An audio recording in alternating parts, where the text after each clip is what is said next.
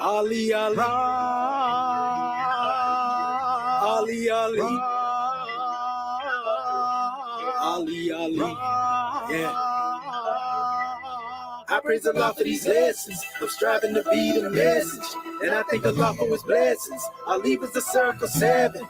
I praise Allah for these lessons. I'm striving to be the message, and I thank Allah for his blessings. Ali was the circle 7. I praise Allah for these lessons. I'm striving to be the message, and I thank Allah for his blessings. Ali was the circle 7. I praise Allah for these lessons. I'm striving to be the message, and I thank Allah for his blessings. Ali was the circle 7. I praise Allah for these lessons. I'm striving to be the message, and I thank Allah for his blessings. Ali was the circle 7. I praise Allah for these lessons. I'm striving to be the message, and I thank Allah for his blessings. Ali was the circle 7.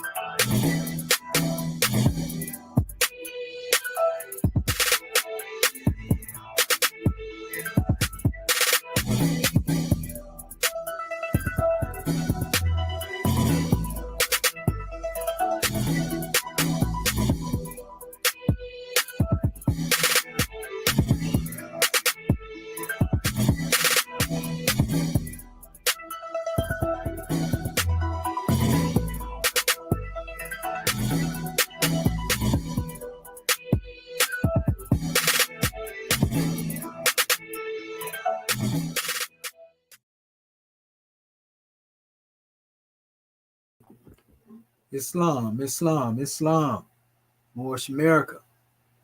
Want to rise upon the 7 within the circle of justice, mercy, love, and right, and give all praises to the great God Allah, our Father God Allah, and honors to his holy prophet, honors to our holy prophet, Noble Drew Ali, Al-Hajj Sharif Abdul Ali, that is.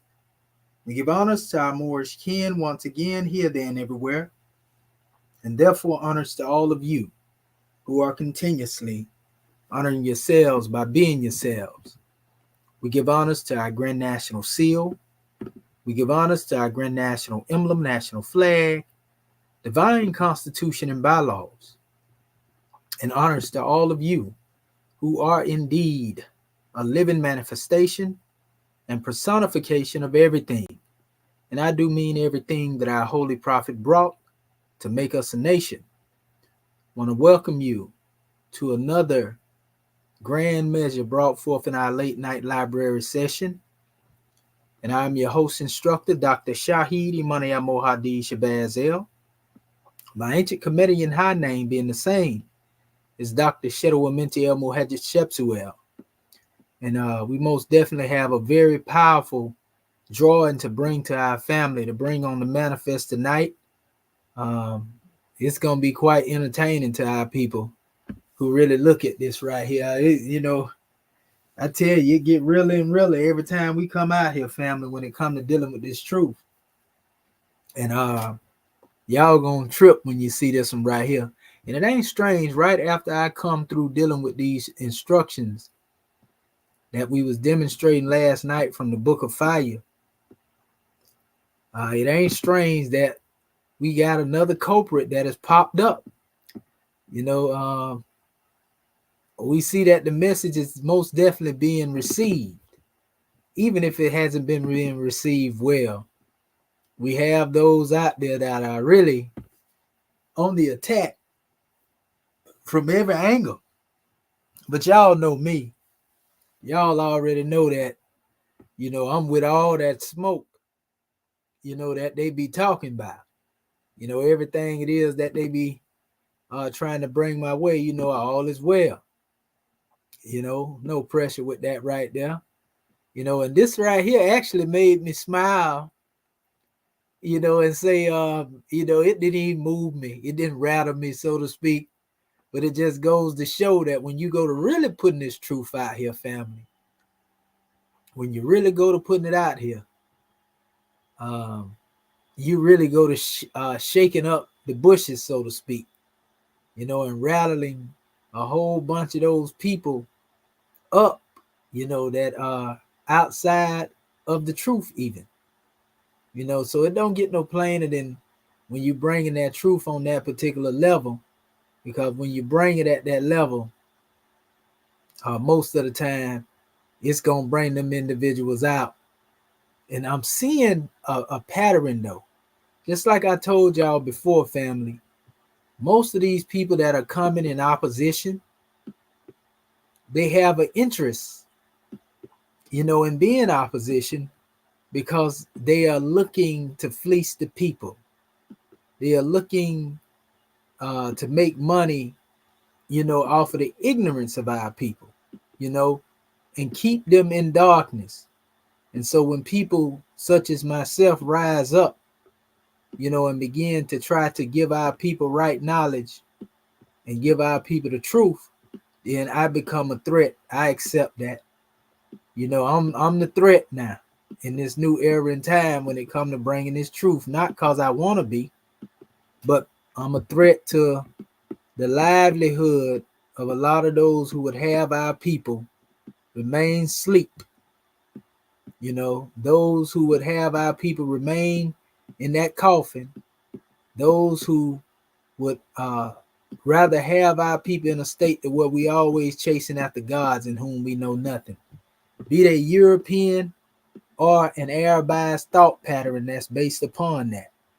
And that's some of the stuff that we're going to be addressing here in regards to dealing with, how this thought pattern has influenced. And we see the same spirit coming against myself now that came against Prophet Noble Drew Ali during his time from the same region.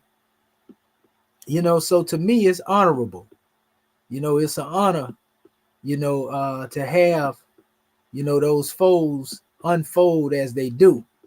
And also it's an honor of having the great God Allah, on the manifest and being my guide and my salvation by night and by day through his holy prophet Noble Drew Ali, that I can stand up in the face of adversity, smile, and at the same time,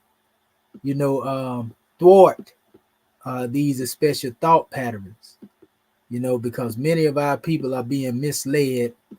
And as you hear people say all the time, they are not destroyed for a mere lack of knowledge, but they are destroyed for a lack of the truth. That's the problem. You see, they are destroyed for a lack of the truth, because there's plenty knowledge out here, but our people haven't been able to get the truth. So what I want to do is I'm gonna lay a foundation here, as I always do with the Book of Fire. And I'm going a little deeper into the Book of Fire right now, because this is dealing directly with the subject matter that I'm getting ready to address at this particular time. And I ain't gonna go long drawn out, so to speak. I'm gonna just give this particular portion to lay the foundation, and then when we go into the measure, it is what it is. Y'all already know we come with receipts. We come strapped every time we come, so we ain't playing with these people. We ain't playing with those who are the adversaries and want to keep our people in. Oh yeah, brother Born Dog, you gonna trip out. It's another hater. This is a big one here. This is a big fish right here. This one done created a whole website talking about commission on it. He done went before the world. He done went and got his credentials and everything. So I know he been watching me for a while, But yeah, this one here done went and got his credentials, which don't mean nothing. You remember we told y'all about them credentials last night, jumping through hoops. And that's another thing. He got the audacity to challenge me, talking about what type of credentials that I got and I don't have. And he just got here recently, but my credentials come from the great God Allah. Yeah, I have certain things on the plane of things made manifest, like my divine ministry document. I got word of mouth from my Grand National Chairman conferring certain degrees upon me. The name Commission Adept itself come from my chairman, and we showed that to you, but I'm a divine minister of the Moorish American government. Matter of fact, I'm finna go pull it off the wall, and I'm gonna read this to you, what it says. Let me see real quick. Give me 1 second.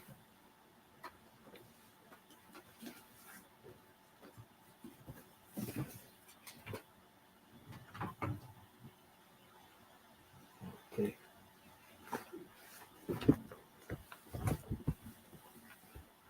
All right. 1 second here. So, yeah, this is my divine ministry document. I got it in my hand.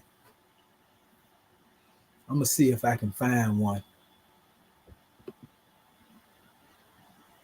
You know what? I ain't gonna go off. I want to do this here, but I know as soon as I go to looking for it, I'm gonna just read it. Because I go to looking for it in Facebook, they ain't gonna do nothing but shut me down. So what we gonna do? We gonna read it to you. So yeah, this right here finna be. Y'all gonna love this. Get these likes up, family. This right here. When I tell you this in here, goodness gracious, y'all gonna say goodness gracious. It never stopped, Brother Commission. Once I show y'all what's actually going on here, this thing is crazy. That's all I can say. It's insane. So let me see here. Yep. In this divine ministry document that I have here, I got to go in my Facebook page anyway. So I'm gonna duplicate that link right there. And I'm gonna go to, because I got to go there to go to the link that this guy done created.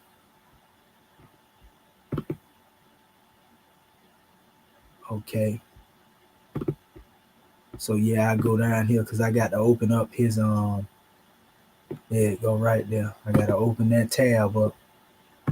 I hate to have all these tabs open up because I got to show y'all some of this stuff here. We're gonna just try to move through it, as we do. So brother Abazu, honors to you. Sister Lisa Nicole Maria Bay L, brother Born Dog, y'all the first ones on the manifest, so y'all get the VIP, man. And be sure y'all hit that like, share, subscribe for the people that haven't, that come in, and all is well. So in this document, the divine ministry document, as it has been given to all of us who are divine ministers, because you got to become that before you can become any official in the Moorish American government.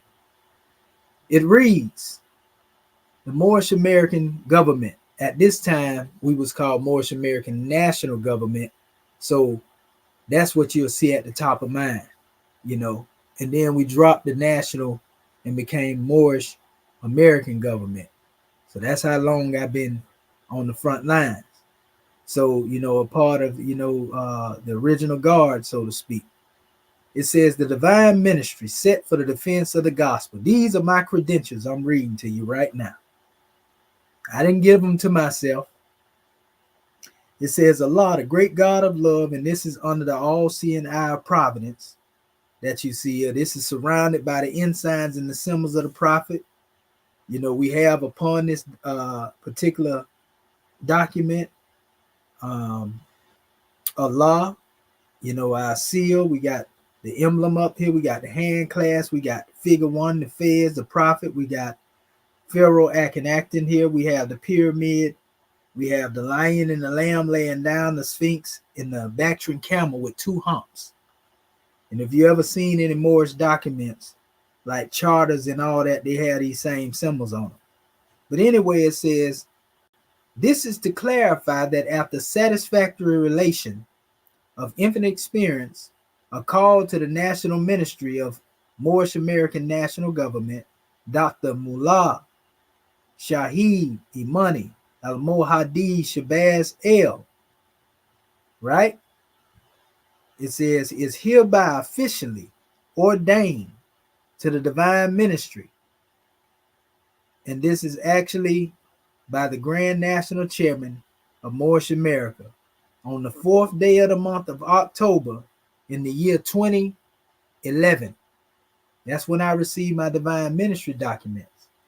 But I've been in the Moorish American government since around about 2008, a year after the UN meeting measure that they had actually had, before I had come to the manifest. But it says National Representative of the Office of Library of Archives and Wisdom. The aforementioned official now ordained to the divine ministry is empowered to teach the high principles of love, truth, peace, freedom, and justice, teach all men and nations of the earth to obey the laws and national constitution of the said government, and he or she is authorized to be an ambassador to their special cabinet and to seek national friendship, global alliances, and treaties of harmony to the benefit of humanity. All ministers representing the Moorish America must conform themselves or confirm themselves to holy books and laws of salvation, and to heal the bodies and souls and hearts of men, that they may learn to love instead of hate. The Moorish Americans are the descendants of the ancient Moabites, whom later inhabited the northwestern and southwestern shores of America. They are the mothers and fathers of the human family of the nations whose forefathers were the torchbearers of civilization, indigenous scientists of the arts, and rulers of the universe seen and unseen. From this office, said minister have completed theology of the world through the ancient Kemetic four great schools of thought, and honors all true and divine prophets from Adam, Yahushua, Jesus, Muhammad, Buddha, and Confucius through Noble Drew Ali. Just listening to that alone, now you understand why we teach the way we do. But it says, said divine minister have infinite jurisdiction to teach upon the hedges and highways from all halls of learning to the dismal crypts in honor of uplifting fallen humanity. These governmental authorizations with supporting Moorish national identification are to be presented upon demand wherever certifications are required. So I'm showing you my credentials now. I'm giving it to you right now, right? It says the Moorish national government receives the sovereign inalienable right with just reason to suspend, revoke, or take away the official status of this officer while leaving intact the divinity of their ministry. In testimony whereof I hereunto autograph my name, and we got the chairman's signature right here, Elihu in Pleasant Bay, and affix the Grand National Seal and the Grand National Emblem of the Moorish American government. What I'm gonna do, I didn't think about it earlier. I'm gonna take a picture of my divine ministry document that I just read to you all, and I can actually go into my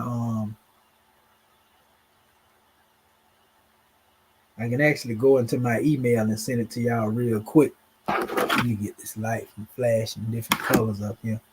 Okay, so we're gonna do that so y'all can see my divine ministry document. Yeah. Okay. Trying to get it where it take it real good. Okay. Yeah, that's a good reflection right there. Okay. So I'm gonna send this to my I'm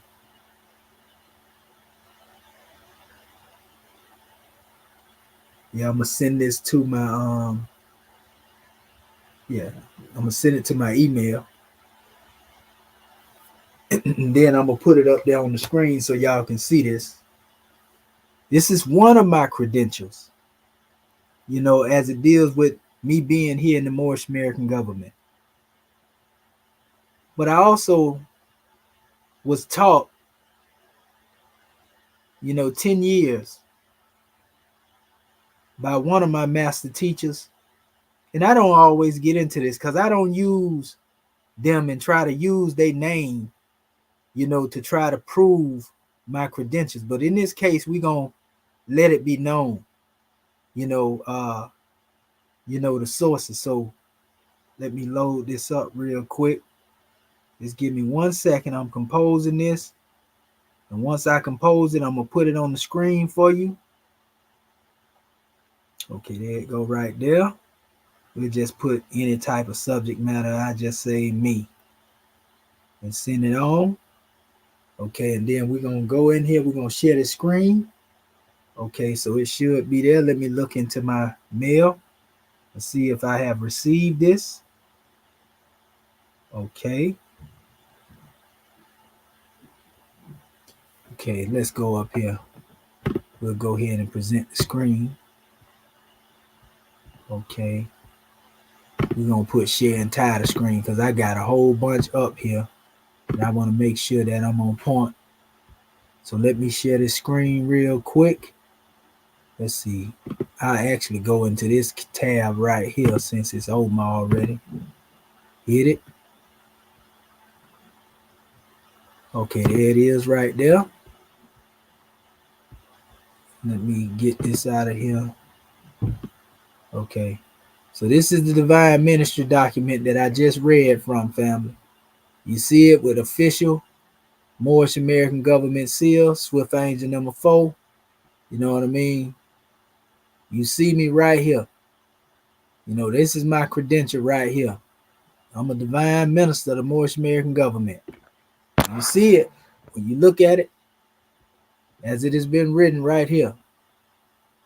It tell you, said divine minister have infinite jurisdiction to teach upon the hedges and the highways from all halls of learning to the dismal crypts in honor of uplifting fallen humanity. These governmental authorizations with supporting Moorish national identification are to be presented upon demand whenever certifications are required.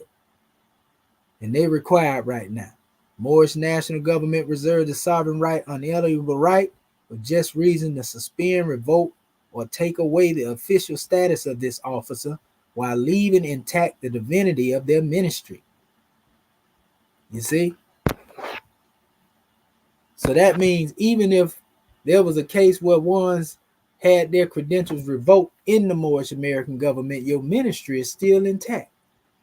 Because the great God Allah may have something for you to do somewhere else.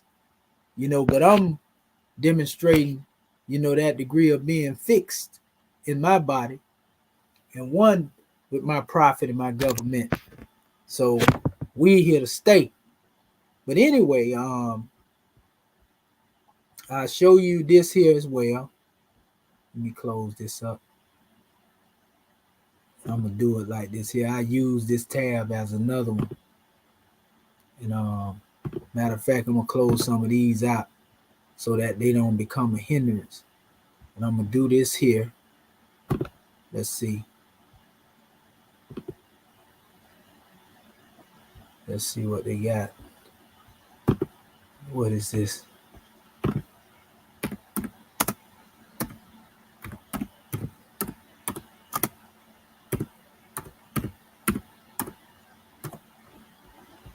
We're gonna do this right here.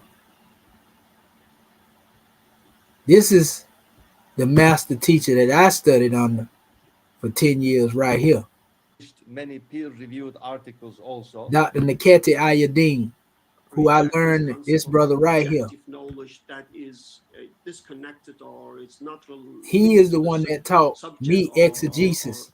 And he taught me the teachings of the brother Betty Usman, Saeed Nurses. See, it says Nursing Society down here.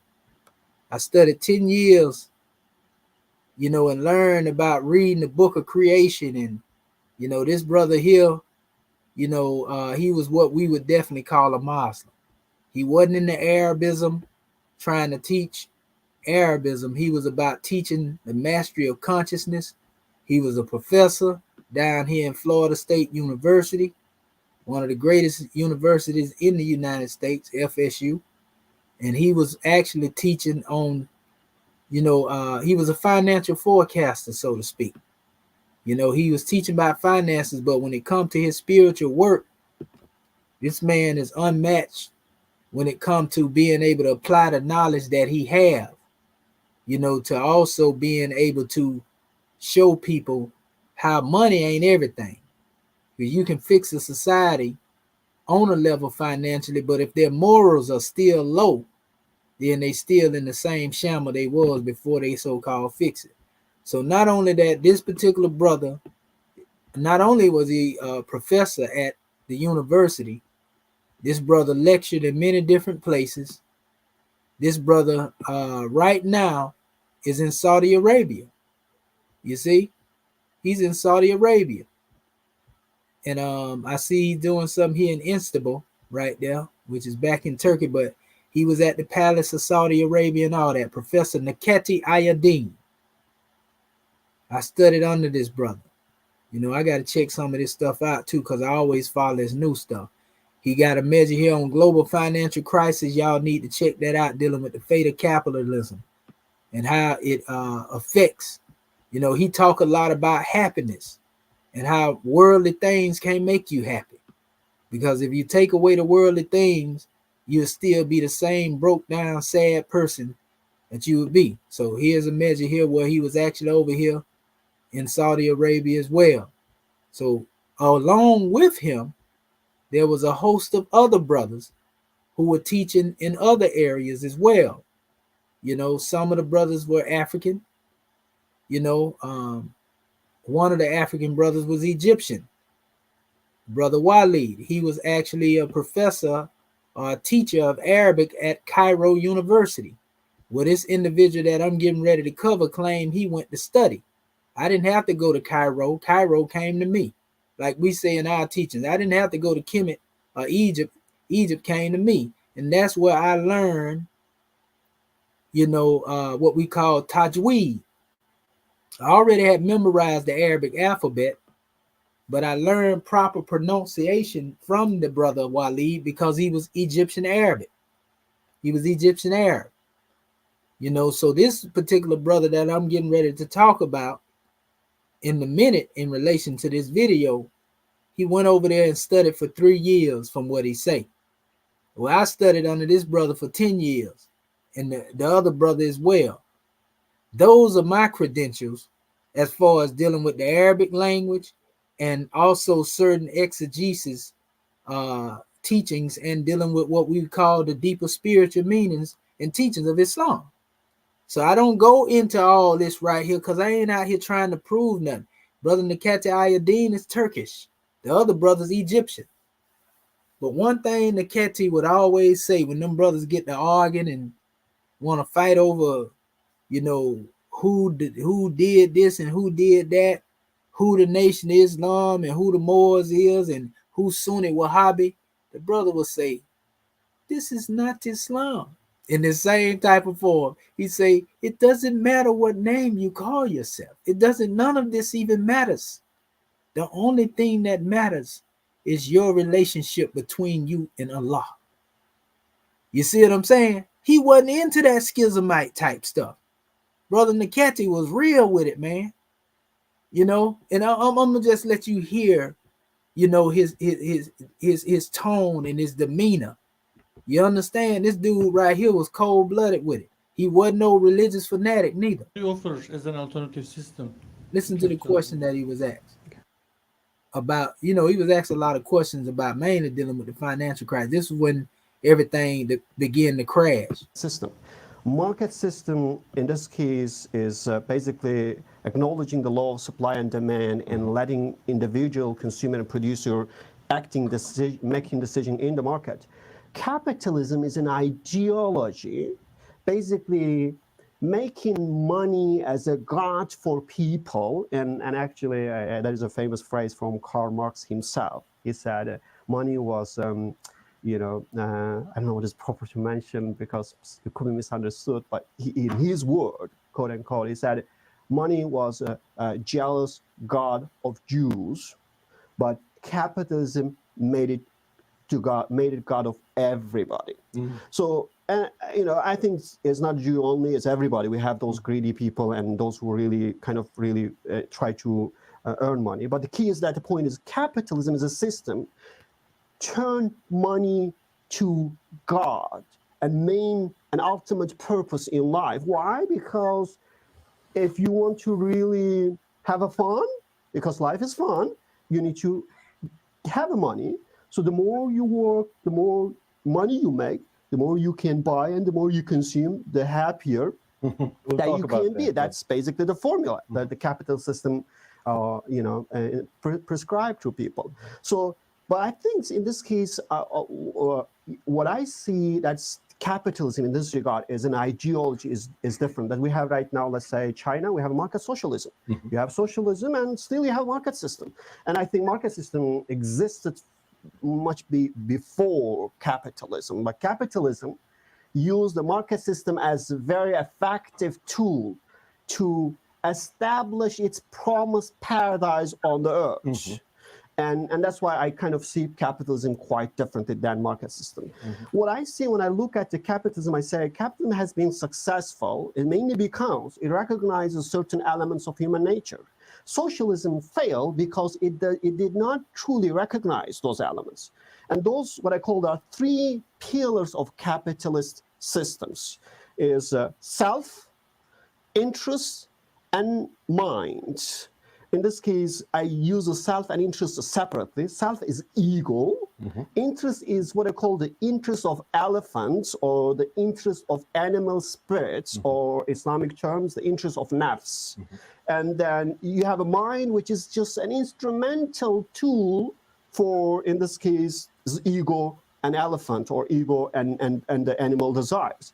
So capitalism recognized those key elements of human nature, not only recognize, exploit them to the extreme, and try to create all kind of means, in this case, to ignite those elements of human nature, and actually has been very successful in terms of production and the amount of consumption.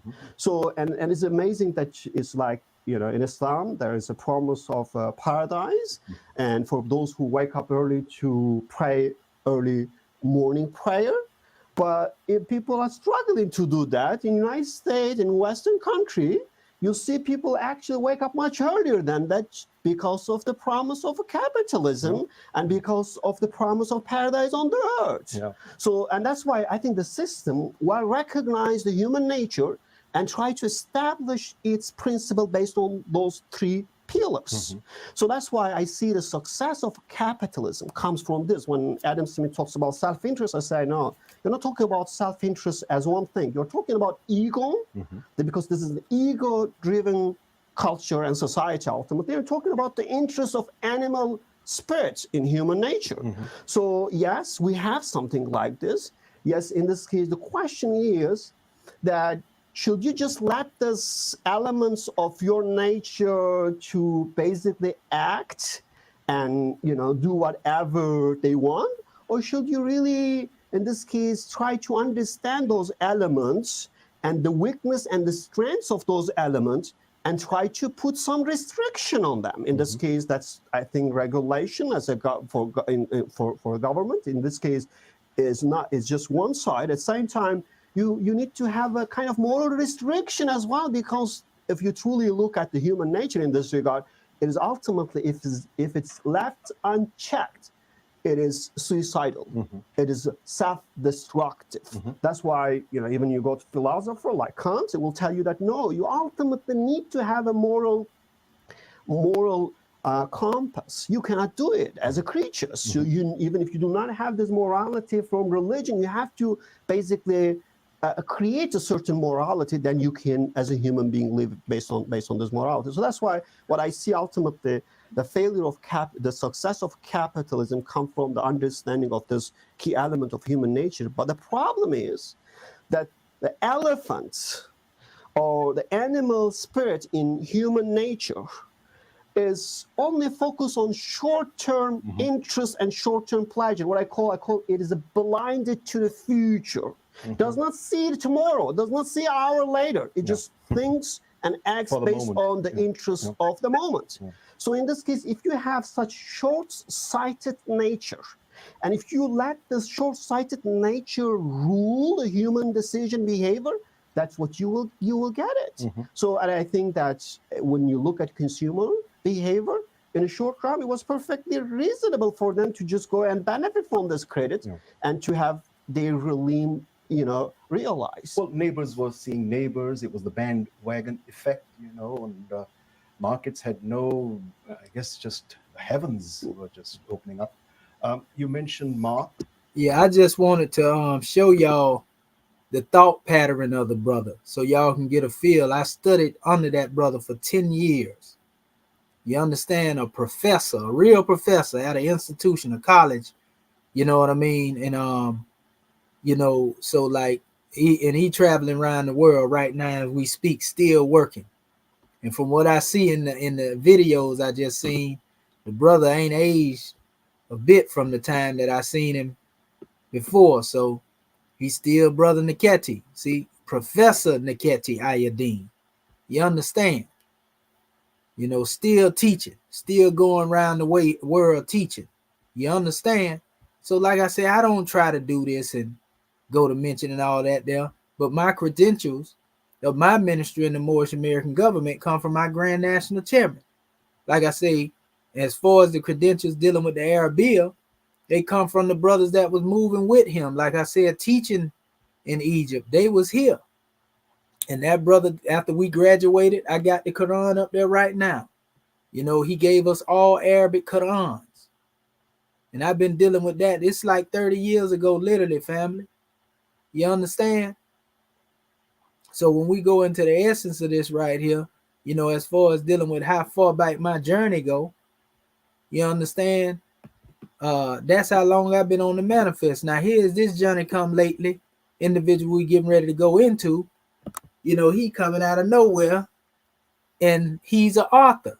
He's an expiring author. He just produced like 6 books in the last 5 months. They just produced them. And he talking about things that I've been talking about out here for the longest, so I know he's seen my videos. We're going to expose that too. But yet he has made a whole website, family, and I'm his main topic. So I looked at it, like I say, I smiled. I like, okay, this brother done went and got all these credentials, and he see me as his worthy foe. And what I see is a replay of what happened. Remember, I was giving y'all the history on Sadi Majid, who came from the Sudan. This brother ain't from Sudan. He went to the Sudan, and he studied in the Sudan, this other brother I'm talking about. And he studied 3 years over there, Arabic. Now all of a sudden he's a supreme expert, and he talking about I ain't got no credentials to represent what I'm demonstrating, because he done went and got a piece of paper from somebody else, so to speak, right? So what makes him any different than me studying under one who actually taught at the same university that he went and studied at and came and taught me Arabic, and him? It ain't no difference. It ain't no difference between the two. Only difference is I've been doing it a little longer than he has, but he think he have credentials to debunk what I'm saying, because he done went over there and stayed over there 3 years. And it's crazy. Almost like he was prepared to do it to come back over here. But that's a whole nother story. So yeah, this thing finna get interesting. I wasn't even trying to show you. We're gonna go into that in a minute. I'm finna show y'all what's really going on over here, family. We got to put this demonstration out here. So, I just want to let our people know that, for those who think commission just be out here talking. But I am also, an autodidact, and I had the brother Unc ask me one time, basically, I had him ask me, like, are you a self-taught person, commission? And I say, yeah, I am self-taught. meaning that I have continued what I received from other individuals and continued to study. So every autodidact, was taught by somebody previous, and they kept teaching. Nothing wrong with being that. Do you know that certain people, like Albert Einstein and and a couple of more of the individuals that they praise were autodidacts? Mean they studied what they studied, but they went on their own and then they developed things outside of it. So nothing wrong with that. You see, self-taught, autodidactic, didactin, right? Autodidactos, self-taught. So in other words, you took the wisdom that you received from other individuals, but also you allowed God or the Most High, the Spirit within, to continue to guide you. You didn't just become solely a personality worshiper. You understand? Though these brothers that I come up under and receive credentials from, they got great personalities. I'm not a worshiper of their personality. You see what I'm saying? I honor them for what it is they gave for me. I stand upon their shoulders without having to get out here all the time like some of these brothers do. I studied under Dr. B, and I studied under, I don't get out here doing that. Everything y'all know about commission up until this point of me putting this out here is based upon what commission is brought forth from his research after, studying up on it. And it's more people beside them, throughout my journey that I have gained from, and want to give honor to my good brother, if he ever see this, Kasim, want to give honor to that good brother, because he was the one that named me Shaheed. All of my different enlighteners gave me a portion, of my name. But anyway, it's a whole nother drawing, family, So I just want to point that out. Let's see. I'm going to do this right here real quick so we can see.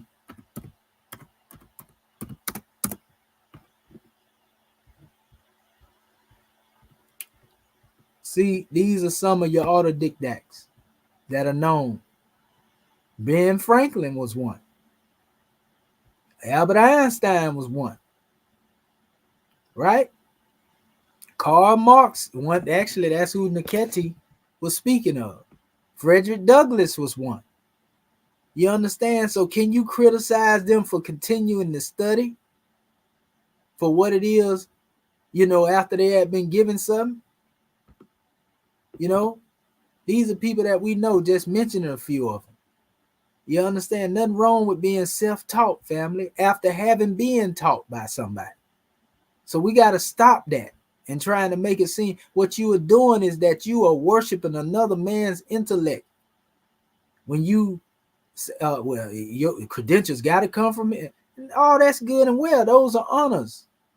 And that is to be honored when you receive those type of things. I honor my credentials as they have been given to me for what I went through. But what I'm saying is, you can't go, and basically take something from somebody that's already in them. Because my drive was what it was before I met many of my master teachers. I was already studying self. You understand where I'm coming from? And I give honors to all of them for every portion of the understanding that I received. And being that I was humble enough to take from them and go further with what it is that I was given, all is well. You see? So that's just to give our family some background. Like I said, we finna get into this thing, but I want to go into the Book of Fire real quick. And listen to what this say, family. It says, there's an ever-present danger. Entering Islam, there's an ever-present danger to every degree of freedom sought when escaping from slavery.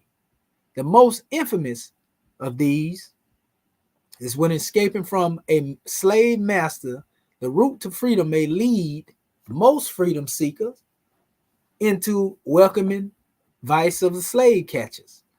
Slave masters and slave catchers share a common observation. It says they see, qualified slaves as their God's gifts to free men with power. Pay attention to this. Of course, African males, females, and their litter have made the best slaves since the fall of man. This shares a tremendous amount of light. Today's Moors seeking escape routes from the enslaving masters of the USA. Freemasonry and the Moorish science temples into the Arabian version of Sunni Islam. Once they take the Shahada, I bear witness there is no God but Allah, and Muhammad is his prophet. They think that they are free, safe, and home. I want y'all to remember this now. They look back at their NBC Christian brothers as though they are infidels, dead, and deserving of Allah's wrath. But wait, how could they have possibly forgotten the Arabs are still the world's greatest slave catcher of Africans, bar none? Going from various degrees of Western enslavement to Arabian Islamic enslavement is like jumping out of the frying pan into the fire itself. What in the hell are they thinking? Oh, hell has been home so long, it is what they naturally think.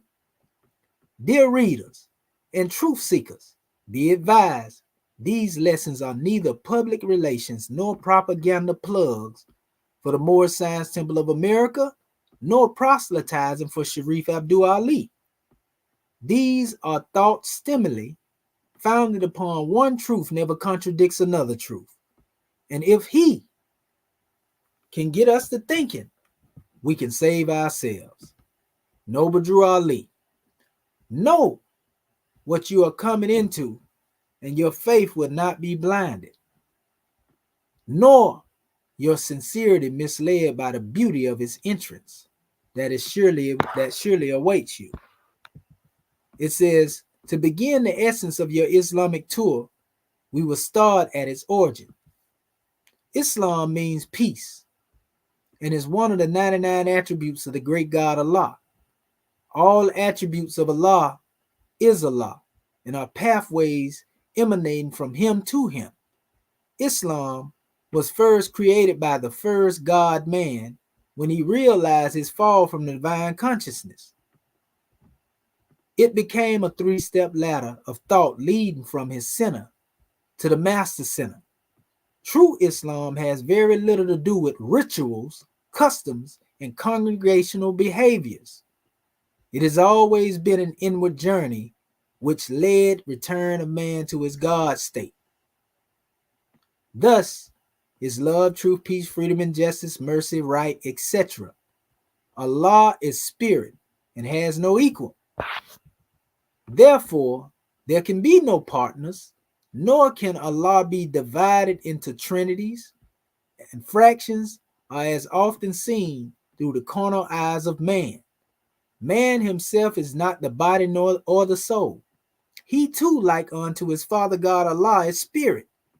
The bodies and the souls of men are created things and are observed with time and will pass. But there is no death to the spirit man as long as Allah lives. Moorish Holy Quran, chapter 1. But man fell through the misuse of his godliness and gratification of his lower thoughts. He became lost in his own carnal manifest and strayed from that path of consciousness that made him one with Allah. Thus the need for Islam, peace, right? Security, right? Islam is the straight path of peace leading from the heart of man back to the heart of Allah. This direct way is the way of the prophets and those who have not strayed. With that said, it would do well for the readers to remember another saying of Noble Drew Ali, or Drew Ali: Allah gives no good without its admixture of evil. For those of us who are freshly freed from the most indescribable system of slavery ever endured by a people, we must not accept what they say is Islam without first checking its lineage to the first religious creed of our forefathers. And we done that. And that's a part of what we're going to be going into tonight. All versions of Islam today are not true Islam. Just because a billion Muslims or doing the same thing does not make it right. Carnal man loves to follow and not lead, because by his nature he is a creature of habits. Before belief can become faith, man must first separate the immutable from customs. It would do well for the reader to remember when Muhammad was a prophet who needed to redeem his paganistic people of Mecca. At that time, they were serving all kinds of idol gods because they had strayed away from the original African creed of Abraham. So he returned to them Islam. There are no sects in Islam, as it is quoted pure and clean in the great Quran through Muhammad. Surah 30, Ayat 32. Contrary to popular beliefs, Prophet Muhammad did not bring Islam, nor did he perfect Islam. Islam has always been perfect, since first given to man by the great God Allah. Islam is the name of the one great religion that was brought in portions by all the prophets from Adam to the prophet of Ali in America. All the major prophets received their divine minister degrees from the same ancient Comedian mystery system, either directly, as did Moses and Yehoshua, or by angel, as did Muhammad. Like all divine works of art, Islam was not named by any of its messengers until Prophet Muhammad Mustafa ibn Abdullah perfected it into Arabic for his polytheistic people. Surah 5, Ayat 3.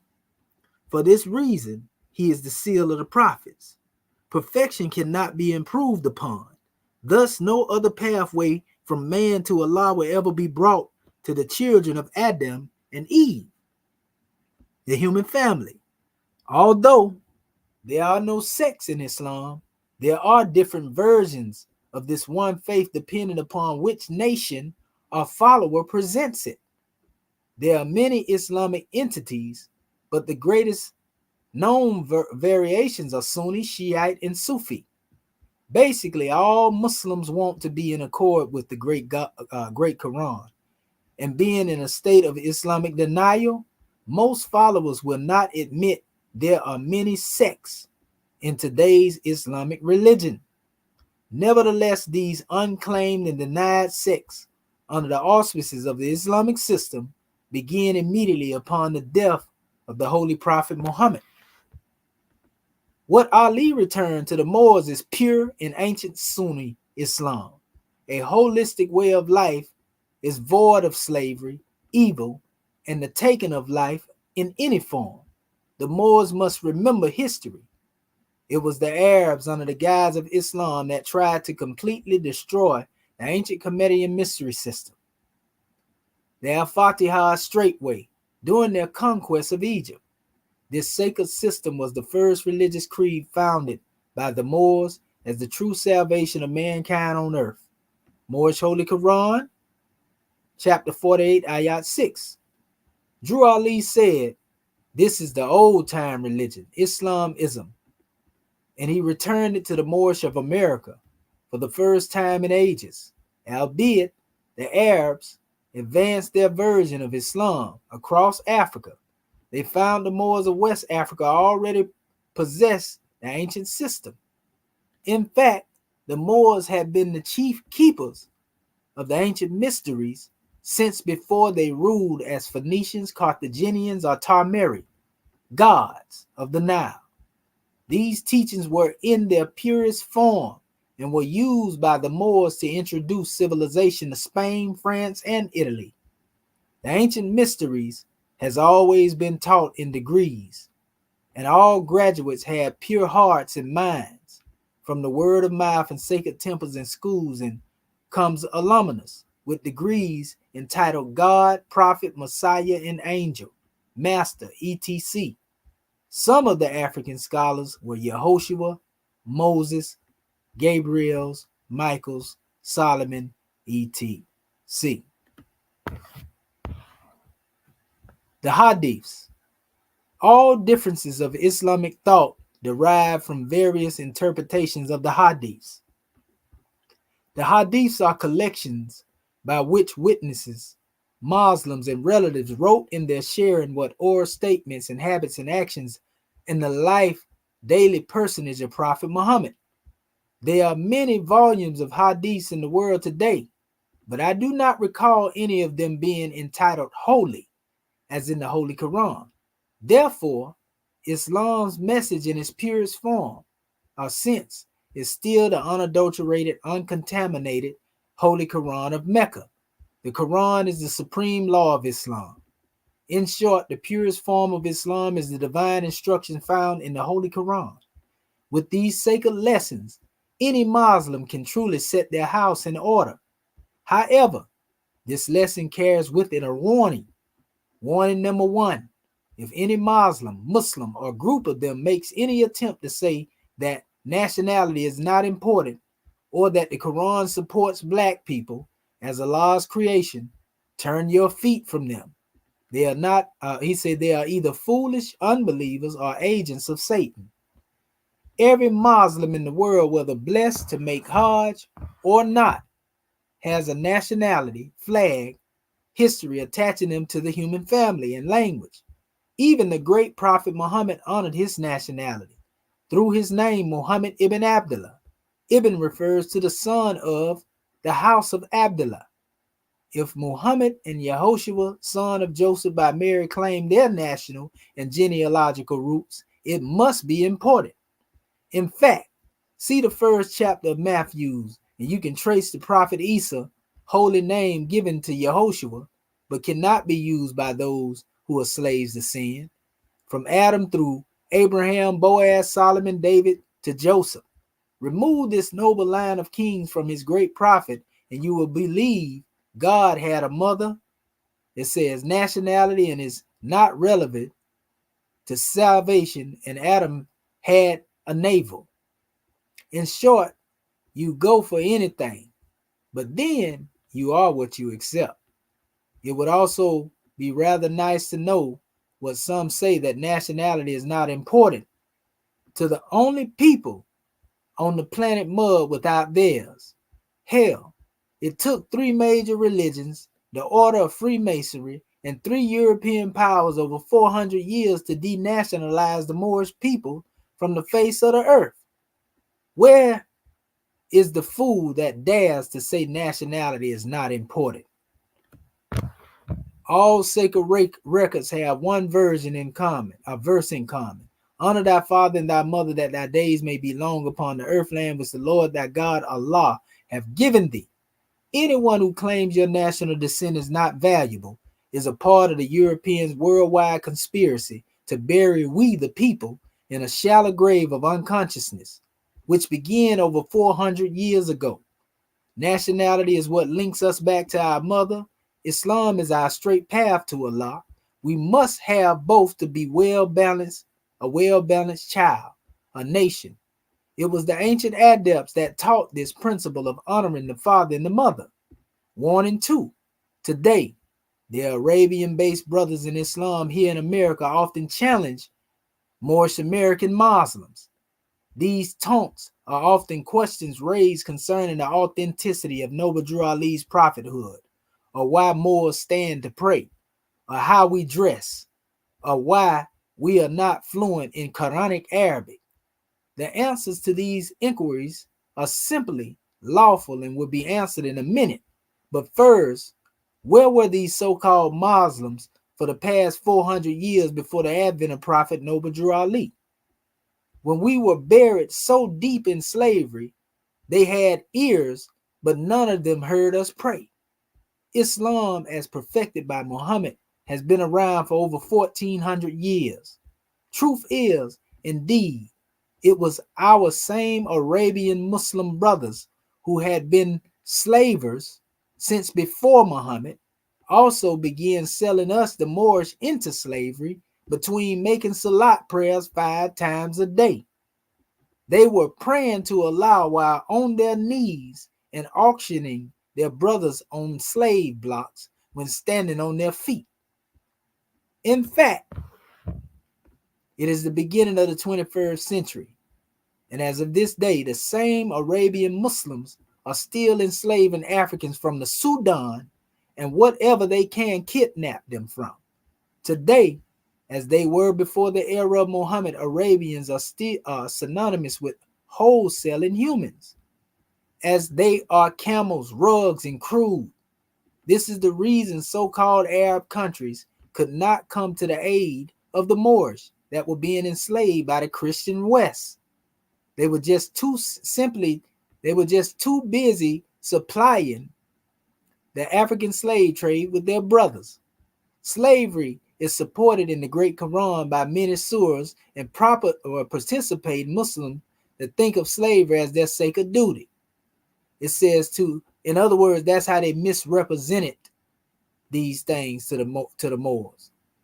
It says to them, it simply was a matter either you think as Arabians or you are an unbeliever and are only worthy of enslavement or death. Sheikh Sharif Abdul Ali alerts us to only two kinds of slavery: mental slavery and slaves to sin. And he does not support the enhancement of either, but the awareness and abolishment hereby. Just the same, the Arabian enslavers are not true Sunni, nor do they follow the immutable dictates of the Quran. One does not have to go to the Sudan to be enslaved by Muslims. If you don't have knowledge of self and Allah, you are a prime target for enslavement by those claiming Islamic connections. Some Moors have been beat down in their heads so hard with that sedmal until they are just plain silly.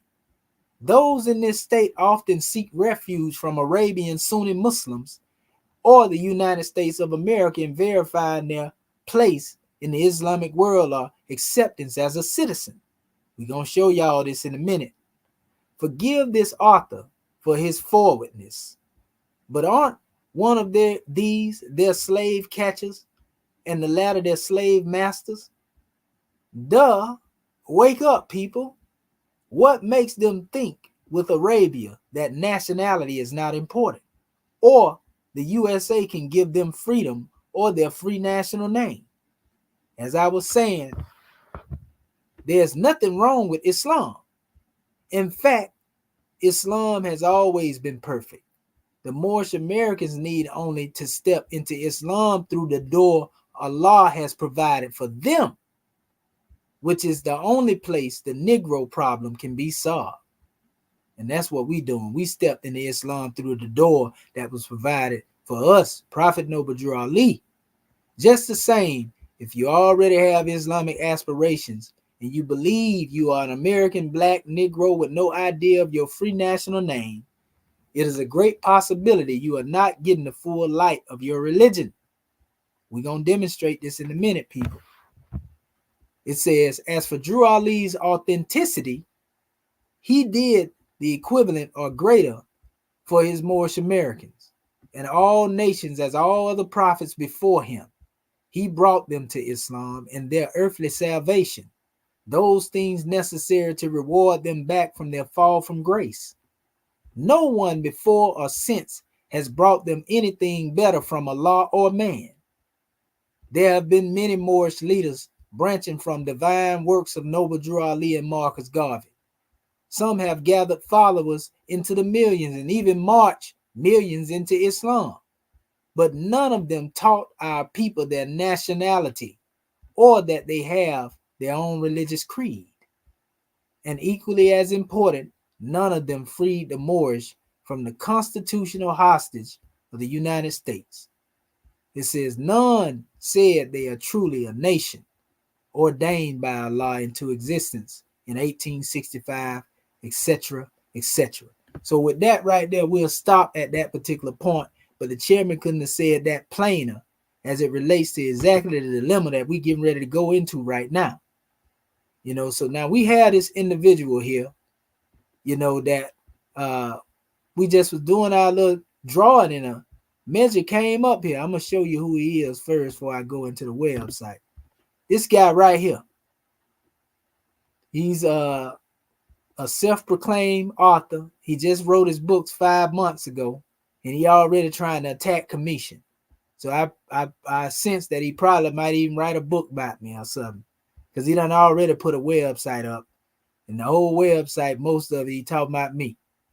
You know what I mean? So he's doing what Saudi Majid was trying to do to the Prophet back in the days. Same way that Saudi Majid tried to discredit Prophet Noble Ali, he wanna discredit Brother Kamisha. And he writing articles like Saudi Majid. So this stuff will be recorded in history, you know, in the future, even after both of us long gone, and people will be reading about this stuff right here. So it was funny to me, you know, and he's affiliated with a particular masjid known as Masjid Ashabu Yamin. So let me show you how they getting out. And this ain't to be disrespectful toward none of these people. So we see one is mixing, you know, the street vibe in this masjid over here.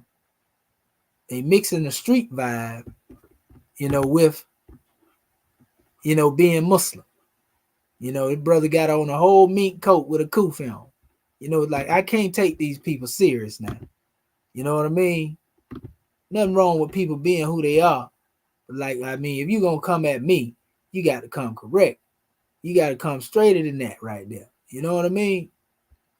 So this is what we got going on right here. This is what he's supposed to be part of. I'm letting you know where he's from so y'all be able to see it. So, you know, I actually posted this on my website, and I don't think none of our people caught wind of it because our Grand Mufti the only one seen it. But I'm already in this link, so I don't have to click it again. So just for memory's sake, I'm gonna close that out, and we in the archive. Notice the name of this archive is Marchives. Now watch this. So this brother, and this I didn't even know this was in October when he did this here. Let me see. He started writing his book, I know, one of like 5 months ago. So yeah, this is like probably he had wrote books 2 to 3 months before this right here. But I know this guy has seen me prior to this because we did a grand video out here, you know, on Sarnetta's channel, you know, a little minute ago. And I'm gonna show that to y'all before I go into what he talking about right now. It's this particular video. And in this particular video, I address some measures in here dealing with the idols of pre-Islamic Arabia, the Neteru of ancient Kemet, and the universal origins of the name of Allah. And you see it's 10,000 views on here. This was 7 months ago before he started writing, 2 months before he started writing his books. You know, as quick as they've been published, he probably let AI publish them for it. You know, you see we got 493 likes and no dislikes on this particular demonstration, 10,000 views, and I gave them the history of Allah in this video right here, showed them that Allah existed, you know, prior to Sumerian. This was actually a response to our good brother Shaka Atmos, you know, the brother with the lock, you know, that brother Shaka, you know, we give honors to that particular brother because he had did a measure talking about Allah being of Sumerian origin. And so I just added on to his bill, not to attack his bill, but to show him, you know, that Allah existed, you know, in Kemet prior to, you know, Sumerian. I went into all the history. I showed a lot of, you know, grand drawings in here, family. I went into a lot of the history. And there was a document that I mentioned in here, which is at this point right here. So y'all can see it. See that? It's a concept of Allah as the highest God right here in pre-Islamic Arabia. And this is actually an academic document that you're going to hear him coming from. This is prior to his video come after mine, but I had introduced this information. So you're going to see in this drawing when he go to speaking, because I got video of him over here lecturing, you know, and he used the same document that I already had used on Sa channel. So it wouldn't be surprising to me that he was a part of them 10,000, at least one of them there, you know, and he tried to take this particular information and tried to ride off of it. But I'm going to go into this actual document right here. But family, I'm telling you, I went into it, you know, all the history. I even went over here, that measure I was trying to find for y'all last night. Let's see, I think I put it in here too when I was correcting them ones. because I was given the history on the name Allah. And I have put a couple of measures up here. I was showing the difference between the name Allah and Alat as well. Yeah, right here. This is what I was trying to find last night. So I had already, showed them how this was, worship that didn't have nothing to do with dating. But sometimes our people got caught up into the phallic worship and the yoni worship. And a lot of that is what some people suffering from right now. We got them right now claiming they Hebrew, claiming they more Muslim, all that right there. And another brother DM, wife DM. See, right now, you're going into a lot of great stuff, brother. You're doing your thing on this. And I'm going to tell you, when we open up the lines, deal with the topic at hand. Because a lot of people, they get on here and they start doing this right here. Stop all this stinking, thinking. That's what they start doing. They start doing this thinking. And so come on here and get it in and deal with the topic. Go ahead, brother. Yeah, we ain't gonna let them get away. And we see what Saw told them. You know what I mean? Like they like to change. That's what they like to do. When I give a measure, people like to come in there and change the narrative. You see what I'm saying? But Saw like stick to the topic at hand. Just thinking over here no more. And I want to correct that. Neptali. Shouts out to Saw. Neptali said that this was Het-Heru, a Hethar. But this is not Hethar. This is actually Kadesh. Go into the root of the word Kadesh. Really, if you replace that with a K and a D, now you know where Ruh al-Kadesh come from, or what they call the Holy Spirit. In both Arabic and Hebrew, there's a connection to this. You see? See, people got to do the research, family. And this is source right here. New Kingdom, 19th Dynasty, 1250 BC. Now in the British Museum, EA 191. You go look up Katesh, the goddess, family. That's who that is. That's not Het-Heru. She may have had the headdress on that honors Het-Heru, but that's not Het-Heru. You see? Here it is again, right here. I know this because this is also where they come up with their Alat concepts. If you ever seen certain pictures of Alat, they picture her standing on a lion. Where do you think they got it from? It was in Kemet. It was in Kemet before they came up with it later. And I'm showing all this here now. Remember I told you the R is interchangeable with the letter L, so if you were to look at this here. Yes, right. RT. It says the two Uraid goddesses, right? Isis and Nephthys, right? Two great Uraid goddesses, right? But then it says Eldoret, which Uraeus goddesses, Uraeus diadem. This is dealing with goddesses, is what we're talking about. But what I'm pointing out here is that if you take, this particular letter R and transfer it into the L, sound shifting is what we call it. For those who like to laugh when I say that, you don't know linguistics if you laugh. This becomes the ality. You see, you got to know this. So I'm showing you where they remixed it from when you get into Mesopotamia. Speaking of that, as we go on, know that Allah and Alat is two different expressions, family. Though people like to tie them in, they are not the same, and they never have been taught that way. In pre-Islamic Arabia, they never said Alat was Allah. This is the exact thing I was looking for last night. They called Alat the daughter of Allah. Some said the wife of Allah, but they never called him Allah. So let's correct those who say that. You see? And even though when it comes to dealing with Allah himself, in pre-Islamic Arabia, when they were worshiping idols, Allah was always the supreme deity, even in pre-Islamic ignorance. Think on that a bit.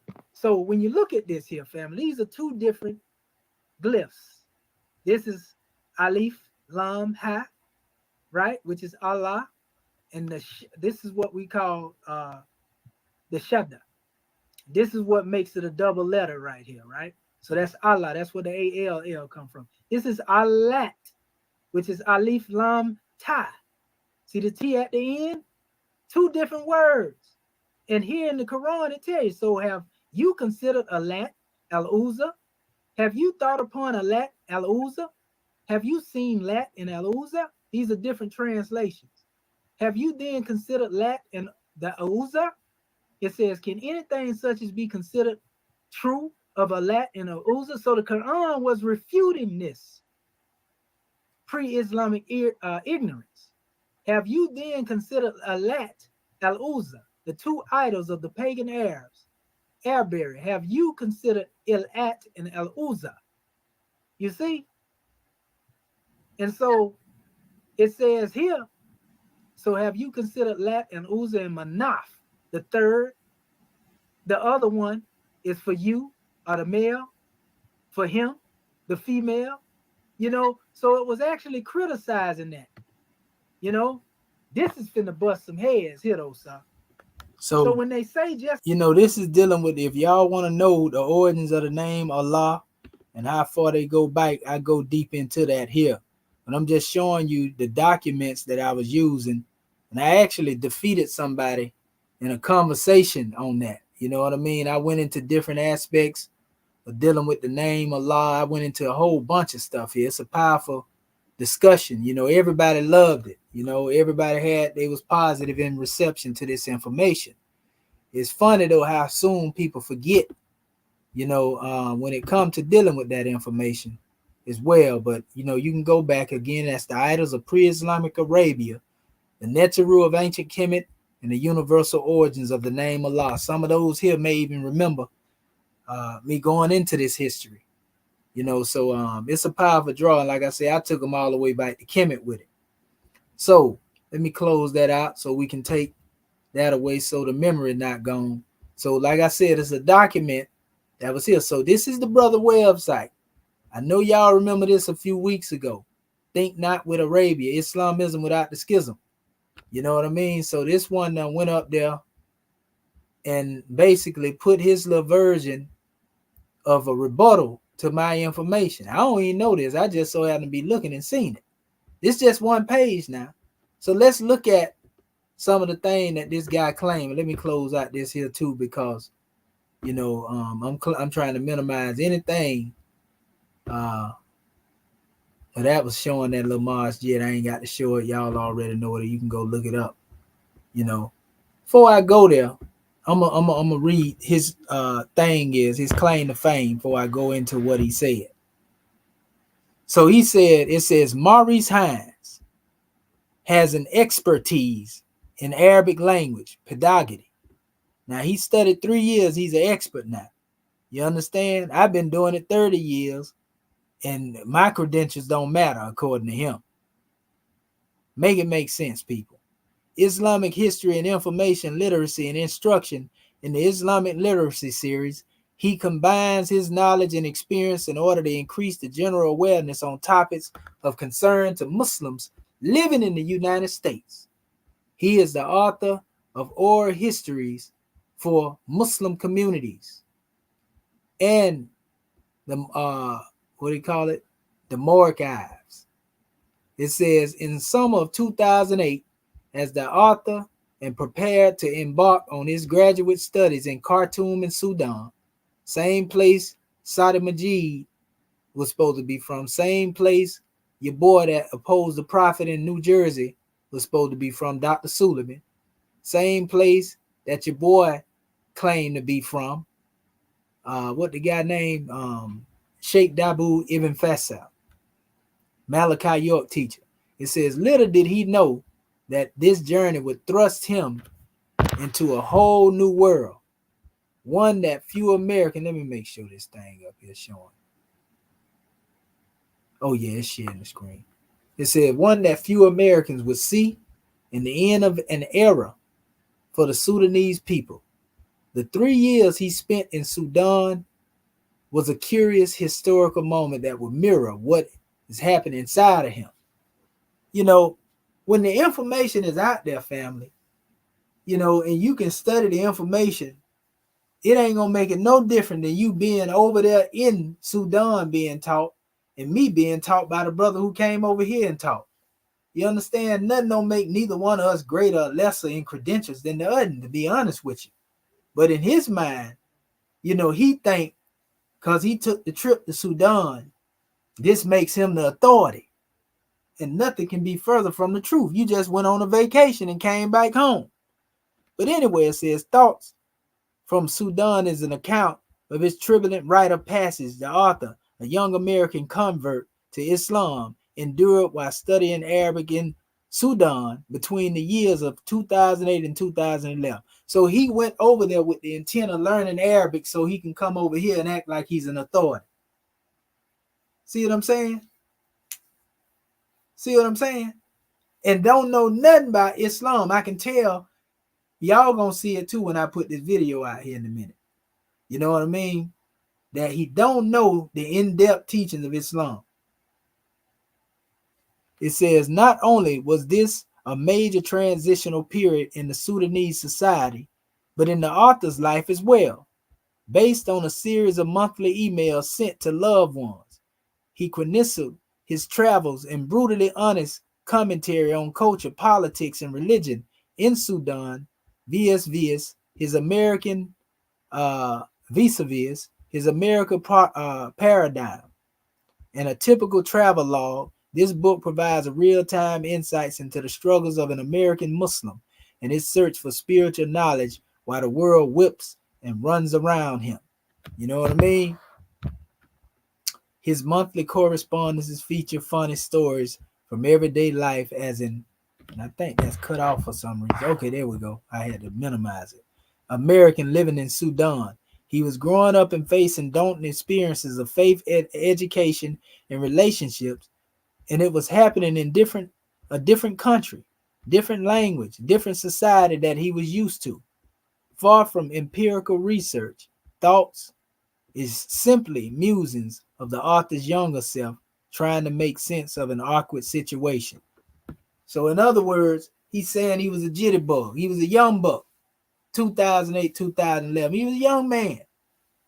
But yeah, he want to come on the manifest now, and act like he the authority of this message. He done wrote 5 books in the last 5 months. You know what I mean? And one of them is actually dealing with one of them that he titled up here, and that's why we put it there, because we want it to reach it. We hope it reach it. You understand? Like I said, we don't look to go back and forth on the message, but when you go to stirring up them ethers and you call me out, I just told y'all last night, I'm coming. You know what I mean? I don't turn down no call outs. You see? So he got a couple of books that he wrote, but I named it after this one. So this, I think he just trying to sell books, and he think if he throw my name around, being that some of my information probably trump his information, just like with Smash and Reggie and them, they feel like they got to defend it, because if people listening to what I'm saying, then basically it's going to refute his information, and he already got his mind made up. So what he done went and did, is call himself studying about the Sabi'un Hunafa. Y'all hear me talking about the Sabians all the time. So what I said conflict with what he want to push out here. And what he want to push is that the ancient Sabian Cushites was pagans. And so all these movements from the Maurice Hines Temple to the Nation Islam, Malachi York, and even myself, he said that we pushing star worshiping and all types of foolishness. So I already know he done been Arabized. He thinking with Arabia. Just like the chairman was talking about, and what I read out of the Book of Fire. We keep getting our people doing this right here. You want to attack us. And then when I first started reading what I'm finna read into and his other information, when I first started reading this stuff, I thought it was an Arab that was attacking me, because I couldn't find out who he was. And I dug and I found his name. It was Maurice Hines. And I said, oh, this is an Asiatic. Oh my goodness, one of us. You gonna see when you read it, you'll think that this is an Arab that's attacking me. But anyway, so I named it after this book right here, since it's out there. So when people go and they look for it, if they ever look for it, they'll be able to run into this information. See, I wouldn't have ever put him on the radar, if he wouldn't have pulled himself out with this nonsense. And y'all gonna see, I don't even know this guy now, just like the other dude last night. Don't even know this guy. But yet he coming to try to attack the Moorish teaching now. So it says the secret to navigating the confusion of religious conflict and metaphysical debates is through unraveling the ancient mystery schools. Who and what were they? How did they lose their statuses as the dominant religion of the Near East and perhaps the ancient world? What factors led them to be replaced by the Abrahamic religions, Judaism, Christianity, Islam? And how do they connect to the Sabians of the Quran, an enigmatic group mentioned only thrice in the Muslim scripture? More importantly, how does understanding its history relate to our current understanding of religion today? Now, I mentioned this, in the Quran, where Allah said that the Sabians would be those who received their reward for their just deeds. He want to demonize the Sabians because he know that most of us, like the MST of A, are indeed claiming to be descendants, but he like, I'm label them all descendants of the Sabians. I done already claimed the Sabian background. We don't need you to label us as nothing. But he trying to demonize the Sabians, the ancient Cushites, the ones that Muhammad studied with. And he used the same materials to try to justify this and write in his book. This is what I be telling y'all. I be putting this stuff out here, and these dudes go out here and try to use my references and go write books and attack me and attack what it is we putting out here. You know what I mean? This is crazy. So it says Islam and the Ancient Mysteries, Volume 1 will address these questions and more startling by demystifying the mystery school. What this guy don't know is that the Quran also speaks on books of the mysteries that were revealed to the ancients and books of the ancients that were revealed to the ancients before the Arabs even come. And it said that Allah had gave them that particular, allowed them to move that way. So when you going against that, you still going against Allah. That's why you know he have a lack of knowledge, because he wouldn't say nothing like that. You see, it says, represent over 20 years of research, the author will guide you through the religious history of the Near East and show what role it says mysteries played in the political, intellectual, and theological debates of Christian antiquity. Then he will show what became of the mysteries under Islamic rule in the medieval times. He will elucidate the meanings of Quranic terms such as Sabi'un, Hunaf, and Nasra. And I'm going to show you what these names were used that I done already showed it to y'all before, but we're going to go into it again. It says, using what we know of the mysteries / Sabians from esoterica and classic Arabic texts. As you read, the nature of religious conflicts will become apparent, revealing the Sabian. It says, Hanif dictami. Upon completing this volume, your mind will be open to a fresh approach of reading scripture, doctrine, and history that prepare you to appreciate the role of the mysteries in religious discourse. So all this guy is going to do is go in here, and he named it Islam and the Ancient Mysteries to make it, seem like it's something that's going to go deeper into certain things. But he actually going to use Islam to try to attack, because I got him saying it out his mouth. He's not in favor of the Sabians. He's writing against the Sabians, the same Sabians that Muhammad studied with before he got the Quran. He's writing against them and trying to say, oh, it was just a Hanif. The Hanif was a group of Sabians, but the Hanif was Sabians. Same thing. He trying to separate them like the Hanif is the good ones and the Sabian is the bad one. No, it's actually two groups of Sabians. One group that went on the right path and another group of the Sabians that had deviated a little bit. You see, so he don't even know that history. And I done gave that history on my channel a while back, years ago. So I can guarantee you that this ain't this brother first time coming across my information. But it ain't strange that after I did that video I just showed y'all on Sarnetta, that he come up with the same document, this document right here that I had taught out of, right here. And he began to try to use this information to write his book. Some of y'all that know me and heard me present this stuff, y'all gonna be like, yeah, Commission, I done seen the videos you did on that. You understand? Because I use this instead of going into using Arabic, mainly Islamic materials. This is an academic right. See, it was a thesis submitted to the faculty of the Graduate Studies and Research, an impartial fulfillment of the requirements of the degree of Master of Arts.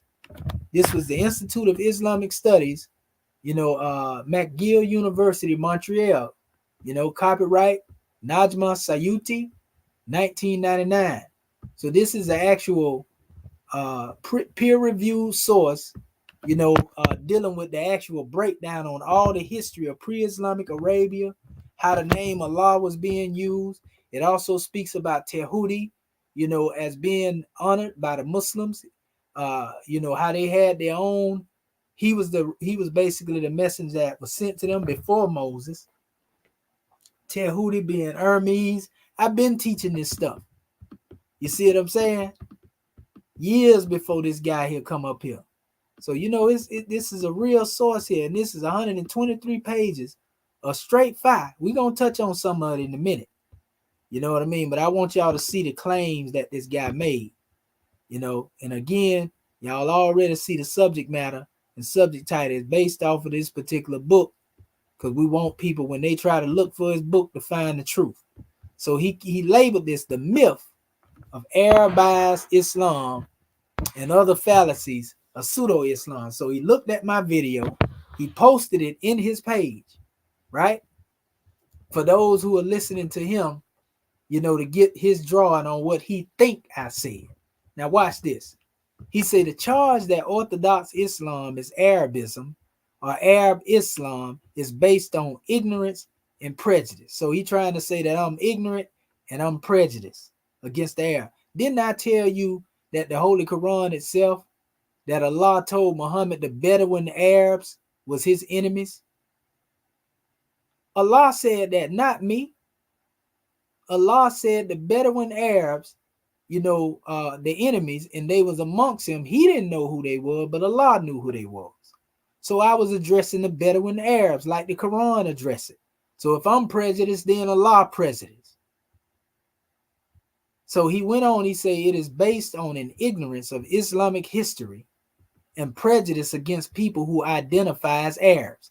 So you see, he doing the same thing that dude did last night, trying to make the Moors look like criminals. Now this guy want to make it look like we demonstrating prejudice against the Arabs, because we call the Arabs out for enslavement. But you don't see him doing the same thing he doing now about no Europeans. When the Europeans get on there and they smash and dash and destroy the doctrines of Islam, you don't see him doing. I'm the first person, in his coming to the public that he want to attack. Like literally, he gonna mention my name in here now through the whole thing. On top of that, it is based on ad populum rhetoric, which is a typological fallacy that seeks to sway people to their opinion, not by engaging the merits of the ideas, but by stirring up prejudice against a people that they know their audience might dislike. See? So now I'm being accused just like Prophet Noble Drew Ali was accused, when he went and brought the truth. So this let y'all know that it's clear that the Orthodox Muslims don't see what we teaching as what they teaching. So anybody that try to call the Moors Arabized, y'all can get some straightening on them. No, sir. Y'all see how you read out the Book of Fire? When I read that to y'all, what the chairman spoke, he wasn't going in on Islam. He wasn't going in on Prophet Muhammad. He was going in on them Arabs that tried to claim Islam as their own, as if nobody else can demonstrate that. That's why Prophet Noble Drew Ali taught the Moors, Moors don't let no foreign Muslims get up on your roster. Ain't got nothing to do with racism and prejudice. It's saying that we have our own way of teaching our people. We coming through the doorway that Allah has provided to us. Unfortunately, he feel like it's his duty to defend the Arabs, though. It says the facts, however, are against commission. Some of the greatest scholars of Islam throughout history have not been Arab. Now listen to it now. He gonna try to watch this. Someone like Sibawayh, who wrote one of the most definitive works on Arabic grammar, was a Persian. Likewise, Hamid al-Ghazali, y'all done heard me quote al-Ghazali, Imam Ghazali, who wrote on numerous subjects such as philosophy, Islamic law, and Sufism, was also Persian. Al-Busiri, the poet who wrote the Sufi Burda poem in honor of Prophet Muhammad, was a real Moor from the Senhija Berber tribe. This is how we know he don't even understand that Senhija, and I got a picture. In fact, when you see this picture right here, I'm going to show it to you. Let me go up here real quick. I'm going to show y'all real quick. Okay. Here it is right here. I'm going to go and what I'm going to do, I'm going to change my picture. I got to stop this real quick because I want to show y'all a picture of the Senhija. You know, and these are actually the brothers that I showed you the picture with Prophet Noble Drew Ali being amongst them in Egypt when he went. So let me see. All I got to do is go to a background, and I'm going to change the image that you see right now on the screen. And then I put my image back up there. I'm just doing this to show it to our people, though. Let's see. Here we go right here. There you go, right there. That's it. Okay, so these are the Senhija Moors right here that you see on the screen right here, right on the background of this screen. You know, and that is the one that we put up there and compared to our prophet picture. We blowed that up. We got that on another drawing too, where we showed that. These are the Senhija. All of them melanated Moors with fezzes on. This is the same. Look at the gear that they have on with the vest. And you see the Prince of Peace dressed the same way. See how I have the picture up here compared to Prophet Noble Drew Ali? Y'all see that, right? Right there on the screen. See, this is this brother right here. I blowed it up as good as I could. You see? Look at the eye. It's kind of blurry. Look at the nose. Look at the mouth right here. You know? So this is in Egypt. So dealing with that, and this is Prophet Noble Drew Ali when he was young right here too, by the way, when he was 27, when he first came back to the Americas. That's Prophet Noble Drew Ali right there, people. When he was known as Professor Drew, the Egyptian Adept. So let me go back out of this here and go back over here. So he tried to talk about people, and he called them Berber tribe. That's an Arab influence right there, Berber. But it says commission. Hold up, let me put this over here. I got to share my screen again, and I got to go back to my original show that I had because I want to make sure people got this as it is. Let me go back to my drawing. There we go, right there. And in fact, what I'm going to do, let's go back over here. I also meant to put this in there too, so let me see something here. Okay.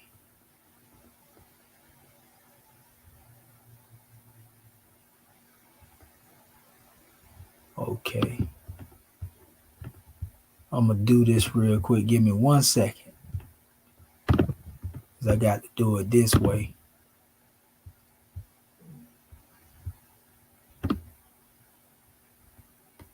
Okay. And I'm going to have to go to my videos. Give me 1 second. Okay. Go to the live videos. Now I go in here, and because I want to put this, I want to have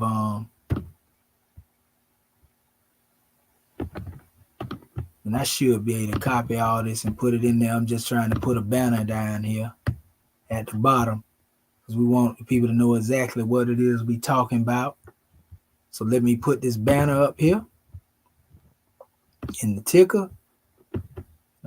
Once we do that, we're gonna pick back up on this guy. But yeah, these people be trying it, family. They really be trying it.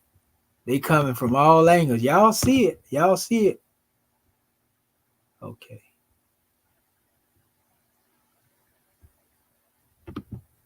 Okay, this is good right here.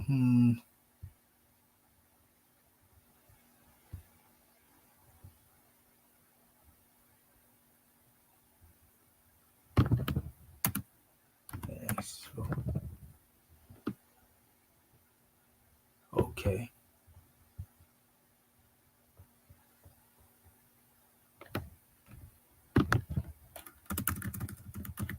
I'm gonna just put this here because it's not letting me too much in there, too much to write in there. Okay, so I go ahead and put this right here, and we'll do it this way. So let me go ahead and put it up there. Let it be known, want to make that plain. So, okay, we'll go back over here now. I'm gonna share the screen. And now that I'm sharing it, let me go back into it. Y'all be sure to hit that like, share, and subscribe, by the way. Okay, there we go. So, now that we have this back up here, he says, Commission conflates a traditional understanding of Islam from its historical sources with Arabism. He does this. He gonna tell you how I think now. Don't even know me, never talk to me. He does this to make you doubt its veracity. No, you doubt its veracity because you choose to. I can't help that the truth shake you up, make you shake in your boots. I can't help that the truth make you do that. It says, he does this to make you doubt its veracity while promoting his non-historical personal understanding of religion. Now, I just put the document up there right here showing you where a lot of my research come from. And I got others outside of this. He used the same document, but now he claiming that I am using non-historical references. I just made it up. And most of my information is really coming from the Quran itself in the Arabic. And he's saying I made that up. See, this is the problem these people have. No matter how much you see me citing sources, putting it up there where you can get it from and everything, but I made it up.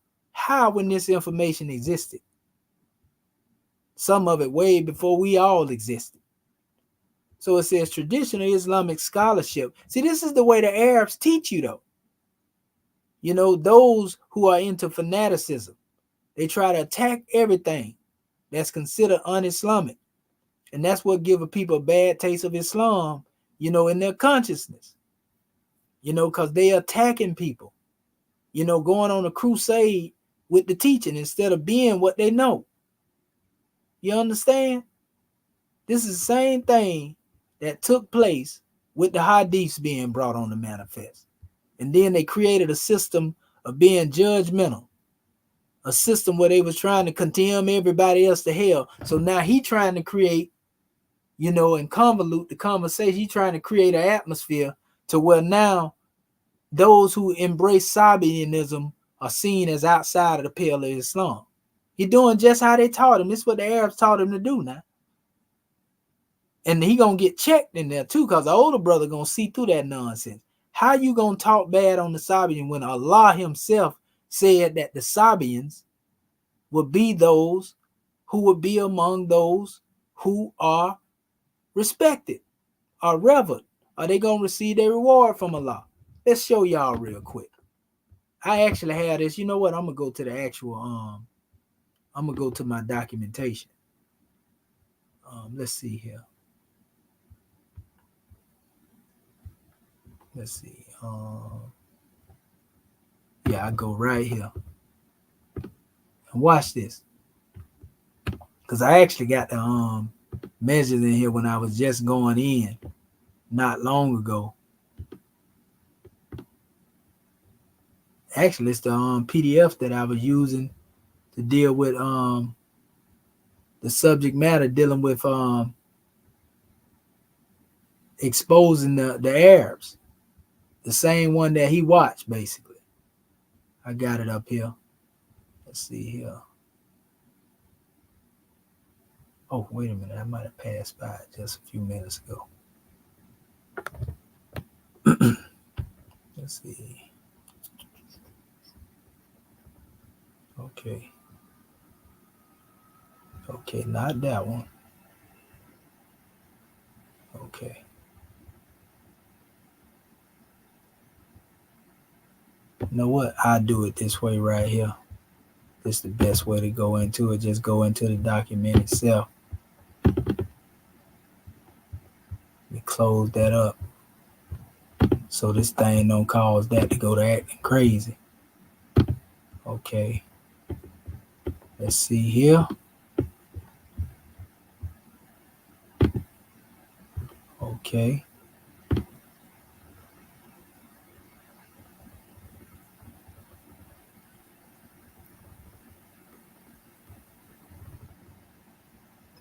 Okay. I got so many things in here. I had that right there. Not that one, not that one.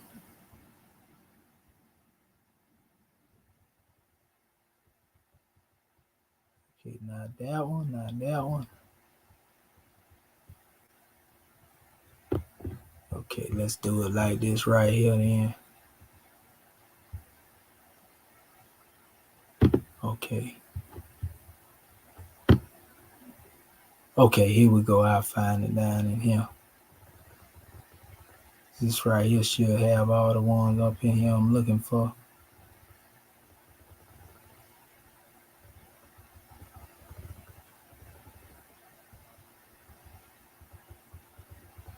I got so many dang on things in here.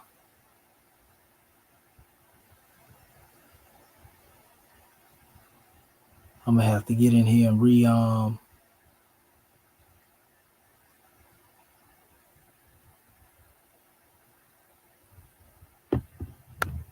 let's see here. Go outside of there and go into the PDF version. Okay, not that one, not that one. Not that one. Let me see, was it this one?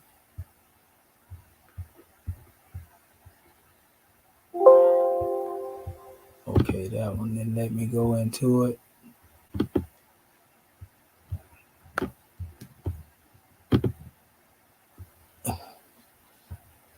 That one, Nick.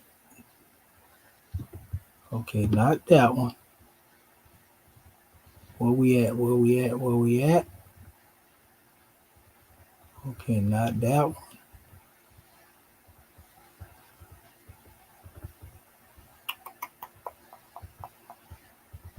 Not that one.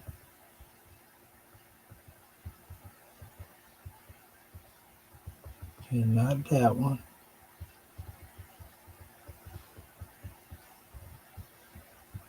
Where's that presentation at?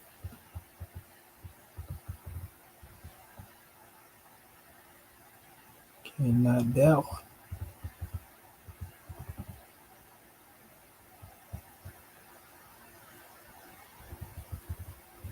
Okay, not that one.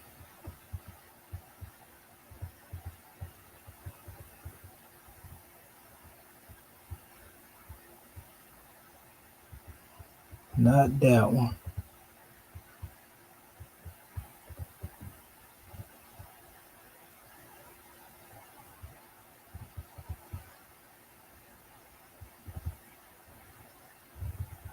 That's funny. Why do you think keep a lot of my main presentation disappeared? I know that thing got to be in here somewhere.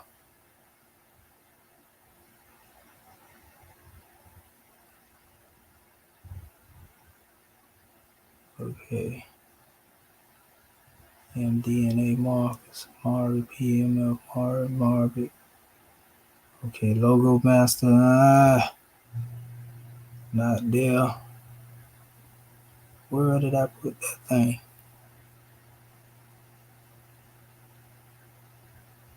That's the exhument of a nation. Then the certificates. It's demotic.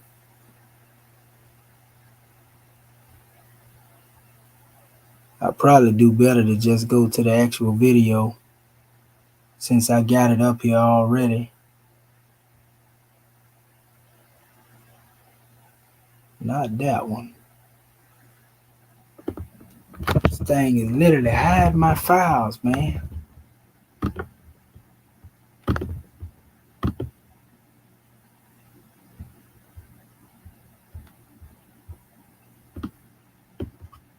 Okay, let's see here again.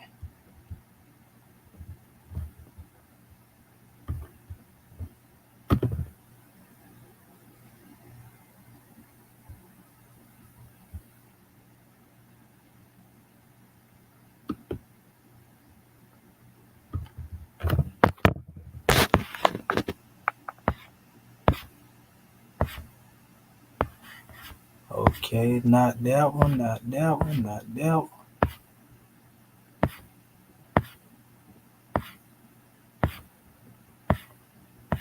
But we gonna do it this way right here then. But one thing about it, we got the record and the recording now. Okay, so I'm gonna go into my actual video.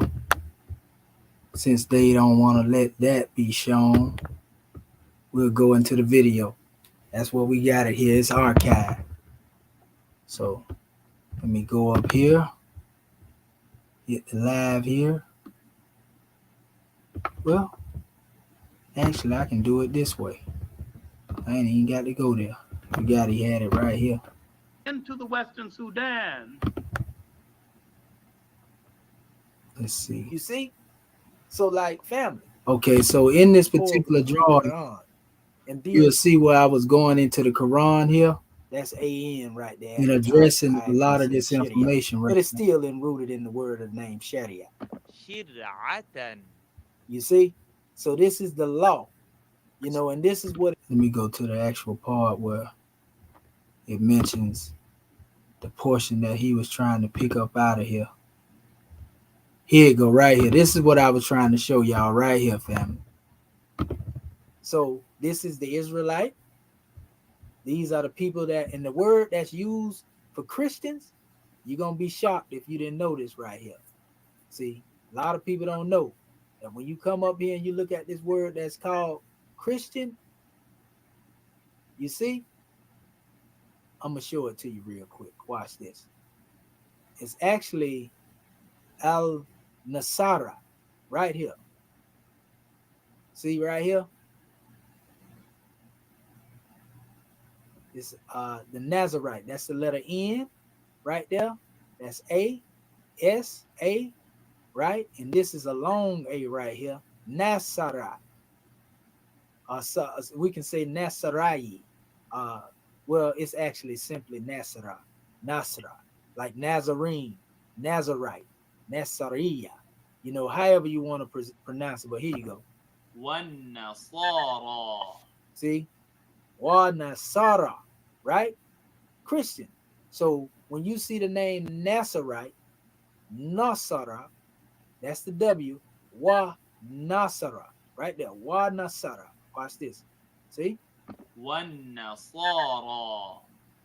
So once you understand that, so Christians should be calling themselves Nazarites or Nazarenes, right? So it's telling you, indeed, the believers, and following that comma, right? It speaks of the Jew, who they call Jews, but the real name is actually Hadu. You know, Hadu. Hadu. You see, Hadu is another word for guidance. Hadu. You see? And I'm coming straight out of the Arabic, you know, into this right here so y'all can see it. So Hadu, you know, are people that originally rightly guided by the Creator. Hadu and Hudan, or Huda, you know, all connect with each other. So then you have the Sabians. Wasabi, right? Wasabi, right? والصابئين. Right? Sabi'ina. And that actually is a longer ina. Yeah. Sabi'ina. So anyway, these are the Sabians, right? And excuse me if I don't pronounce this Arabic like y'all want to pronounce it. But I know what I'm reading because I learned how to read this stuff 30 years ago. So anyway, it called all of these believers. So why do you see these two fighting with each other right now? You see, somebody ain't following what was revealed to them. Somebody been bucking the code of law that they received from the Most High, huh? But that's another story. So anyway, indeed, the believers, right? The believers, Jews, Christians, and Sabians, whoever truly believes in Allah and the last day and does good will have their reward with their Lord, and there will be no fear for them, nor will they grieve. So Allah specifically mentioned these people right here, family. And the Sabians are the ancient Cushites. But this brother is going to try to demonize the Sabians in his work and say, yeah, I look at Sabians as people like the Nation of Islam, New Wabians, Moorish Science Temple. Like I say, we done already claim who we is. At least we have in the Moorish paradigm. So you ain't got to look at us like nothing. We ain't hide. We embrace who we are. We come from the Cushites. These are Cushites that were mentioned in the Quran. These are the same people Muhammad was moving with. Not to even mention the Hunafa, a Hanif. That was the original way of life in which man was created to be upright. And one of the main teachings of the Moors is being upright, independent, and fearless. Hunaf is that word. So like, come on, bro. Sabi'in Hunafa. So no business, trying to tell a Christian they going to hell because they don't accept their code of law, and nor can they say the same thing of the Sabians. But guess what? This is where we come in at, family. The original Sabians, we already showed you that they're dealing with the ancient Cushites. So this is what take you out of the realm of Arabism right here. So now when he get in his video, he gonna say the same thing, that the original Cushites and Egyptians and many of the Hindus and all of them was all Sabians. But their way of life has passed away and long gone, and it's, misunderstood, and, a whole bunch of stuff, right? So like he in here trying to debunk my information with information that he done went in on my channel, and watch basically. And then none of it ain't making no sense because you supporting what I'm saying, but trying to demonize the ancestors while you uplifting the air. So anyway, he say he does this to make you doubt its veracity while promoting his non-historical personal understanding of religion. Traditional Islamic scholarship has a system of checks and balances to ensure no one makes up deviant doctrines according to their own preferences, based on scriptural and textual evidence. The MST of A is in shambles precisely because they have no such mechanism. Yet this is the nature of Sabianism. See, he attacking what Allah just ordained. Allah said the Sabians who follow him are those who would receive their reward for their deeds. But he want to demonize the Sabians because it's that Arabism. Because he feel like what Commission said about the Sabians is a threat to his Arab slave master. So he calling me prejudiced and racist. As the Christians, he said, Heliosgrapher, Irenaeus said of the early Christian Sabian groups. Now he want to give us what the Christians said. Not what Allah said in the Quran, but what the Christians said about it.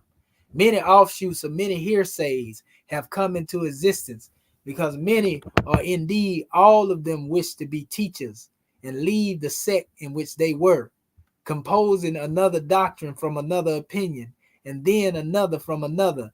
They drive onwards to teach in the new way, describing themselves as the discoverers of whatever opinion they have concocted, right? So he used a Christian scholar speaking about the Sabians to discredit the Sabians when Allah told you in the Quran the Sabians basically will have their reward. He said 3 times, like he said in the Quran, but he still got the wrong interpretation out of it. Now watch how he doubled down on this in his own video when he was up here present, and it's a brother gonna question him on this. Watch this. I'm a little further ahead than where I really want to be. I really want to go back and start up here, but I'm gonna go here, then I jump back up here and address that other information as well. Let's see, because I want y'all to see when that elder get in there and question it, because he tried to pull one on the elder, and the elder caught it. The elder was more like, what Allah said, you trying to demonize the Sabians. Even if they know very little. Here it is right here. These Kemetan types. Here it is. You know, listen to this guy. I would identify as Sabians. So okay. That's their Sabianism in Arabia. Okay. Nizam al-Mulk, which is like the Harvard of the Muslim world at that time.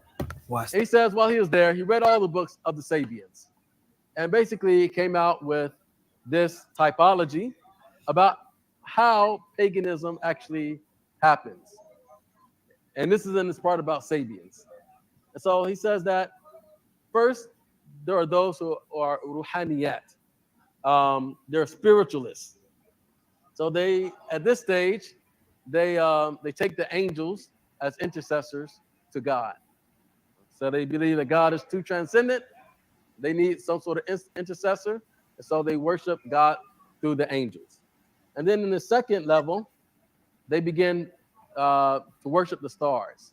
They say that the angels, they're pure spirit.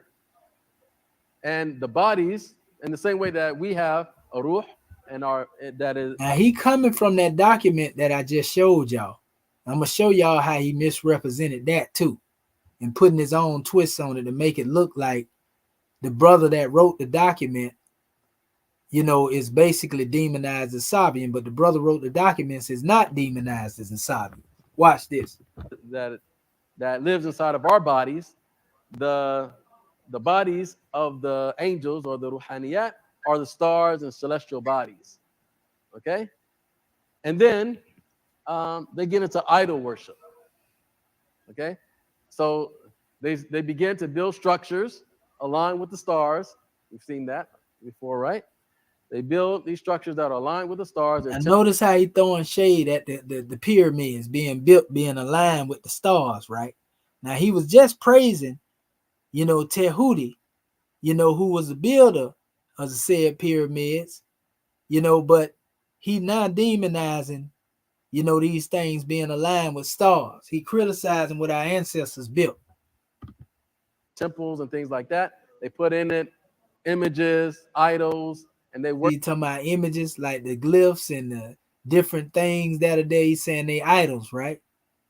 Worship those. When anybody that know the history of Islam know that it'll tell you that Egypt had the original way of life before it was corrupted. That's basic Islamic teaching, and that document say the same thing. So he disingenuous. Watch this. Because they say that, you know, the stars, you know, you can't see them at night. Certain stars, you can't see them in certain seasons. You can't see the sun at night. You can't see the moon during the day, and so on. And so what do? They build these representations of them and worship them in these temples. And then they start to believe in reincarnation.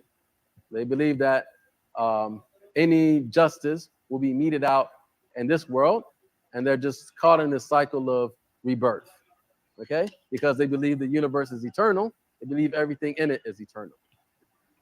And then also, they believe in pantheism. They believe that God can be part of his creation. And they might even believe that certain human beings are God, or that, you know, someone is God. So, yes, there's Sabianism in Arabia. I'll save that for later. Let me just, okay. So, what I really want to get at, what I think my book will help out with, and it's this future explorations that I want to do in subsequent volumes of this book, And something that I think will really revive the Muslim community, particularly the Black Muslim community, is this polemical argument and understanding who the modern mystery schools are, who the modern Sabians are. So I have a quote from my book.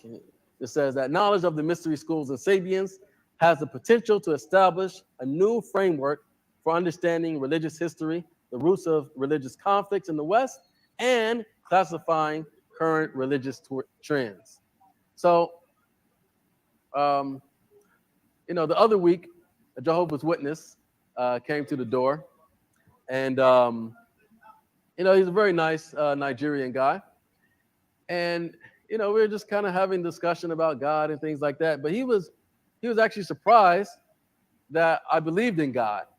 He said most of the doors that he knocks on, people, they have a problem with God, or they don't believe in God, or they're just dealing with all these issues, or card-carrying theosophists.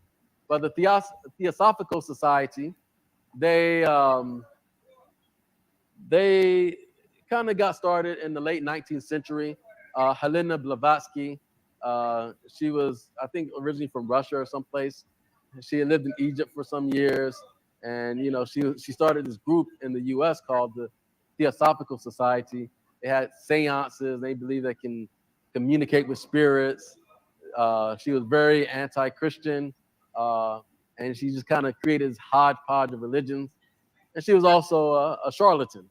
I think that's been well established. But theosophy actually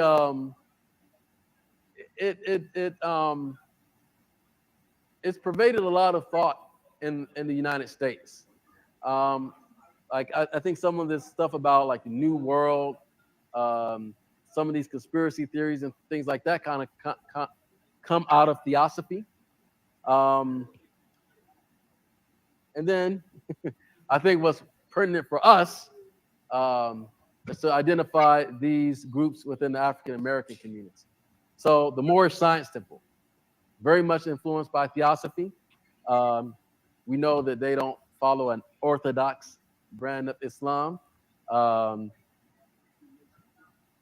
Yes, they're heavily influenced by irregular Freemasonry, right? And by him saying that, irregular Freemasonry, and me seeing him now moving his hands and doing what he's doing, he's a Mason. I already picked that up from it. You know what I mean? So we got him. We got him. This is a Western Freemason posing as a Muslim people right here. This is right here in action right here. The Egyptian. That's why he said irregular Freemasonry. You see, and we don't do nothing that Masons do in the teachings of the prophet. That's all speculation and lie. We already showed that to y'all. Prophet ain't never been in no Masonic order. So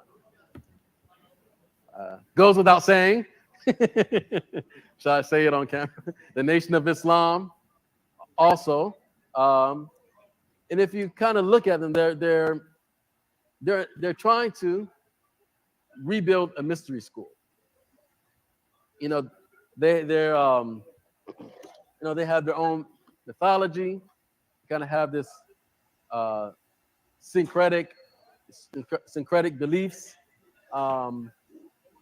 They have certain practices that are similar to the practices of the Pythagoreans. They wear certain types of clothes.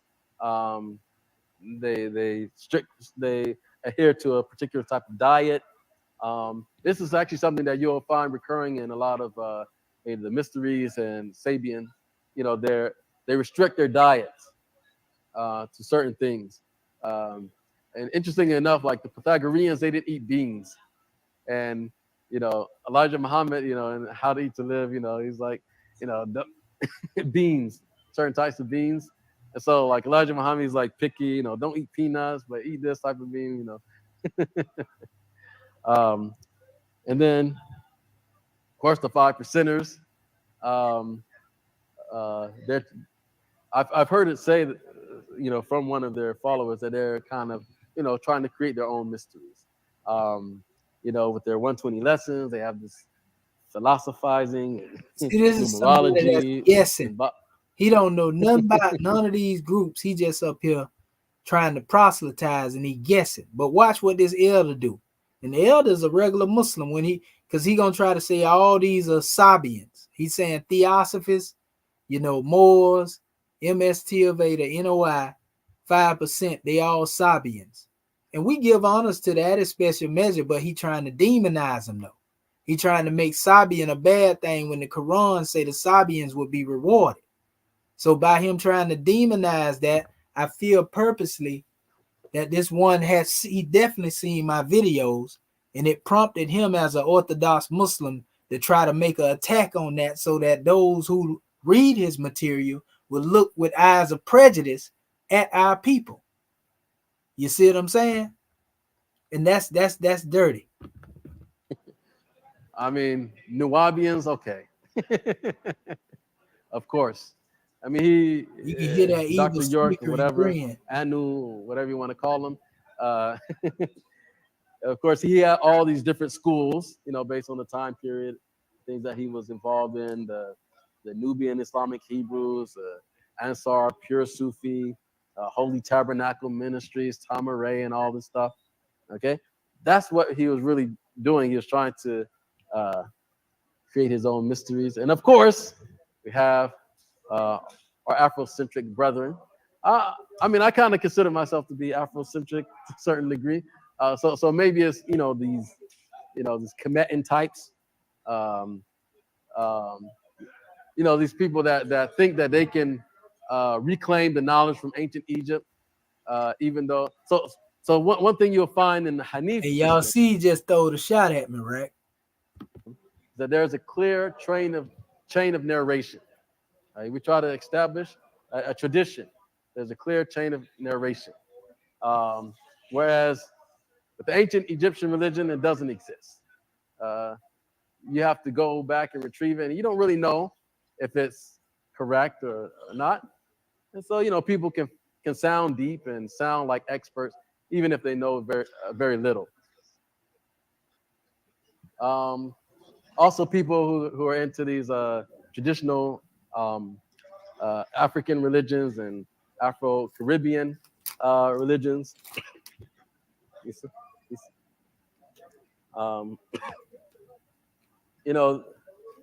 Those are very Sabian. I mean, if you read, some of the stuff about Yoruba, for instance, they do kind of have this idea of a belief in one God, but then they have all these intercessor spirits, right? And of course, they're pseudoscientific. Some of them, they're really into like astrology and stuff like that. Many of them are atheistic or polytheistic. So, I think that this framework can really help us understand what's going on, and then also help us better, debate these groups. There it go, right there. So he putting the information out there, propaganda basically, to try to make it a foundation of what they can use in the Orthodox world to try to debate, the Moors, or debate the NOI and debate the different groups. You know what I mean? And I see he was definitely inspired because he mentioned my name on the low. You can hear his little evil snickering and grinning. Basically, this is why we say Islamism without the schism. And he trying to create another schism right here. But watch this elder now. Watch this elder that's a Muslim. Watch what he say to it. Watch this. So, come in. That is my lecture. Are there any questions? Maybe there are a few gaps that I... Yes. Okay. Good. Maybe I missed something.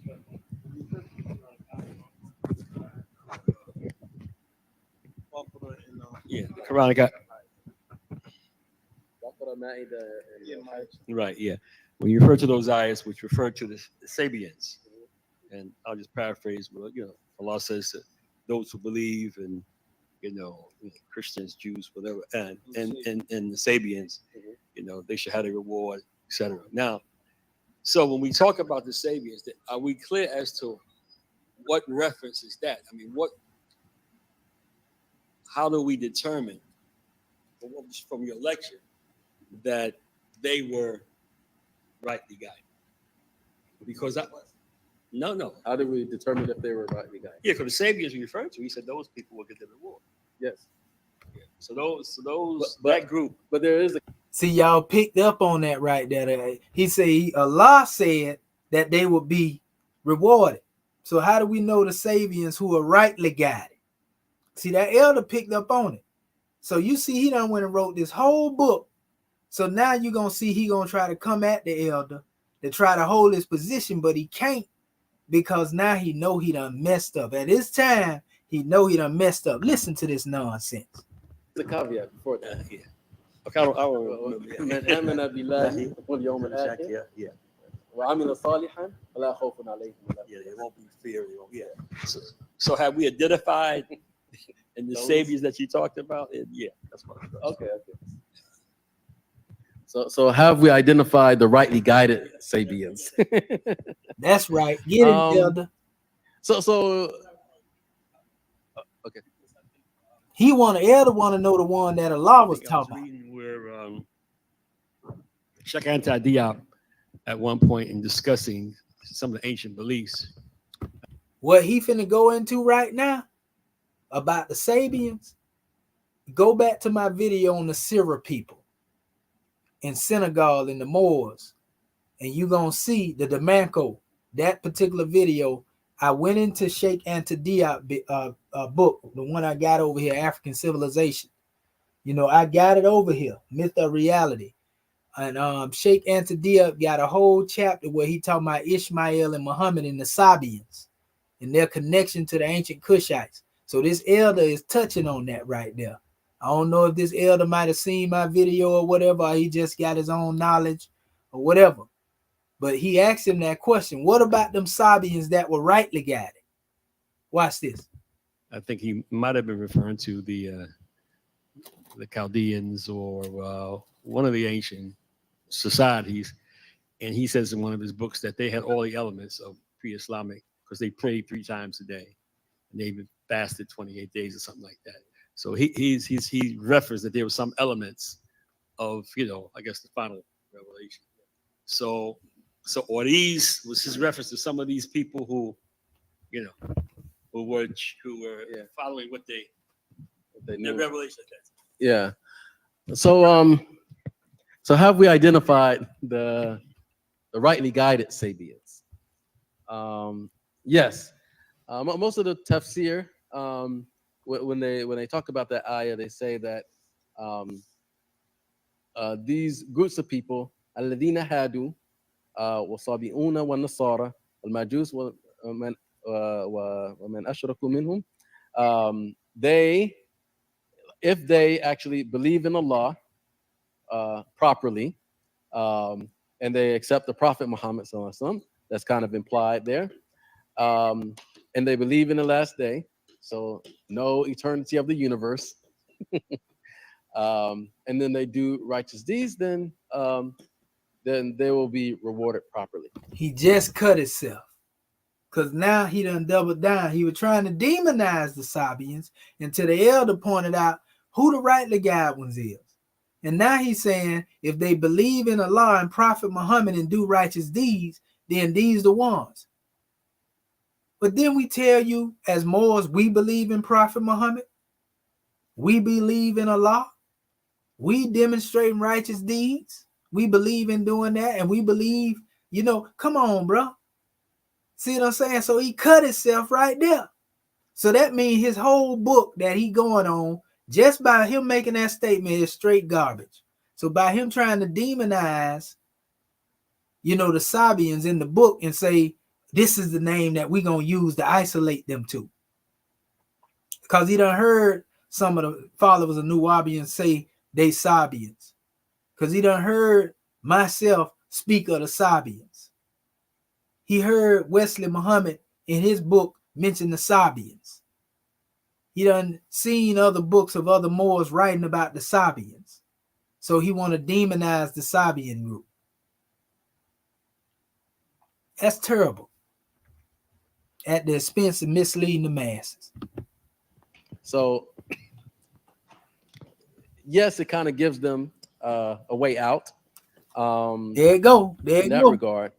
In that regard, it kind of gives them a way out. A way out of what?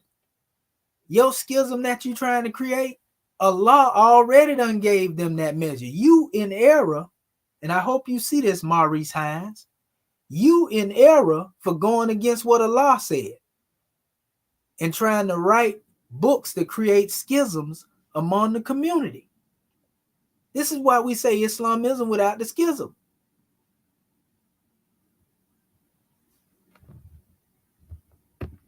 But also, if you go back to Shahrastani's typology, Shahrastani, when he says that, the first two groups, the Ruhaniyat, the people that make intercessors through the angels, and the people that see the stars and what have you, the celestial bodies as bodies of the angels. He says that, those people, yeah, they're kind of, misguided, but they're monotheists. So even the brothers that seen, and he went deeper than that. I'm going to show that to you. Shahrastani was saying that these ones, though they revered the stars, they were still considered monotheistic. So that's another thing that debunked him trying to make it look like the Sabians are pagans. And anytime you hear me say Sabian, in most cases, I say Muhammad was among the Sabi'un Hunafa. So if you saying, Maurice, that Prophet Muhammad, you ain't even got an Arab name yet. Where you attribute at? But anyway, that let me know you just came into the way of life. But anyway, if this is the case, and you done heard me say Sabi'un Hunafa, and you identify the true Sabians as being Hunafa, then you reiterate what I'm saying. That let me know everything I said in that video went straight over your head. Because you so Arabized to where you feel like, oh, if they going into the Sabian way, then everybody going to start thinking like that amongst our people. Oh, that's racism. That's prejudice. No, that ain't. That's just embracing the portion of the book that relate to your history. It should be brought out. Ain't nobody never wrote on this. Ain't nobody never taught it or spoke on it to this extent until I start getting out here saying this is our way of life, Moors. We come from the lineage of the Sabians. You see what I'm saying? And you want to demonize something that Allah done ordained. They're safe. Whereas people that start building idols and things like that, he clearly says that's shirk. And he doesn't even. But what idol have we built is what I want to know. What idol have we built? See what I'm saying? He doesn't use the word shirk lightly in that book. Shahrastani, he's an adept scholar. He's one of the major scholars of the Shafi'i madhab. He's written books on Aqidah and things like that. So he's not like, some sort of aberrant, And I'm the first one to put this stuff out here from Shastani. That's why I chose this source, because I know how he was revered when I brought this information forth. But you want to convolute the information because you want to create some demarcation and some division. Boy, I tell you. Not some far out scholar. So, I think if we wanted to say that if there is a rightly guided Sabian, it would be those people that know better, and that you can easily adjust their beliefs. Whereas people there you go, right there. You can easily adjust their beliefs. Who are you to adjust anything? Didn't the Quran say, do not accept, I do not accept, don't basically, there's no compulsion in religion, and do not take your acceptance of Islam as a favor upon me. The way Allah guided you, he guided you. The way he guided me, he guided me. So if there's no compulsion in religion, then what are you doing? Even in the Quran, Allah said, that it don't matter where you coming from. to each and every one of us is the goal of Allah, not to you, Maurice. Our goal ain't to come towards you. Who are you to try to adjust us on anything? See, that's the problem. You got to learn how to, in our teaching, the more we teach, study yourself, self-mastery. Stop trying to tweak other people's journey along the way. You are not Allah. The Quran tells you Allah is the one that make the Muslim, not you. Who, worship idols and things like that, they're clearly far gone. So you insinuating by putting me in the position you talking, you done said that we ignorant of the history, and now you saying idols. Now you got to prove, show your burden of proof that the Moors worship an idol.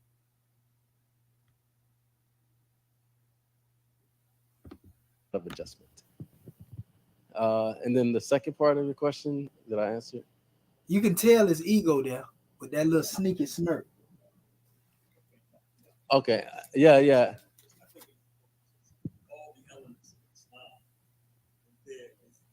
With these previous groups. Yeah. I mean, so I guess my question is, because we believe that Islam is the religion and it's always been. Mm-hmm. Yeah. So during these times, so what was the Islam they were supposed to follow? So you can tell he getting. Yes, I think it would be anything that resembled the Hanifs. So we haven't really. So if it's anything that resembled a Hanif, then why y'all ain't still claiming to be Hanif instead of saying you Muslim then? Because that's what Muhammad was before he said Muslim. Muslim is just the first degree. I keep telling you that. Islam is just the first degree. Hunafa and Hanif is the natural way in which man had been created according to Allah. That's the original way of life. Historically identified like who the Hanifs were. And I guess this kind of brings me to my sort of interpretation of Surah Al-An'am, the story of Ibrahim alayhi salam, when he's talking,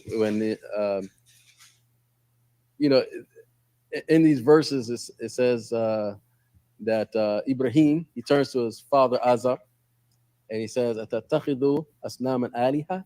Like, do you take idols as gods? Inni araka wa qawmaka fi dhalalin mubin. So he says, like, you're clearly in error. And then after that, there's a verse that's interjected. It says that Allah has shown Ibrahim the malakut as-samawati wal ard in order that he be firmly like.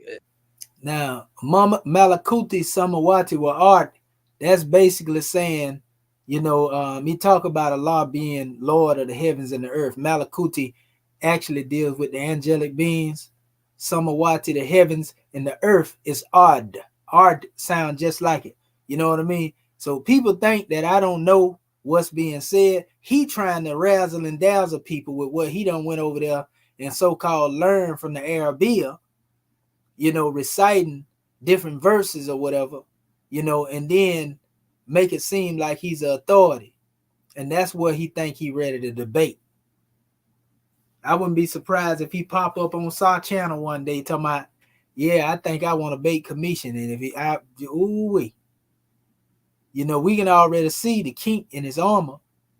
We see that he is not sure in what he's saying, because when people go to questioning him, I can already peep it. When you question him and go to picking that demonstration apart, that's where you're going to get him at. Other than that, he going to try to appeal to authority with his so-called credentials and being able to speak Arabic. He went to the Sudan. You understand? And you're not speaking Arabic, you're reciting Quranic Arabic. Let's make it plain. Assured of his belief. And so what is it that Allah showed him? He says the malakut samawati wal ard, but what does that mean? What is the malakut? Well, I think it's explained in the following verses where he looks up at the stars, and he supposedly says, "Hada Rabbi, this is my Lord." I don't think he's saying that the stars are his Lord. I differ with most of the exegetes, most of the scholars that have interpreted these verses. I don't think simply saying that he's seen his Lord in the heavens and the earth, and that's why in the Quran it say Allah is Allah in the heavens and in the earth. Come on, man, stop playing with me. What does that mean? Allah is Allah in the heavens and in the earth. Ibrahim alayhi salam was a polytheist in any way, and I use the Quran to substantiate this, because there's about 12 mentions of Hanif or Hunafa in the Quran. About 10 of them are direct reference to Ibrahim alayhi salam, and is immediately followed وَمَا أَنَا مِنَ الْمُشْرِكِينَ. Is like Ibrahim was not of the polytheists. So, you know, Allah is clearly stating that he was not of the polytheists. So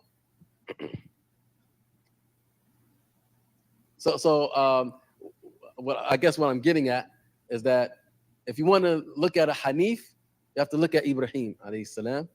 And Ibrahim was actually shown the secrets of the Malakut. I think if you read some of the tafsirs on these ayat, it says that he was shown the secrets of the Malakut Samawati wal Ard, those that was in the heavens and in the earth. And so, I mean, you can imagine maybe it's kind of similar to the Isra and Mi'raj, that thing that really like makes the belief firm in the prophets. I think Allah. They talking about the Isra and Miraj, which is the night journey of Prophet Muhammad in his flight from Mecca to Medina. But you know, it's a whole lot more in here. But I want to go into some of these things that this guy was saying.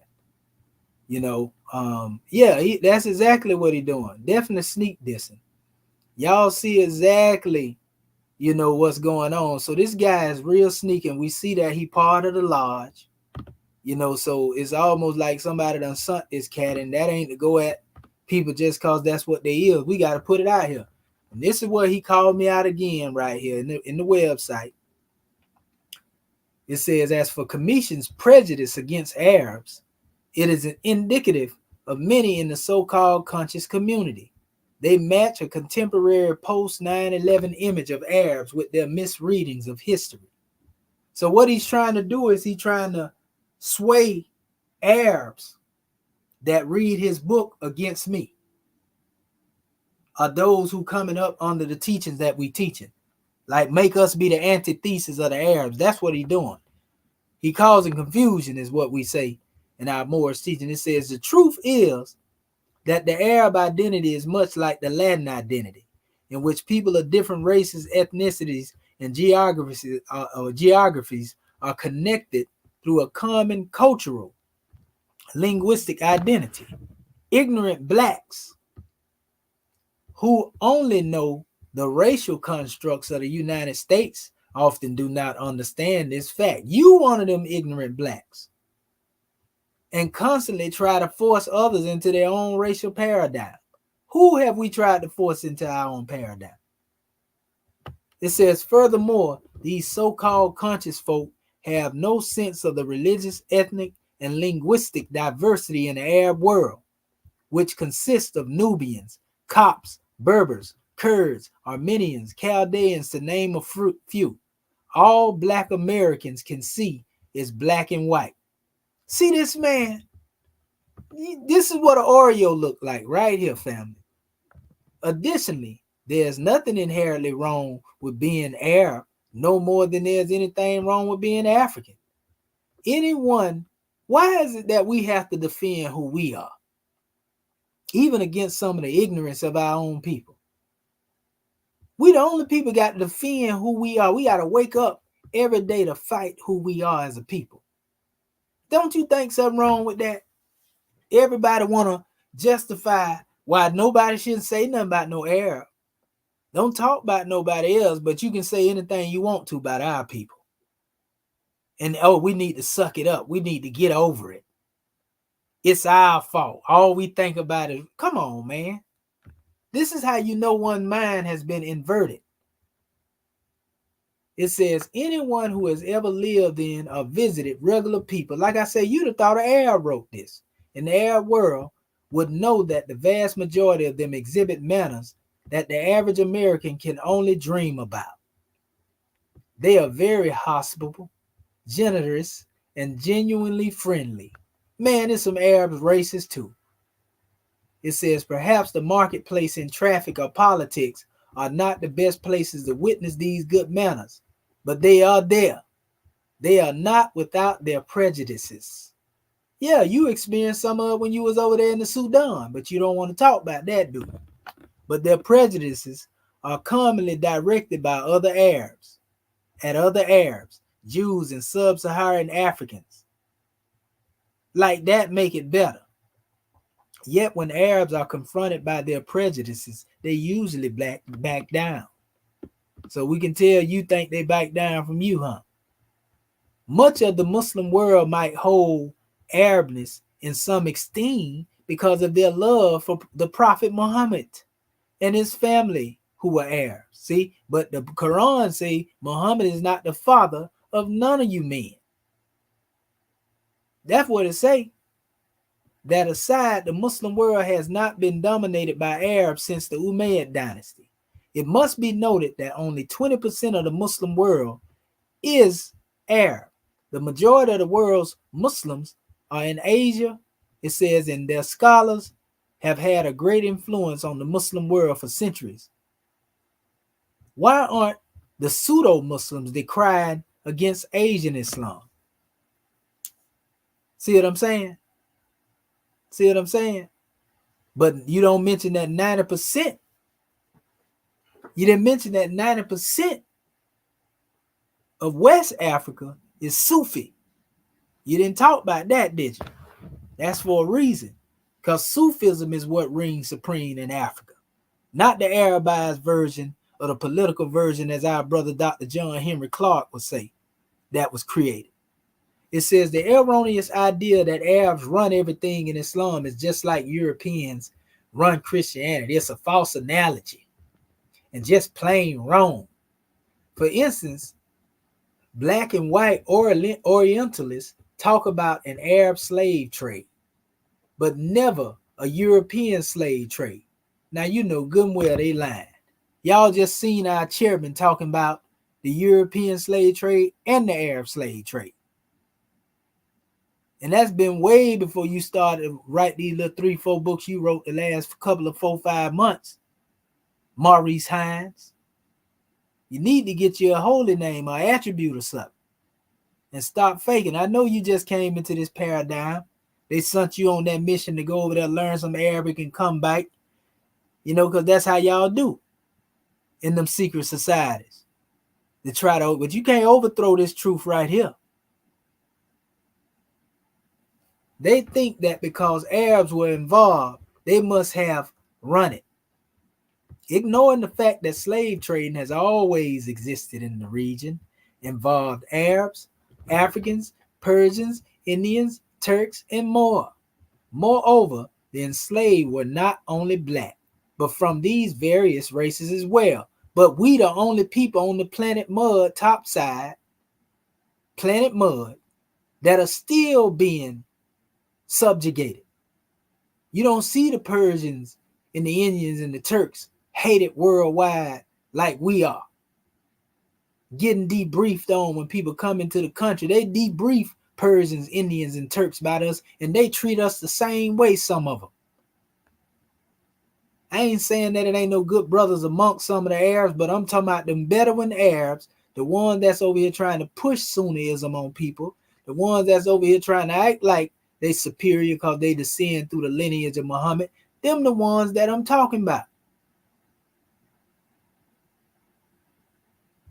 So it says, moreover, the enslaved were not only black, but from these various races as well. This does not excuse any atrocities committed by Arabs or other people. Now you want to sugarcoat the truth. It only serves to disrupt the narrative that the so-called white Moors, i.e. Arabs, enslaved the black Moors. Now we know that he was listening to me. Because who was the first one to bring clarity to our people and let them know that it was them Arabs, the Al-Bidan, who was enslaving the Moors? Who has said that? Prior to that, Reggie was running around here talking about the Moors enslaved the other Africans until I brought the straightening to let it be known that there was ones even known as white Moors and black Moors, as they labeled them. You know, the white Moors is Al-Bidan, and the black Moors they was trying to call Haritan. You see? Talking about it only serves to disrupt. That's what he's trying to do, disrupt the narrative. This ain't no narrative. This is the truth. That the so-called white Moors, i.e. Arabs, enslaved the black Moors. He want to cover this truth up, y'all.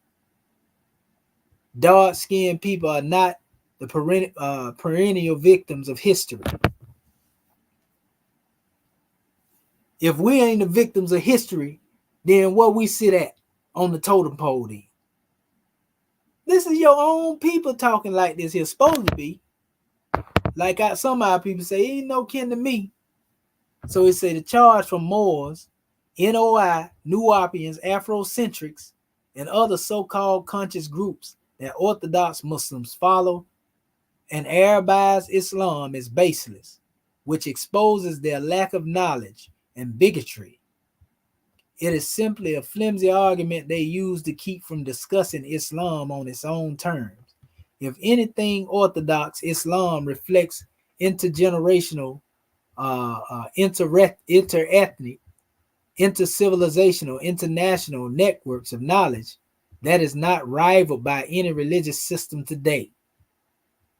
In the next part of this series, I will address some of the specific fallacies of Neo-Sabians. They trying to say new Sabians fall into approaching Islamic concepts, which cause them to completely misunderstand the religion.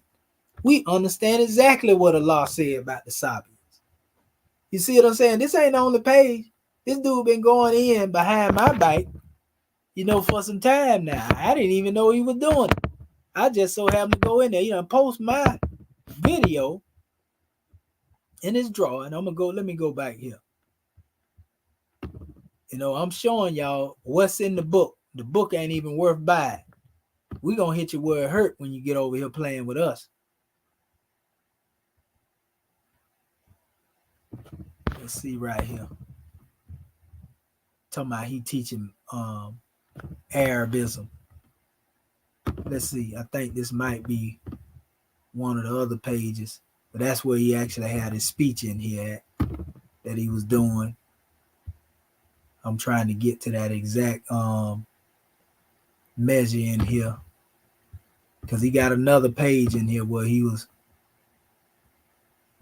coming at the measure again. Just trying to find it. Okay, let's see. This part 12.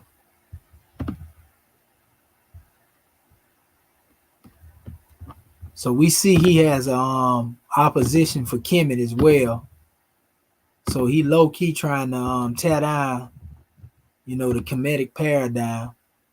Trying to find that other drawer in here. Where's that? He got it in here. He put a few.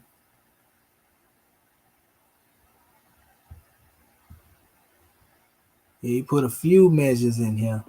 Let me see if this was. Let's see. Okay, yeah, here it is again. This is the other portion. Okay, so I want to make sure, because he actually had one. That's the second version. This was the first portion right here. The myth of Arabized Islam. He basically took my title, what I put up there, and he trying to defend the Arabs from what I said. Whoever the Most High is a witness for truth need not claim it. The claim is a sign of his villain from truth and peace. So he put the quote from Al Noon. Y'all heard me talk about Noon, you know, and different other scholars. He put their name up here to try to justify. He say, in recent years, the Maurice Hines Temple MST of A has become one of the many groups on the conscious Chitlin circuit. See what I'm saying? Some of them Hanifs. So he admitting that some of them follow the path of the Hanif, most of them Sabians. So he divide the Moors between what he consider Hanif and Sabi. His own classification. So he's doing no more than what John Blumenbeck them did by coming up with Negro, you know, out of the black, the Caucasian. So he's trying to create titles and labels and make them demonize them, so to speak, to divide our people. Oh, like, yeah, them Moors over there Sabians, but them Moors Hanifs because they follow us.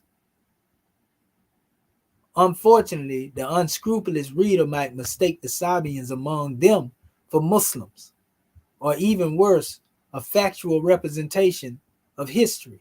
As a Muslim researcher with specialization in the Arabic language and Islamic history, cause you know how to recite some ayats out of the Quran, don't make you know Arabic.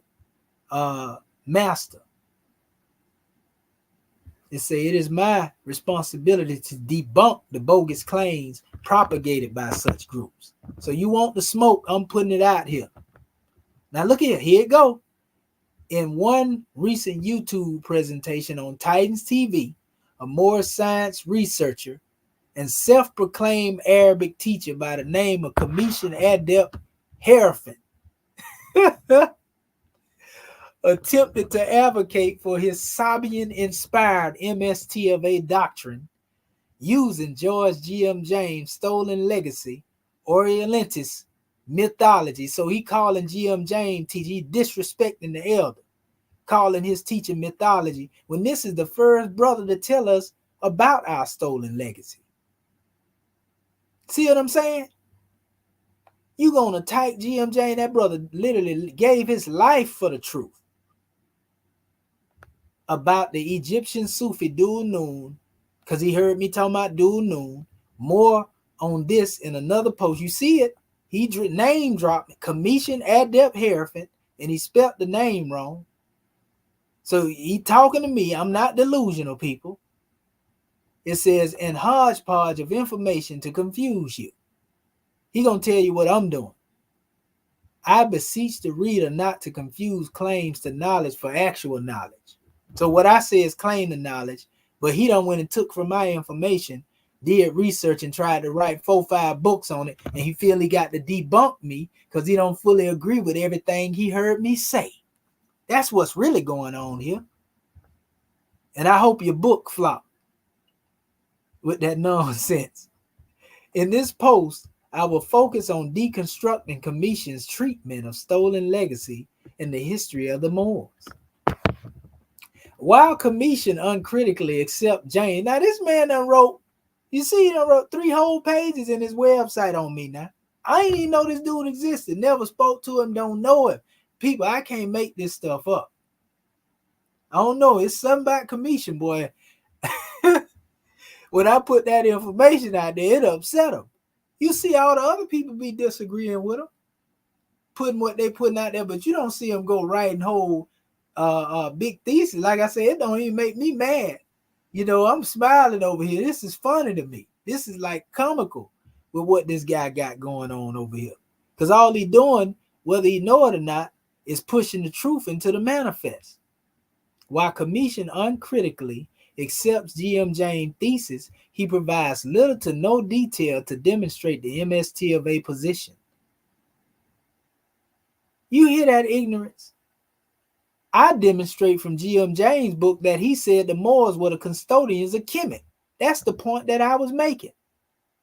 And I don't promote the MST of A because I'm not a part of the MST. That's how you know that this individual, because on that same measure, I tell them I represent the Moorish American government. That don't take nothing from the temple, but this is just going to show you how ignorant these people are.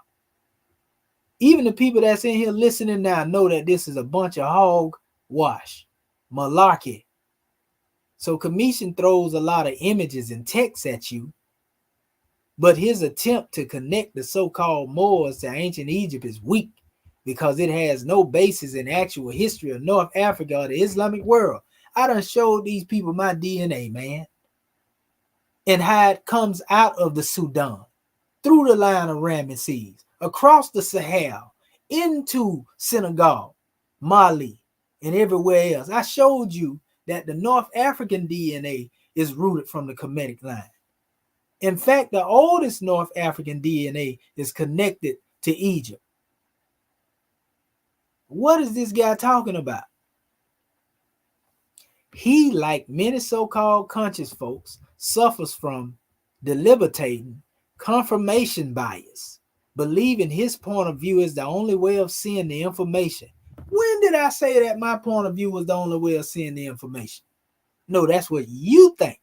So I'm hearing your consciousness and where you at along the way by the stuff you're saying. See, I pick up on real comprehension of what's being said. In other words, the truth that I bought is so strong in the way I presented it, you think it's the only way of seeing the information that I brought. Why does he perpetuate a bogus conspiracy theory about the death of James? I know Reggie had something to do with this now, because Reggie challenged me on GM James on Sodnetta channel, saying that GM James was not killed. He said that GM James died a natural death, and the records don't state that. The brother, then he said he disappeared from the hospital in the same breath. Me and Sodnetta got on Reggie on that right there. I got the video, but ain't no need of me pulling it up right now.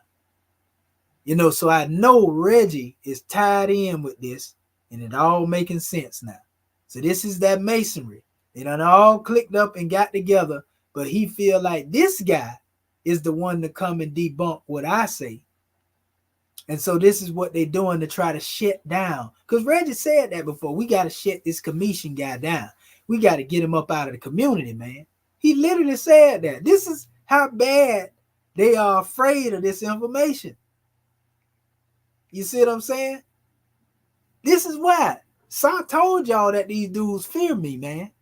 So they think going to get this guy, you know, that's going to make it better. And like he going to come up in here and do something. He going to come up in here and get the same thing that these other individuals, the same thing that dude was out there, up there that came on the show a few weeks ago from Egypt. The same thing he got, this guy right here can get to. Why does he perpetuate a bogus conspiracy theory about the death of James? Because they said he died a Masonic death. Only reason he offended by that right there because he's into the lodge. A past professor of mine researched and debunked this claim. Why does he think that by virtue of genetic lineage, he has rightful claim to the knowledge of Kemet without actually studying it? So he trying to basically say, why do I think by my DNA, just because I got genetic lineage to Kemet, that I got a rightful claim to the knowledge of Kemet without studying? I studied Kemet. What is he talking about? How many times y'all done seen me teach on Kemet in here? Just because I don't pull out a Roman version of a translation of what y'all do, that don't mean that I ain't demonstrating Kemet. I chose to demonstrate pure Kemet in the teachings that have been preserved. And the people get it that know what we talking about. You just heard us talking about the original teaching being the ancient mystery system. And that's where even Islam get its origins from. Christianity, you know, Judaism, Buddhism, Confucianism, all of them took from Kemet. What are you talking about? And what is a mystery school today other than a university? Commission's misinformation not only reduces his credibility, but also the credibility of anyone who takes this topic seriously. Ain't nothing did nothing to my credibility. Y'all got a whole website over there. We looking at it. Let's go down here. Let's look at this. You got 2.95 thousand subscribers. Way more than I got. And you only got 402 views. And this was streamed 4 months ago. And you got 0 comments up here. So that let me know ain't nobody even paying attention to that nonsense. Come on, man. So I know you trying to promote your book, but you want to attack Commission because you feel like that everybody feel like they want to try to attack Commission. They want to silence Commission. They got to shut him down. Because what he bringing, he made up. And then you be stealing my information. That's why I put up there in my Facebook page. I say, shout out to all of those who denounce my information publicly while they use it secretly.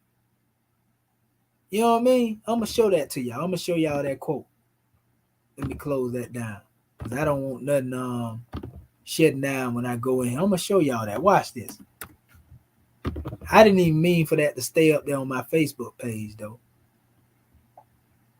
I didn't mean for it to stay there. Watch this. See that right there? Shouts out to those who denounce me publicly, yet use my research privately. You understand? That was May the 21st when I said that. That's exactly what they be doing, family. They be stealing. They intellectual thieves and bandits. So what they feel like they got to do, in order for their thought to reign supreme, they got to cancel me out, because as long as people hear what I'm saying, they ain't going to be able to get it over on the people. And that's the real problem that they have with me, family. Here's another one of my videos embedded in his website. See how? He got my video, my whole video embedded in his website. It don't make me mad. Free promo. Keep it up there. You understand? Because all you're going to do is draw the people to the truth. You trying to tear me down, you ain't going to do nothing but build up the truth. And you'll see every time you cast, I can. Look, Commission Adeptus. So we already know he talking about me. I'm not delusional, people. I don't know who that is right there on that screen. But he say Moors, custodians of the Kemetic's wisdom teaching. I gave a message showing you that the teaching of the Moors come through Kemet. You can't debunk it. But it unnerved you so much you don't want to create a whole website.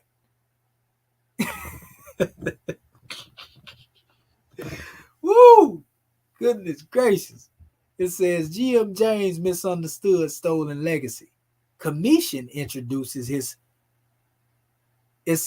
presentation with the passage from Stolen Legacy and opens Islam and the Ancient Mysteries, Volume 1.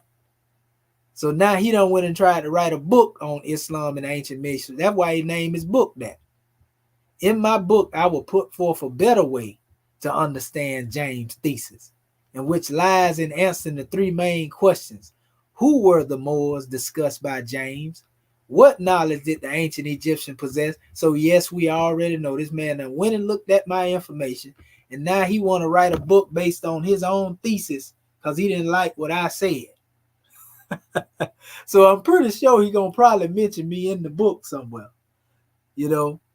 But it says, how did the Moors acquire ancient Egyptian knowledge? I already gave that information. He was jealous because he seen the video that I did with them brothers in the UK, and he want to come up here and try to convolute it. First, the Moors of history were not the followers of Noble Drew Ali. Who said that? Or members of an organization called Maurice Hines Temple. Who said that? Y'all know good and well I ain't never said nothing like that right there. We said that the Moors now descended from the ancient Moors. That's our premise. We know it wasn't no such thing as no MST of A during the time of ancient Mauritania, bruh. You misrepresent your argument, and it's disingenuous. Moor was an epithet used by Europeans during the Middle Ages to refer to the people with dark features and Muslims in general. See, now he trying to take y'all right back. This is why Prophet Noble Drew Ali said, Moors, if you ain't careful, your own brothers will put you back in slavery. So he want to go into taking people being Muslims in general, dark features, and North African Muslims specifically.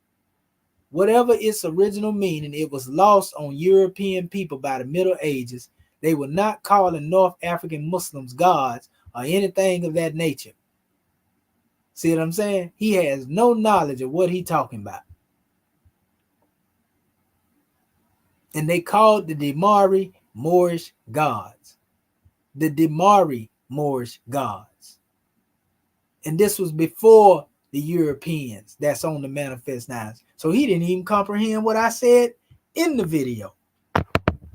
If we take the European uses of Moor at face value, it means someone who is dark relative to average European phenotype. Oh my God. Now we got it. This man is trying to make the Moors have a European phenotype.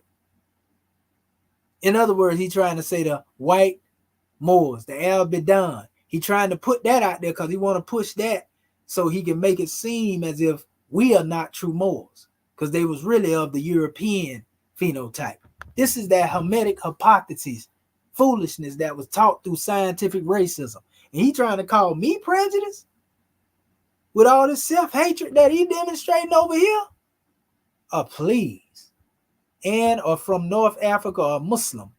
This is a broad span of people which can encompass sub-Saharans, Berbers, Arabs, Persians, and Indians. And oftentimes it is referred to Jews, Christians, and Muslims living in Muslim-controlled lands. Do that look like a European phenotype to you? The broad nose and the big lips? Johannes Andres Maurice, a Spanish convert. That ain't no average Spanish person that you looking at now. Spanish convert from Islam to Christianity, the original pen and ink drawing by Maurice. You draw this image right here yourself. Right? But you draw the image of one that looked like our people and then call that European phenotype. What are you doing? Secondly, we must have an understanding of what knowledge was attributed to the ancient Egyptians. While James touches on this, he is not completely clear as to what that knowledge was. Who are you? On the one hand, James characterizes this ancient knowledge as a secret exclusively for the Egyptians, transmitted orally from teacher to student, and forbidden to be written down. On the other hand, he writes that this knowledge was kept in books at temples and libraries, which were eventually copied and plagiarized by the Greeks, particularly Aristotle. So now he's trying to basically attack G.M. James on the low. He going at G.M. James now. Y'all got to watch these people, man. I'm telling you. And they became the domain of the Greek Freemasons, Theosophists, and occultists. How James deducts this can be challenged on the grounds that he retrofits the concept of the contemporary esoteric movements on the ancient Egyptian mystery schools. This is only James' speculation, not concrete proof. So this is hatred toward the brother G.M. James. He want to discredit G.M. James because he know we honor the brother. And just because I used him as a source, now he want to tear G.M. James down because he know it's a credible source saying that our teachings come through the ancient Kemites, Egypt. And he ain't the only one said it, but he seen me use that. So now he want to go at G.M. James. See how dirty it get? He mad at G.M. James because I quoted it. So he got to discredit G.M. James in order to tear down, what I brought forth, basically. You see how crazy it get out here, family?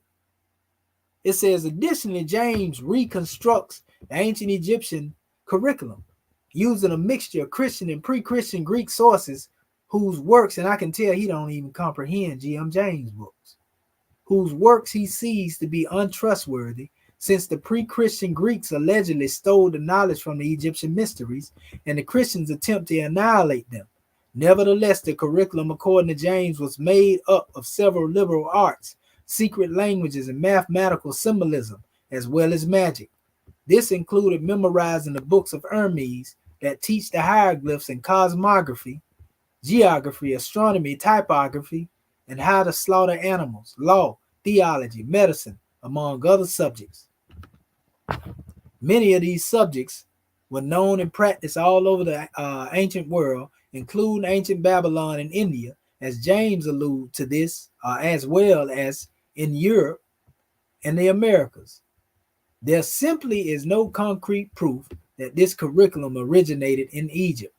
No matter how much, and G.M. James saying that modern secret societies that created these things were trying to imitate Kemet. That's what he was saying. He didn't say that them teachings directly originate in Egypt. He's saying that the teachings of Kemet indirectly gave birth to them. However, he said the Moors were the custodians of the teachings of the ancient Egyptians. He said, no matter how much we want to believe it, in one aspect, it was a secret that died with the last Egyptian priests, and any other empirical knowledge they developed could also be reconstructed, it says, by other people with similar aims.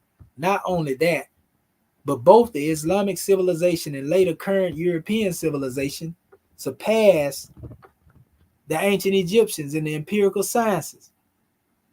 It was the Muslims who had the documents of the Moors that they received through the line of Kemet, that the Moors actually had transliterated and translated some of this information. If it wasn't for the Moors, you wouldn't have it. The Arabs didn't do nothing in being the sole proprietor, so to speak, of ownership when it comes to dealing with the knowledge. It was the Moors that began to bring this information to the manifest during the golden age. No matter what our criticisms of those civilizations are, it is also much more logical and backed by evidence to think that the world's knowledge was integration or multi-ethnic collective effort rather than the work of one people. So he feel like he being left out when Brother Commission tell you who the Moors are. Finally, how did the ancient knowledge transfer to the hands of so-called Moors? So he disrespecting the ancient Moors now. Now they ain't Moors, they so-called Moors. Then to Western Europe. I demonstrate this process in Islam, the Ancient Mystery, Volume 1. You took the name of a chapter in G.M. James' book and made your book off of that there. Man, you real disrespectful. So we see your tactics.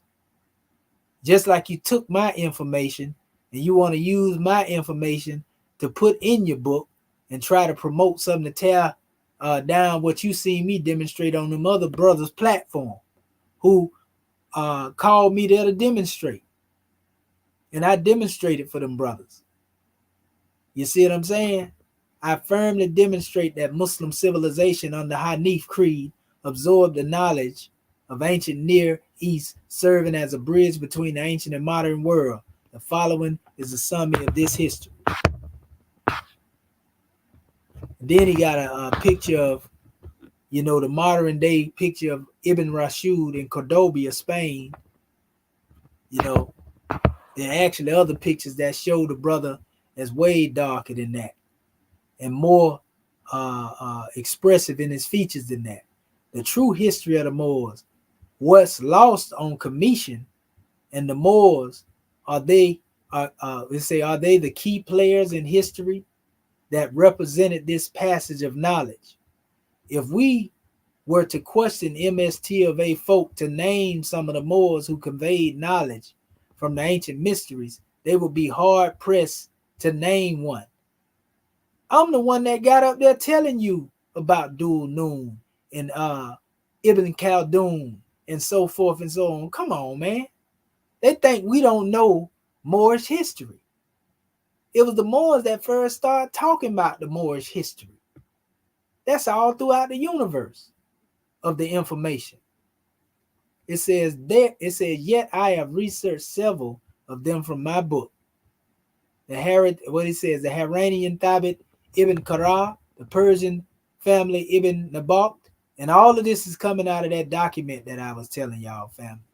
The Abbasid translation movement and a particular Muslim philosopher like Ibn Sina. I was talking about Ibn Sina not long ago. Al-Ghazali, Ibn Rashid, and their respective philosophical positions. There are countless more that historians have researched. He throwing names around to sound like he know what he talking about. A synopsis of this history I told y'all every time I put something out here, these people try to steal it. pictures and all, and write books. Every piece of information I done put out of here, a lot of it they done tried to steal and remix it. A synopsis of this history starts with the decline of the mysteries prior to Christianity. In Greek-Persian wars, Alexandria massacred Iran and sought to extinguish the Persian-Babylonian mysteries and the knowledge they acquired. He brought their manuscripts to current-day Egypt and had them translated into Greek and Coptic, destroyed the Persian originals. The Greeks were therefore consolidating the knowledge of ancient Egypt and Babylon. And as the 4th and 3rd centuries BCE, this knowledge was most readily available in Greek and Coptic, an advanced form of the ancient Egyptian language. This man said Coptic was an advanced form of the ancient Egyptian language. Boy. Christianity was a Hanif system that challenged the Sabianism. Now he's saying Christianity was Hanif that challenged Sabianism, proliferated among Judaism and the so-called philosophers. Sound like to me that this guy is more toward being a closet Christian to me. It says the disciples spread the monotheistic message of Jesus, which eventually became mixed with the ideas of Gnostics and Sabians. It says such as Simon Magus and Menander and yes, Paul, the early scholars of Christianity were educated in the schools of the Greeks and were able to argue the Sabians in their own terms, through the Christians opposed Sabians, and they ended up absorbing more of the ancient knowledge in the Eastern Church, which split from the Western Church relatively early in the history of Christendom.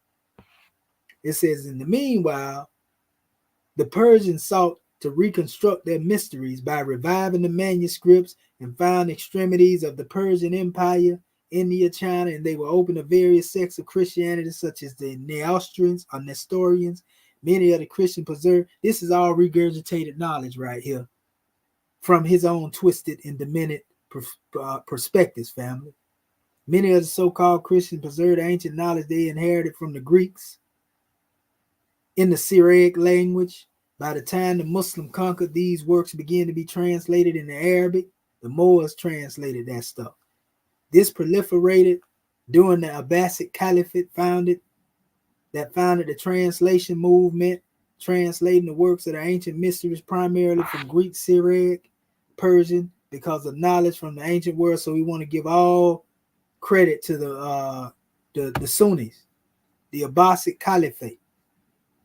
While the likes of Thabit ibn Qara and the Bak family of Ibn Muqaffa played roles in this translation movement, the effort cannot be attributed to one tribe, ethnic group, race, or religion. Thabit's ethnicity cannot be ascertained, although he was a native Syriac speaker and also spoke Greek and Arabic.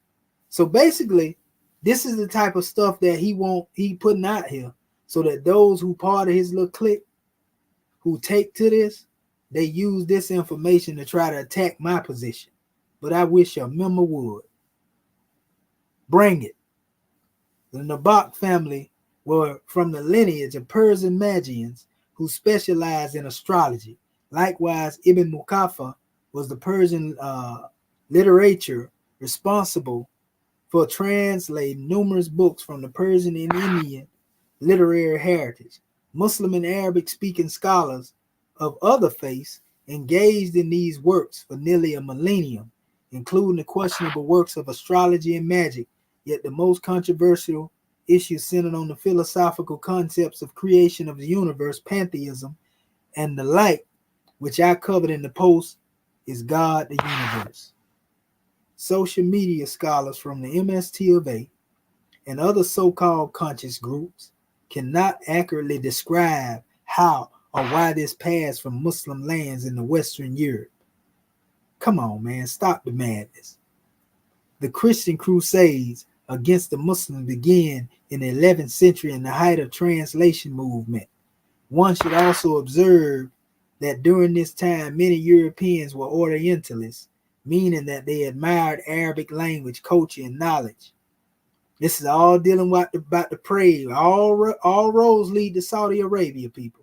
This is the praise of the Arabs that this dude trying to bring on the manifest. talking about he believed in Allah. He worshiped the Arabs. He worshiped at the shrine of the Arabs more than he worshiped the great God. Many in Western Europe who have long since been cut off from the ancient Greeks rediscovered the knowledge compiled in Greek through Arabic as a political enmity grew between Western European Christian and Islam. The intellectual affinity grew. One might notice that some of the most erudite scholars from Andalus migrated to Egypt during the Inquisitions, such as Al-Khattabi and Abu Hayyan al-Andalusi and Khalid el-Rahilhan, performed an excellent study on the influence of Maghribi scholars on the theology and logic in Ottoman-controlled Egypt and prior, many of whom were from the Sinhaja Berber ethnic group, them same ones that I was showing y'all up there earlier when I changed my picture, right? Moors. No narrative about Moors' passage of knowledge to Europe. Now he said he trying to cut the Moors out of the deal. The Moors didn't have nothing to do with the knowledge. When the history show you the Moors were the one translated the documents. Dr. John Henry Clark talked about this in his lecture. It says no narrative about the Moors' passage of knowledge to Europe would be complete without mentioning the 12th century Clement Ibn Rashid, grandson, in addition to being from a scholarly lineage based in Cordoba. He was a jurist, physician, Aristotelian, philosopher. In fact, he was known as the chief commentator on the works attributed to Aristotle. The untrained reader must remember that Aristotelian philosophy was the core of Sabian doctrine, which was a proponent of the eternity of the universe. Ibn Rashid wrote a vehement defense of philosophy Aristotelian concepts in his Fasad al-Maqal and Tufat al-Tafut against Abu Hamid al-Ghazali's Tafut al-Fasifa. Although Ibn Rashid's position were rejected by most Muslim scholars, and many European Orientalists were enamored with his works. This even prompted the Christian theologian Thomas Aquinas to write a response opposing the eternity of the universe. Conclusion: this perspectives propagated by the Sabian factions of the MST of A amounts to nothing short of pseudoscience and creative retelling of history. Only simpletons are impressed. History does not begin with the interpretations of pseudo scholars, but the collective evidence established by a body of researchers. Unfortunately, the MST of A lacks members who have advanced through the degrees of scholarship sufficient tertiary education, specializations, peer-reviewed publications, and academic integrity. I can tell all this was written with AI. He done wrote an AI book. It says, etc.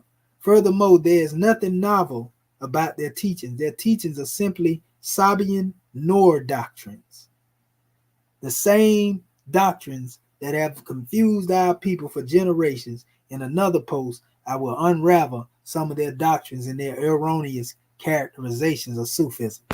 So he gonna basically keep putting this stuff out here. You know what I mean? That's what he's saying. So let me go to this last page over here so we can get ready to open this thing up for the people that may want to say something about this here. Y'all see it, family. We can't make this stuff up. Third page right here. Here's the next one. The myth on Arabized Islam and other fallacies of pseudo-Islam.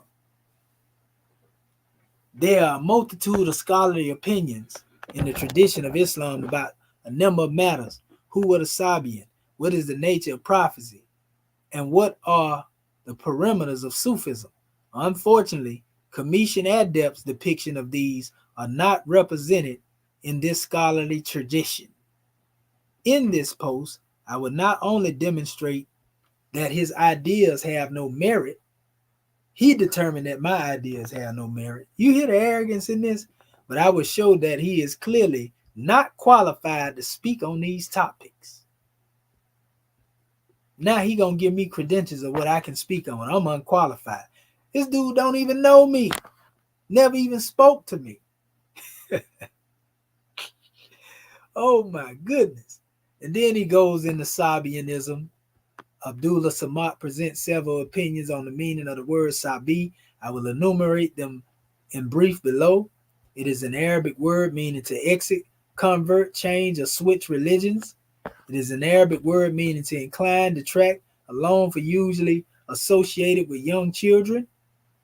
It is an Aramaic origin meaning to be submerged in water, bathed, purified, baptized. It is of Hebrew origin meaning covered in water. It is derived from Hebrew, the Sabuwa, meaning warriors of the sky, the stars. It is derived from the names of two people mentioned in history, Sabi, the son of Methuselah, and Sabi ibn Mari, contemporary of Abraham. Sabi, the son of Amor. It is related to the Yemeni city of Saba and Shiba. You can tell he took all this from the stuff I was demonstrating. Mentioned in the Quran, but this is an obvious mistake in Arabic. Now he gonna say that the Quran is wrong in the Arabic because the words have two different etymologies. No, you have no knowledge of what you're talking about right here. Mr. Hines, Maurice Hines. You gonna correct the Quran now? It's an old surah up here. And that is not related to no Yemeni city. The people of Yemen come from the Kushite region of Saba. But you want to limit it to the Yemeni community to make it look like it's Arab. Boy, they play dirty, boy. In one of the videos, Commission admits that he has his brand of MST or Moors or Sabians. I never said nothing about no Moorish Science Temple. He keeps saying Moorish Science Temple. This is how you know he lying right here, people. It says, but it is obvious that he does not understand the implications of this claim. He attempts to provide his own interpretation of Al-Baqarah 62. He clumsily reads through the Arabic and comes to the word Sabian. He starts to pontificate on his interpretation of the verse. He accuses the Arab of going against the meaning of this verse. Again, he makes another straw man argument insinuating that Arab Muslims tell Christians that they are going to hell for what they believe in. I can pull up video right now. While some individuals might have done this, it has never been the manner of Muslims, Arab or otherwise. Look at that. He gonna defend the Arab again to condemn Christians to hell. Come on, man. The meaning of Al-Baqarah 62 is that those amongst those who claim to be Jews, Christians, and Sabians who believe in God according to the teachings of Prophet Muhammad. See, now he done added that in there. It don't say nothing about believing in God according to the teachings of Muhammad. See, this is what we talking about. It say those who believe among the Jews, the Christians, and the Sabians who believe Allah according to what Allah has revealed. Believe in the last day. It didn't say nothing about no teachings of Muhammad. It said believe in the last day as opposed to eternity of the universe and work deeds of righteousness. They should not worry about future and nor should they grieve about their past. This is the traditional understanding of the verse. It is not a confirmation of all the beliefs of the above mentioned classification. And that elder checked him on it. He called him out, put him on the spot. I'm glad the elder did it because it's on the camera. When insinuating that our ancestors were the Sabians, not only does he reveal his lack of the understanding, he talking about me, of who the Sabians were, but also his lack of the knowledge of the Arabic language. He corresponds the Sabian mentioned in Al-Baqarah with the people of Sabah, for which the 34th chapter of the Quran is named. This is a layman's mistake mentioned by Samak. Now he's trying to correct, the source that we have. You understand? He trying to rewrite history. He the one trying to change the narrative to fit him. So what I'm going to do real quick, I'm going to show y'all, what the word Sabah.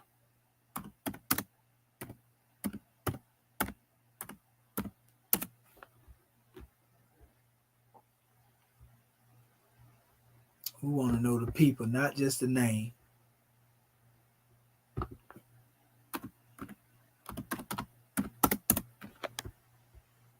Here it go right here, people.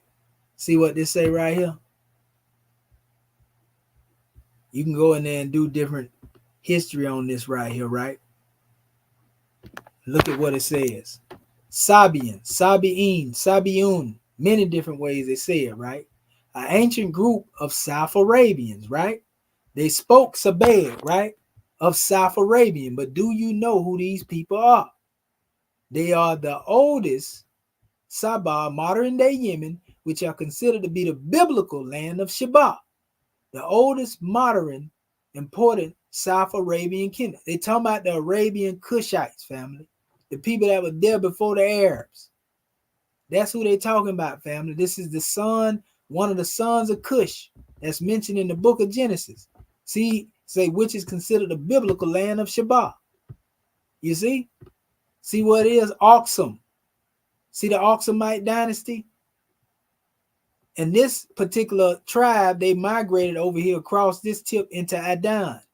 And this is where the Marib and the Yamenis come from. So they were Cushites that migrated here and went into the region of Mecca.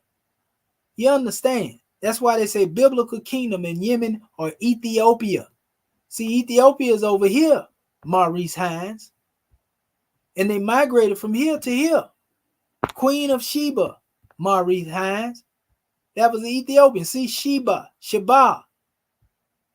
Arabic, Sabah, Giz, Sabah is an ancient kingdom mentioned in the Hebrew Bible and the Quran.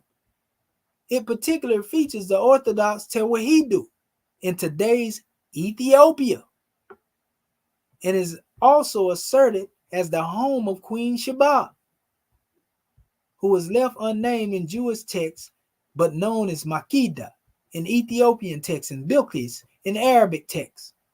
According to Jewish historian Josephus, Sabah was the home of Princess Tharbis, who is said to have been the wife of Moses and Zipporah. There is no consensus of the exact location of Sheba. Yes, it is, because they moved from different locations, though modern scholars have placed in the general span of South Arabia and the Horn of Africa, because they were the same people. Same people.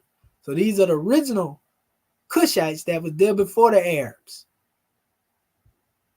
You see? And matter of fact, we're going to go ahead and show you the picture of them again for the ones that don't got the understanding, you know, and we're going to do it for him since he don't know no better. We're going to show you what the original Sabians look like, sir. Let me pull it up right here. Okay, not that one. Okay, we're gonna just pull up the because they do have that one in here. I looked at it, I seen that earlier.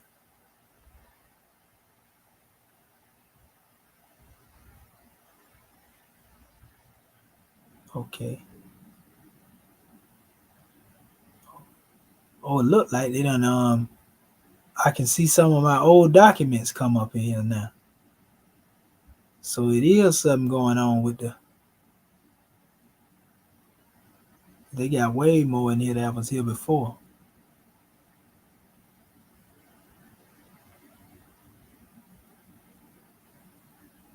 Okay.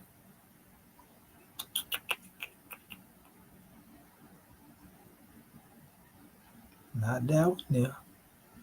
Oh yeah, they did add my stuff up in here. Yeah, they got a couple of them old documents in here. Yeah, this is the same one I showed y'all last night. For those, you know, we went over this last night. So I already showed y'all how the original Cushites was, how they looked. Sheba, the founder of the Sabians, Havilah, who peopled the land of Havilah. That's what they call the Garden of Eden. On the frontiers of that of the Amalekites, and Saptah, who with his brothers Ra'amah and Saptekah, this is Genesis chapter 10. Is supposed to have resided in Arabia Felix. These original Sabian Cushites. The former of these had two male children, Sheba and Dedan. Sheba was the progenitor of the West Ethiopians, to whom he left his name. The Hindus suppose that the African Negroes were the first inhabitants of the Wepa, a country of Kusha, in India as well. It says this Kushadweepa, without ascribe them to them, comprises Abyssinia and Ethiopia. Abyssinia, on the authority of Bruce, still acknowledges Queen of Sheba, who came to Solomon as their sovereign. Nimrod, the remaining Cushite and mighty hunter, is singled out and spoken of alone in the sacred narrative, the beginning of which implies progress of his kingdom is recited in the Pentateuch. The only other reference to him is by the prophet Micah, who they call the Moorish prophet in the Geneva Bible, who mentions the land of Nimrod. So this is all coming from the book Prehistoric Nations. It says the two races in Arabia. I went over this last night, showing you who it was, the Ethiopian people, our people. It appears to have been understood that this early civilization appeared in Arabia. These are the Cushites.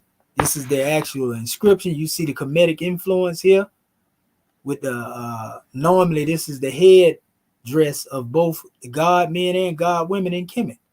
The crescent moon with the sun in the center. You see what I'm saying? That's the language that's known as the Sabian language, or sometimes the branch off from it is called Ethiopic language, or Himyar, or Amharic, as they call it. So these are also the same relics. That's the same information, saying the same thing. These are other measures here dealing with the ancient Cushites of prehistoric Arabia. Arabia was the original Ethiopia, a land of Cush. Man, where you been hiding at? He want to tell you, this is dealing with the people of Yemeni. He don't even know who the ancient Cushites were. But he want to get up there and write book. But this is what you do. This is what happened to you when you fail on your own bad planning. When you trying to attack me, you did it too quick. Maybe if you did some more research or whatever, you'd have seen this stuff and you would have held that foolishness back you was doing. The countries of the Ethiopian Nile were called Ethiopia. And guess what? My ancestry come up out of there too. I guess he mad because his DNA didn't say nothing about that. Because they were at first colonies or dependent provinces of ancient Arabia. Ancient Arabia, not modern Arabia with these pale-skinned people you see today. Nothing against them. We just telling you the original was the Cushites. At a later period, when the ancient and long continued sway of the Ethiopians of Arabia declined and gave way to the rise of the great monarchies of Western Asia and India and the Cushite regions of Asia, received new masters and took on new names. Arabia itself was reconstructed by new forms of political organization.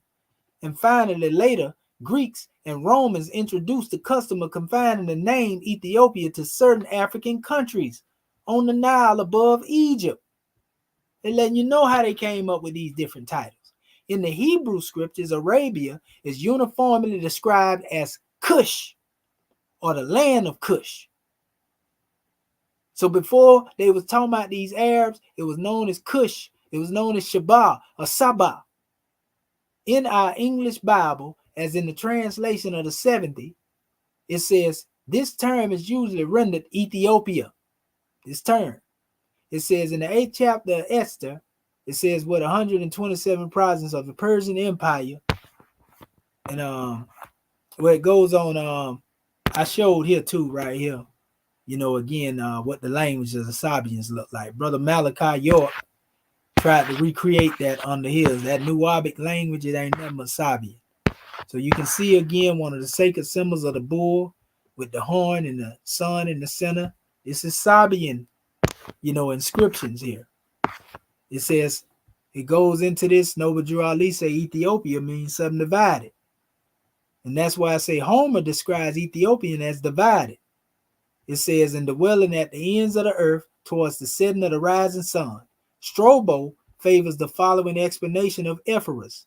The Ethiopians was considered as occupying all the south coast of both Asia and Africa, and as a divided by the Red Sea, anciently called the Arabian Gulf. Same areas I just pointed out on that map, into Eastern and Western Asiatic and African.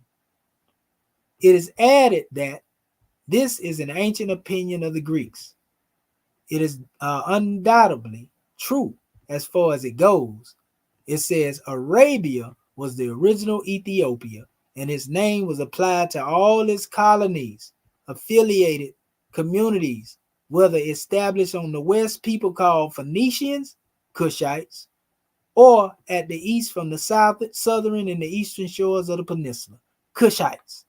And we showed you that the Arab got their language from here, from the Demotic script we was talking about last night. If you look at all them letters in there, I can show you alphabets out here. You know, definitely that was influencing the Arabic language. Look at it. Now you come down here to the actual development. I showed this last night. Let's go down here straight to the other document where I had the actual list of them. See that right there? This is your oldest Arab going back to the Nabatean script, which is also synonymous with that. See that style of writing there, all them different letters in there in the box form. See them? All that right there. And then it develops later into the Nakashi script that y'all see now as Arabic. See all the boxy like writing and all that script right there? Commission, the only one shows y'all where it really came from. Straight out of the Demotic style of writing right here. Straight up out of the Demotic. Some of these same exact symbols is right down here in the document down here. And we already showed you the name Allah came up out of there. So we ain't got to go there. See it right there? Same thing. Look at it. Same symbols, family. They just created their own methodology with an alphabet, and it evolved, and then later it came into this right here that you see now as Arabic. So ancient Arabic is what I was showing you on them plates up there. You know, the ancient, that's why Ibn Khaldun say that they had a writing similar to that of ancient Kemet. Mudar is what it was called. Mudar and Himyar. You see? He ain't talk nothing about that though, did he? Man, they better stop playing with this information, man. We really do this. I don't know who they think they talking to. I have no idea who these dudes think they talking to, family. You know? So let me go back over here so we can finish this demonstration up. You know, but we gonna expose you. When you come over here, we gonna put you out there. When you're out there, you're out there. While insinuating that our ancestors were Sabians, not only does he reveal his lack of understanding of who the Sabians were, I just showed you who the Sabians were, but also his lack of knowledge of the Arabic language. He corresponds to Sabian mentioned in Al-Baqarah, Surah 62, with the people of Sabah. If I just showed you the Sabians were Cushites, and we know that Sabah are also Cushites, we talking about the same people, sir. What is wrong with you? It says, for which the 34th chapter of the Quran is named. This is a layman's mistake as mentioned by Samad. Although the two words look similar in English, they have two different roots in Arabic. He categorizes the chapter of Sabah from the Quran, claiming that it gives a history of the Sabian people and how they went astray.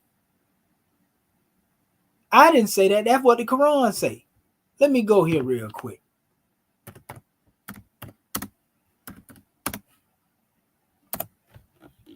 Surah 34. The people of Sabah. This is a whole surah dedicated to them. The people of Sabah. Watch this. And he talking about how great a civilization they was and how they used to build. See right here? Even here it's talking about Queen Sheba. It mentions, you know, a connection to Solomon here. Talking about him working with the GNC. Indeed, there was a sign for the tribe of Sheba, which is where Shebas come from. In their homeland, two orchards, one to the right and the other to the left. This is talking about two gardens or rivers that flowed through here. And I'm going to show you what them rivers referred to in the Piscean record. They were told, eat from the provision of your Lord and be grateful to him. And yours is a good land and a forgiving Lord. But they turned away, so we sent against them a devastating flood and replaced their orchards with others, producing bitter fruit and fruitless, and a few sparse, thorny trees. This is how we rewarded them for their ingratitude, and would we ever punish anyone in such a way except the ungrateful? See, it say we had also placed them in the cities, between them and cities. We showered them with blessings in small towns in sight of one another. We set moderate travel distances between, saying travel between them by day and night safely. You know, and it goes all the way on, family. And it even talk about big structures that was built, you know, and everything it is. So he's saying that these are examples for being disobedient. You understand? This is actually dealing with, look, whenever we send a warning to a society, its elite would say, we truly reject what you have been sent with. You see what I'm saying? It's all up in here, family. You know, so this guy, he ate up with it. That's all I can say. You know, it don't get no plainer than that. Let's go over here now to the same people that's being referred to here. Genesis chapter 10. I can bring all this stuff off the head, you know what I mean, and recall it. Here it is right here, family. See when they give the list here of the sons of Ham, Cush, Mizraim, and Put in Canaan, and the sons of Cush, Shabah, Havilah, Sapta, Ram. Y'all remember these names being mentioned in that excerpt that I read. These are the sons of Cush, Seba, all the way down here, and Sheba. These are Cushites. You understand? And Cush begot Nimrod. So we know Nimrod was a Cushite. This is basic information right here.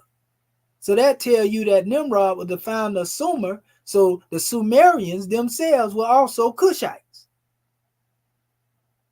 Abraham was of that lineage. He married an Egyptian woman, and gave birth to the Arab. So it was Cushite, Sumerian, Egyptian that gave birth to what we call Ishmael. You understand? And that's why that mixture is there. And the brother, again, our brother Sheikh Anta Diop, who is honored as a scholar, he went into this history in his book, African Civilization, Myth or Reality. He tell you the history, people. You can't get around this right here. Now get deep. Because notice the name that they mention up here now. I want you to understand. You see who the sons of Cush is? And Shabah, Havilah, Sapta, Ra'ama. I want you to see this name, Cush, Sabah, Shabah.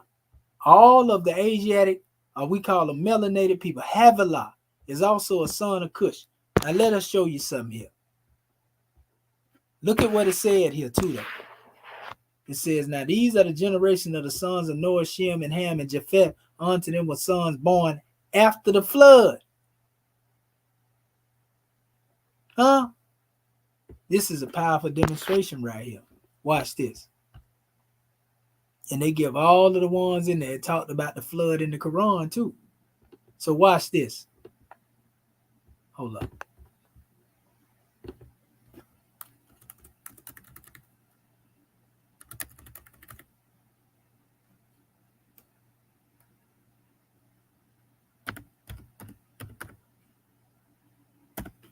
I'm gonna just click on this one right here to take us right there to it.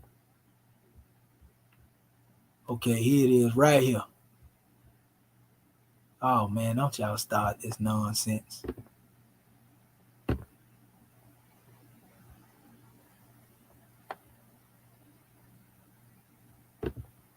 Well, let's do it this way then. We'll do it this way. I just hit that and it should let me go in there. Hopefully without trying to ask me.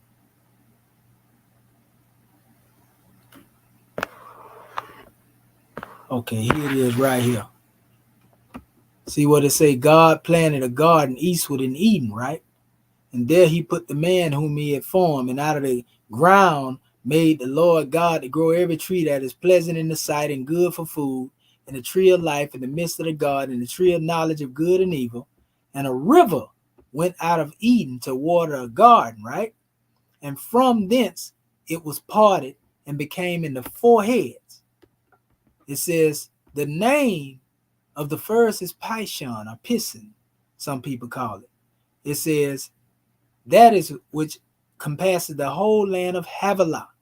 Havilah is the son of Cush. So this particular river passes through the land of the son of Cush, who gave birth to Sabah, or the Sabians, where there's gold. Gold is found where? In Cush, Africa. It says, and the gold of that land is good, and there's Bdellium and the onyx stone, a black stone. They also mention, you know, we know that the Cushites migrated out of there and went up through Arabian Peninsula. It says, in the name of the second river is Gihon, and the same that compasses the whole land of Ethiopia. So right here, this one already showed you that the Garden of Eden was in Cush. Right here, using the language they using biblically.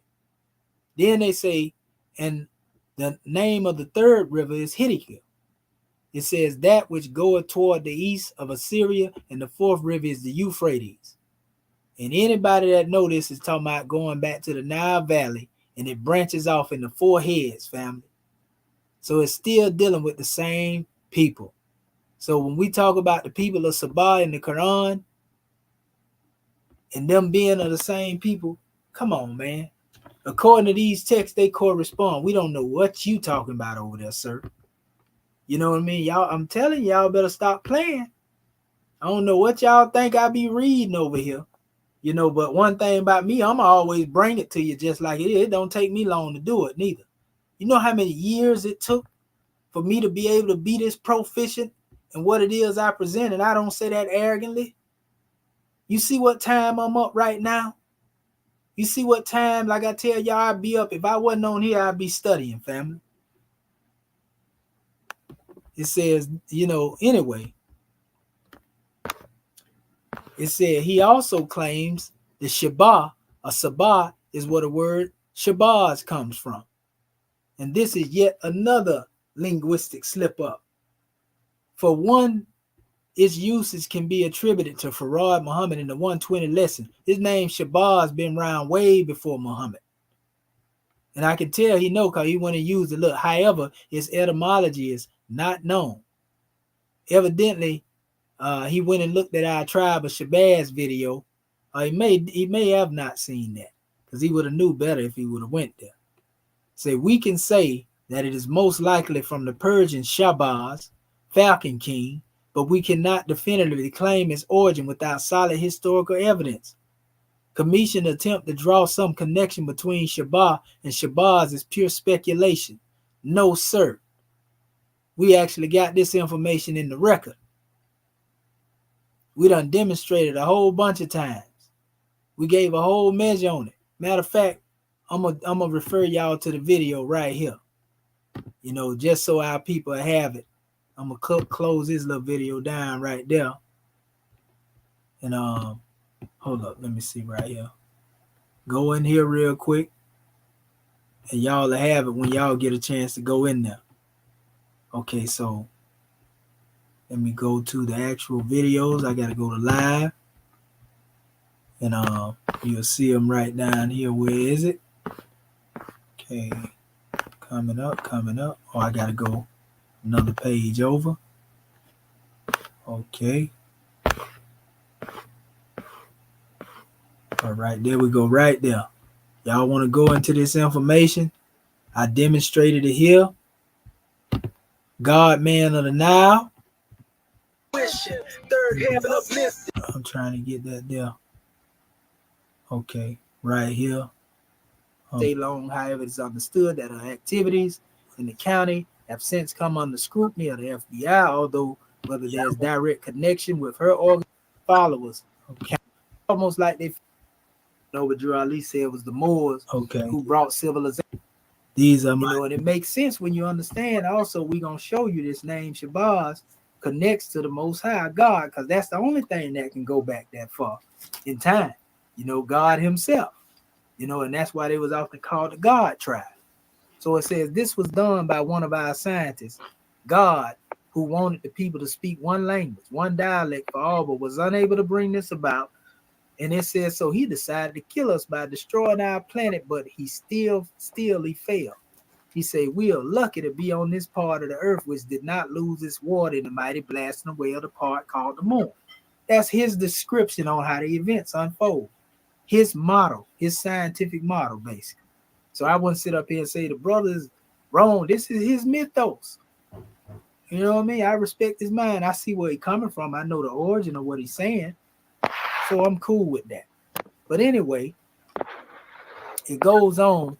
He said, we the tribe of Shabazz, says Allah God, were the first to discover the best part of our planet to live on, the rich Nile Valley of Egypt and the present seat of the holy city of Mecca, Arabia. You see? In this case, this connects. I'm going to show you how, this connects to the same history we demonstrate as Moors. Because we tell you that the Moors were the founders of the holy city of Mecca. You see what I'm saying? So there's a connection between the tribe of Shabazz and the Moors. In other words, the tribe of Shabazz are the Moors. And the Moors are the tribe of Shabazz, is what I'm getting at as well. It says the origin of our kinky hair, says Allah, come from one of our dissatisfied scientists 50,000 years ago who wanted to make all of us tough and hard. It says in order to endure the life of the jungle of East Asia. Now, you remember I showed y'all the pictures of the brothers out there, with their hair and the froze, that nappy fro, so to speak. And he's saying that this started in that area, East Asia, and then it used the word Africa to overcome the beast there. So we had to look rough, basically because we was in a rough environment. So, in order to try to deal with them beasts and they not look at us just like some lamb chops or something, we had to have, some kinky hair. We had to have some from froze, nappy froze, because that's what the environment called for. That's basically what he's saying. He said, but he failed to get the others to agree with him, and he said he took his family, moved into the jungle to prove us what we could live and conquer the wild beasts. I know Prophet Noble Drew Ali said it was the Moors who brought civilization in and, tamed the wild beasts, slayed the wild beasts and so forth and so on. Prophet Noble Drew Ali said similar things. I know the Prophet said our flag, is over 50,000 years old, so, But anyway, then it talks about the God tribe of Shabazz, and this is also, from, this is actually dealing with the tribe of Shabazz right here. This is the book on the tribe of Shabazz. See it at the top right there, the God tribe of Shabazz, true history. It says they came from a scientist who wanted a people who was capable of withstanding the hot sun and who could get along with the beasts and other wild animals of the jungle. He went to 24 scientists and pleaded with them to allow him to take his family into the jungles of East Asia to make the people that he thought would be capable of withstanding anything of nature. That man was one of the tribe of Shabazz. We are tracing our own father's history. You see, and it says, this man belonging to the tribe of Shabazz was the father of us from 50,000 years ago up to the day. If you go into the theology of time, he talk about the cycle ages, 25,000 years, being a change, and then the 50,000 being a universal change. So at each time when there's a change of 50,000 years, there's a paradigm shift. But this was taught in the Moorish Holy Quran prior to the Honorable Elijah Muhammad, when he said, Prophet Noble Drew Ali said, we measure time by cycle ages. You know what I mean? And cycle ages deal with, the 25,000, 50,000 year cycles and so forth and so on. You see, so there's a lot of overlap when we deal with the teachings of the Moors and the teachings of the NOI, but if one is stuck in one doctrine and don't know the other, they can tell you. I studied the NOI doctrine, thoroughly, just like I study the Moorish doctrine now. Been studying them side by side for years. I just went into the Moorish paradigm, but I know that doctrine well, so it was meant for me to know what I know so I can bridge the gap, you see, and show you that we are the same people, basically. We won. We just got to know that we won. See, this is what I've been trying to give to y'all instead of going back and forth with these knuckleheads that want to argue over things. I'm trying to bridge the gap. So here's an excerpt from my chairman's book, The Exhuming of a Nation, you know, and we're going to get now into, you know, the people known as the tribe of Shabazz. The chairman said here in the Book of Fire, he was given a rundown on the nations. He said, in addition to the above names and thousands of others, it is common knowledge the oldest fossils of man known to date.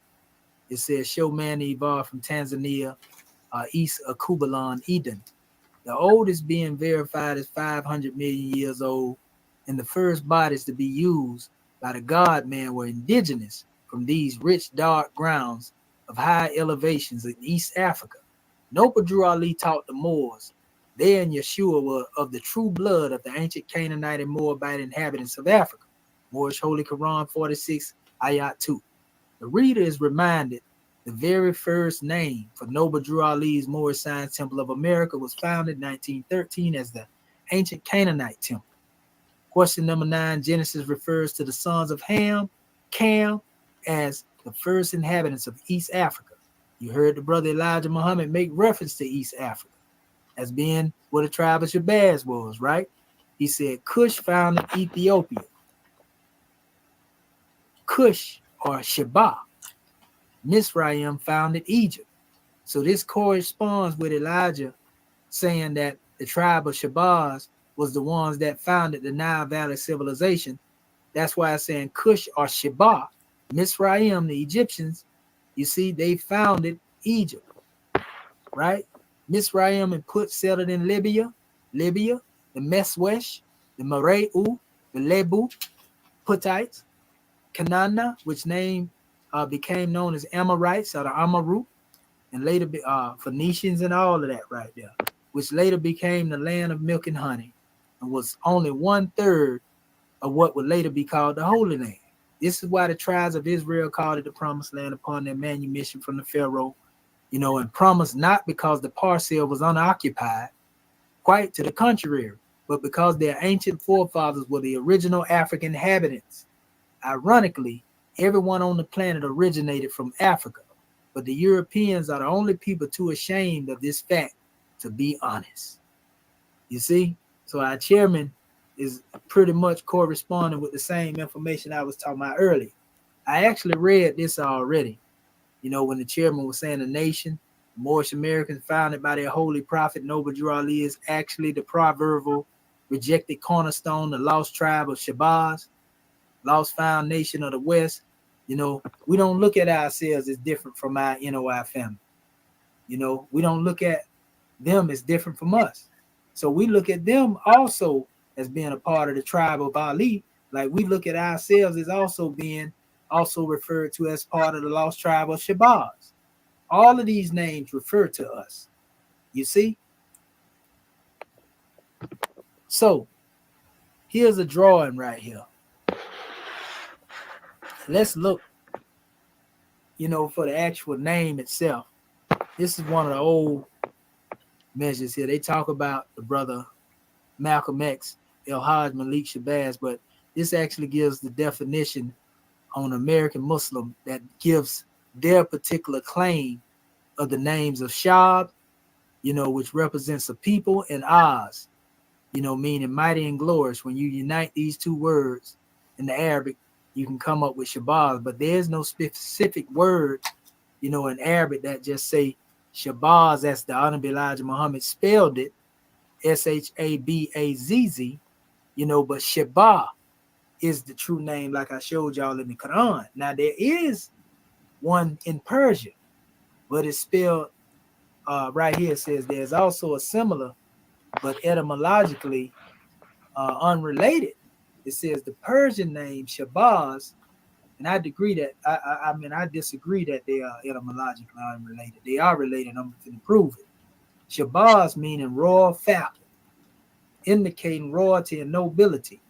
So there is actual a word in the Persian that is known, and this could have actually been the word that was demonstrated because Farad actually have, ancestry that connect to some of them people, whether people know it or not. But anyway, it goes on. They just quote the Honorable Elijah Muhammad saying that they descended from an ancient tribe by that name. God has declared that we are so-called Negroes. Notice he used the term so-called Negroes, so-called color. And he used to say, that we was Moors at one time until the Moors started acting crazy, and he had to distance himself, to build his own movement. But that was all prophesied by Prophet Noble Drew Ali anyway, so no big deal with that. It says that they are descendants of the Asian Black Nation tribe of Shabazz, right? So anyway, going further into this, and like I say, I'm just showing you, all of this information. We're giving it to you as it is. You already know what we teach Moorishly, so we ain't got to get into no arguments about that. Now, in the Arabic, there's a word known as al-Habash or al-Habez, al-Habasha, Habez. You see, and one is Turkish, one is Romanized, one Arabic, one Somali, Kabaj, and was the ancient region in the Horn of Africa situated in the North Highlands of modern-day Ethiopia. The term derives from the Semitic languages of Ge'ez, Habasha. See, so this is really another way of saying Shabazz al-Habasha, in the Ge'ez language and Arabic. It says the first written vowel is abjad. It says Sabian as well, Habasha. So the word Sabian is also connected, and this is coming from Sabian language. You see? And it goes on to say that the Al-Habash were known in the Islamic literature as being rulers of the Christian kingdom, guaranteeing that historical exodus. It says for Oxamites of antiquity, and the modern day variations of the term are used in Turkey and the Arab word in reference to Ethiopia, and its ethnic word in the West by Amhara, Tigray, and Biri, Tidrina, Itri in Ethiopia, Habesha people, right?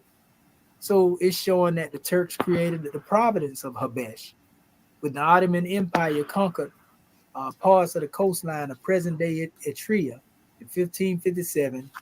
It says during the Ozdemir, it says Pasha took the port of the city of Massawa and the adjacent city of Arikiko, along with the neighboring Berbers, barbarians anyway. That's what the Arabs call them. It says Habash are recorded in the first Greek travelogue. It says of Perplius of the Erythraean Sea, engaged in an extensive commercial trade with Egypt among areas. The document also relates a strong connection with frankincense country or the Mahra region. It says of modern Yemen, a symbolic relationship with the ancient Sabians, with whom the Habash were allied. So they were united with the Sabians, right? So watch this. You get deeper, family. These are all different sources. Oh, let me show y'all too. Some of them got the actual measure. I actually have the full source out on the next slide of this here. It says, this is actually dealing that. Let me blow this up a little bit more. It says that Seba was the head of the African Cushites. Seba is synonymous with Sheba. This is an individual. You see, this is Shabazz basically, was the head of the African Cushites. It says, and with Mizraim colonized the Isles in the coast of the river banks of Africa. They talking about the Nile. Just like the Honorable Elijah Muhammad said, the tribe of Shabazz is the ones who set up a civilization. Is still talking about the same people, the Seba. It says, seems intimidated. Oh, it say intimated pardon himself in the following passages from Isaiah. It says, "For I am the Lord thy God." It says, "The Holy One of Israel, thy Savior. I gave Egypt, Mizraim, for thy ransom, Ethiopia, Cush, and Seba, Shabazz, for thee," basically. The words in brackets are the Hebrew titles, translating even it runs, thus Cush, even Seba. It said, "For thee." It says, Mizraim was not a Cushite, but the brother of Cush, but Sheba or Seba was the son of Cush. And the prophet's meaning seems to be, "I give Mizraim for thy ransom, and Cush living by Mizraim, even Seba for thee." In other words, Seba, the son of Cush, was the head of the African Cushites. It says, but not Sheba nor the son of Ramah. So they're showing the difference between one Seba and Sheba, because there's a distinction between the two tribes, but there's also a unity between them, which we established later. Because one of them come directly from Cush, and then the other one come later on. So Seba and Sheba represent two sons of Cush, is what we're getting at. It says, but Seba is actually said to be the head of the Cushites. You see what I'm saying? This opinion will be further confirmed. It says, still from the fact that Seba is thus manifestly traced to the African shores. Okay, it said the African shores. Let me roll this up a bit more. It says of the southern end of the Red Sea, which is what I showed y'all on the map. We naturally infer his original settlements were at the part of the Arabian Peninsula, immediate opposite. It says this inference supported by the traces which remained of his name in ages long after. In the south of Arabia, we find mentioned the cities of Sabah, the people of Sabah, and these names are not to be traced, but in immediate conjunction. It seems probable that Seba and his brother Ramah settled near each other, and that from Seba and Ramah's son Sheba, the city and people in these parts acquired the names above mentioned. Ramah is mentioned by Moses, Genesis 7, as having sons, Sheba and Dedan, and these remain with Ramah in the land of Arabia, while Seba crossed the strait into that part of Africa, now called Abyssinia. And this becomes the head of the African branch of the Cushite family. So this is Seba or Shabazz, the tribe of Shabazz coming from Arabia, going into the Cushite civilization. These are Arabian Cushites now, not modern Arab, the same Cushites we talked about last night. You know, so this corresponds with what the Honorable Elijah Muhammad taught, you know, and what the chairman was speaking of. And this is actually from Walter Chamberlain's book, 1854. And I want to try to pull it up right here, trying to see the name of the one. But if you put that in there, you'll find out this is actually dealing with the 12 tribes. But anyway, this is the same thing here, but it actually has a source in it. You know, so this is 1854. Now, this particular work is from William Ricketts. You know, and this is dealing with the historical Egyptian monuments and so forth and so on. Now let's get into the etymology of the word, you know, that how it evolves, you know, out of Seb and Saba into Shaba and so forth and so on. You know, this word, you know, that's being demonstrated right here, Seb, is being equated with time. You know, so it says in Egyptian mythology, Seb was actually the father of Al-Sa, known as also Keb. Geb is also the name that they give to Seb. This is the father of Al-Sa, right? Now, a lot of people say Al-Sa is not a physical person. They wouldn't be talked about if they didn't have some physical physicality at some time. You see, these principles manifested through some human form, but that's a whole nother measure. But anyway, it says in Egyptian mythology, the deity Seb was regarded as a kind of cosmical deity as well. It says as such, the oldest and father of the gods. So when we go into this name of Seb, this name connects to the name of Seba, but this name also connects to Asa. This name represents time or cycles in this special state, which make you think about the cycle ages I was talking about earlier. So it deals with cosmological root. Remember I was telling you about the tribe of Shabazz coming with the family, coming with the earth, the panspermia type of demonstration that's demonstrated in science, meaning the life form being brought forth, so in other words, this deals with the cosmological aspect of the name of Seb. This is said to be the father of Asa. It says, in other words, he represented the earth as well as his consort, and the goddess Nut did the heaven. Seb was rarely figured. It says, but when he was referred to, it was the great crackler, the goose, which laid the cosmic egg. So this goes back to the cosmology and the connection of the name Seb. It's going to get deep in a minute. Once I come to the etymology, you're going to see that this principle remains. It said, hence the goose was both the symbol of this person and the hieroglyphic of his name. Sometimes Seb was represented on the papyri as a human figure, sitting or lying on the ground, with vegetation either proceeding from or covering his body, while his consort Nut is bending like an arc over him. It says occasionally also Seb was called the Lord of Elements. It says, and was figured ithyophatically. It says, like Osiris and Horus, he was said to have reigned for a mystical period upon earth, and to have been one of the first of the gods that did so. Hence, he was also called on the monuments the father of the gods. Seb. You see? It also goes into, many other aspects of this.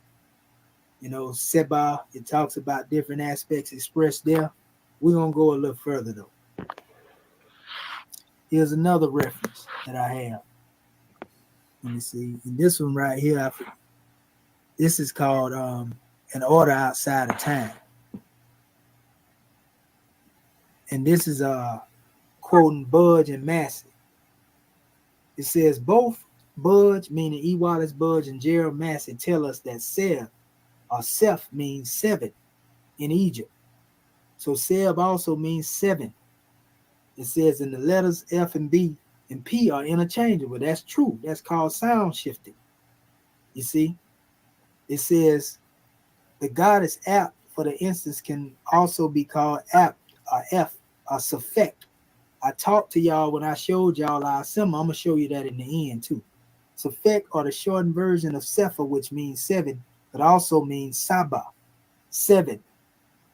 You see, hence the circle 7. But anyway, it says in English, must be from the same root. Greek from Egyptian must be words beginning with Sep and Kep. September originally means 7th month. And the heptagon, for example. A lot of people didn't know September, my birth month. What we in, we just came out of it actually. Was originally the 7th month. But it says, so it is more probable that not that Jewish Seba comes from Egyptian Seb. It says, given that both mean 7, it says, we know that certain other Jewish words have Egyptian origins, especially the ones with religious meaning. The queen of Sheba not only brings, but herself 7-fold wisdom. She and Sophia are one and the same, originating from Safek. Remember they talked about our brother G.M. James said that the wisdom of Sophia, or the Sophia, was taken by the Moors into the west coast of Africa. So you see the connection to the name, right? It says the Muslim Sufi means wise, and is obviously from the same root. Shekinah is mostly the feminine light of God. I want to give honor to our sister Shekinah Ra.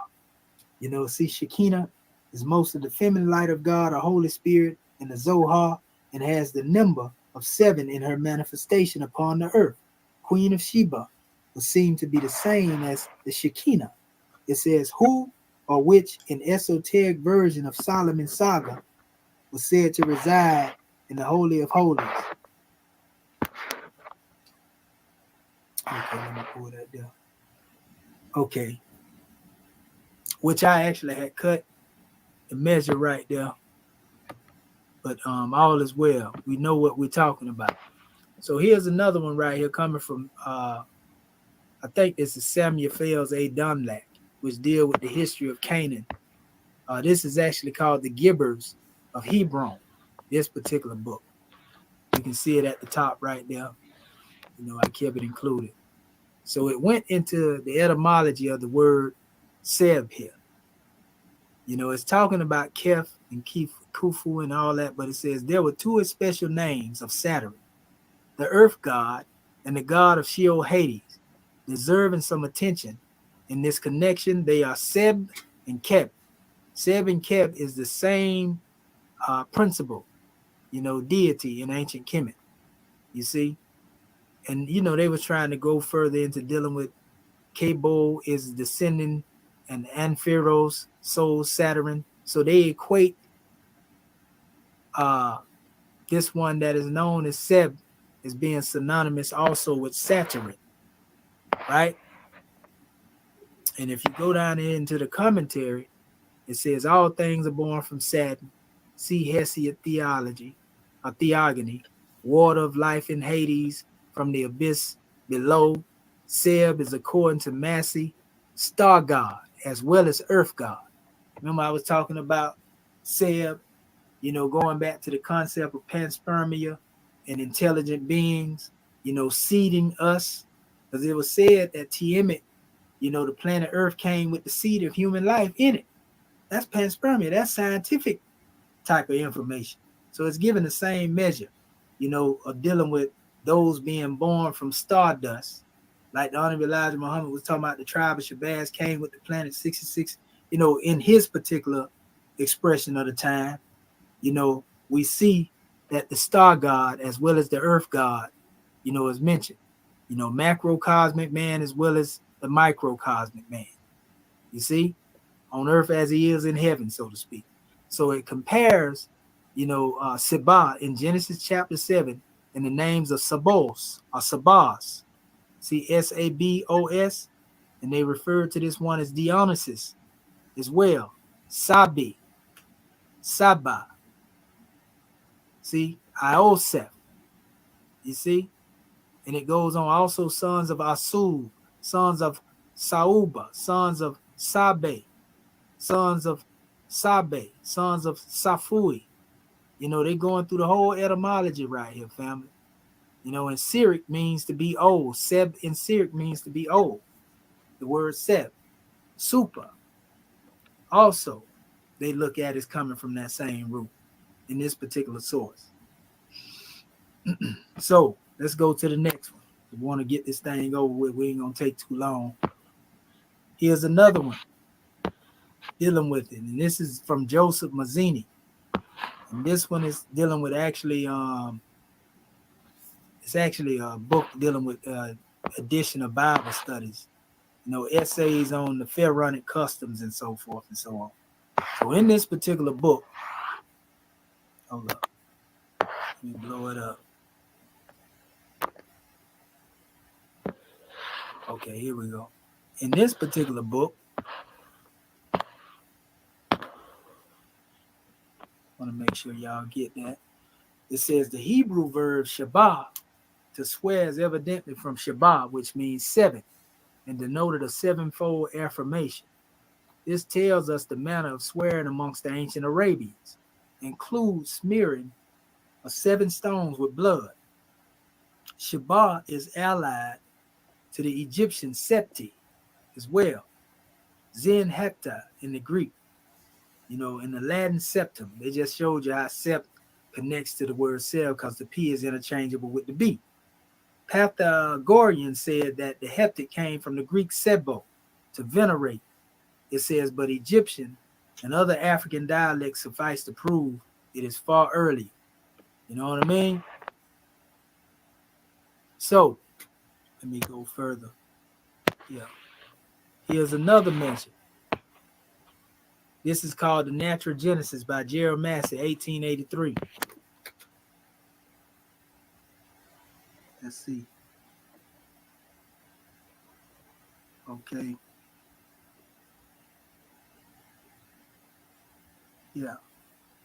Hold up. Let me see here. Get this up in front of y'all.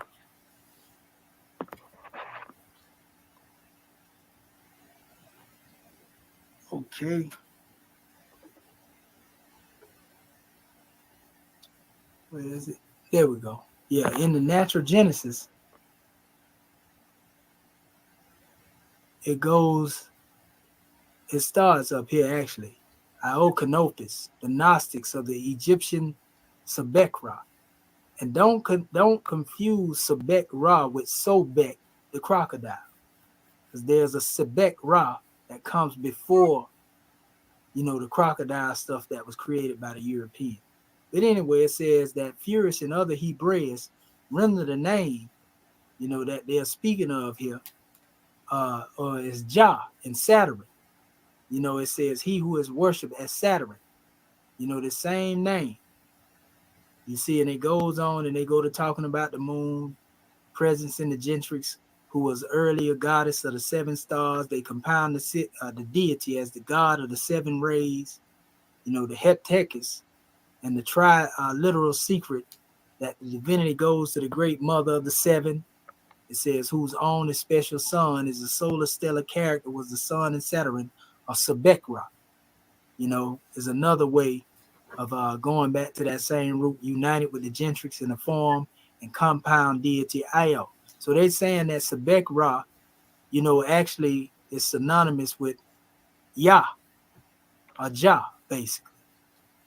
The unity of Canubis, Io, is expressed by the Egyptian Nu, and it means lady, the Lord of, and then the all, it says these were combined in the god Sutnu, and the Gnostic solar dragon of life. And so there's a connection, basically, they're saying, between this name. They come all the way down here, because I don't want to read the whole thing. I want to read the stuff that's specifically dealing with what we're talking about. That's why I clip a lot of this stuff, dealing with the measure, because it's a waste of time to read everything. But I gave you the sources where you can read the rest of it. So it says the sun and Saturn both became the Lord of the seventh day. This is very important, because we say that on Friday, the first man was formed in flesh, and on the Friday, the first man departed out of flesh. And that's coming from Saturday, Sunday, Monday, Tuesday, Wednesday, Thursday, Friday. That's how you really supposed to count a week, And so when we say that, we saying that the seventh day, that's often referred to in the book of Genesis, is the real day in which man came in flesh. You see? That's what we speaking of. And the day in which man parted out of flesh. That's why the Friday represents the holy day for us.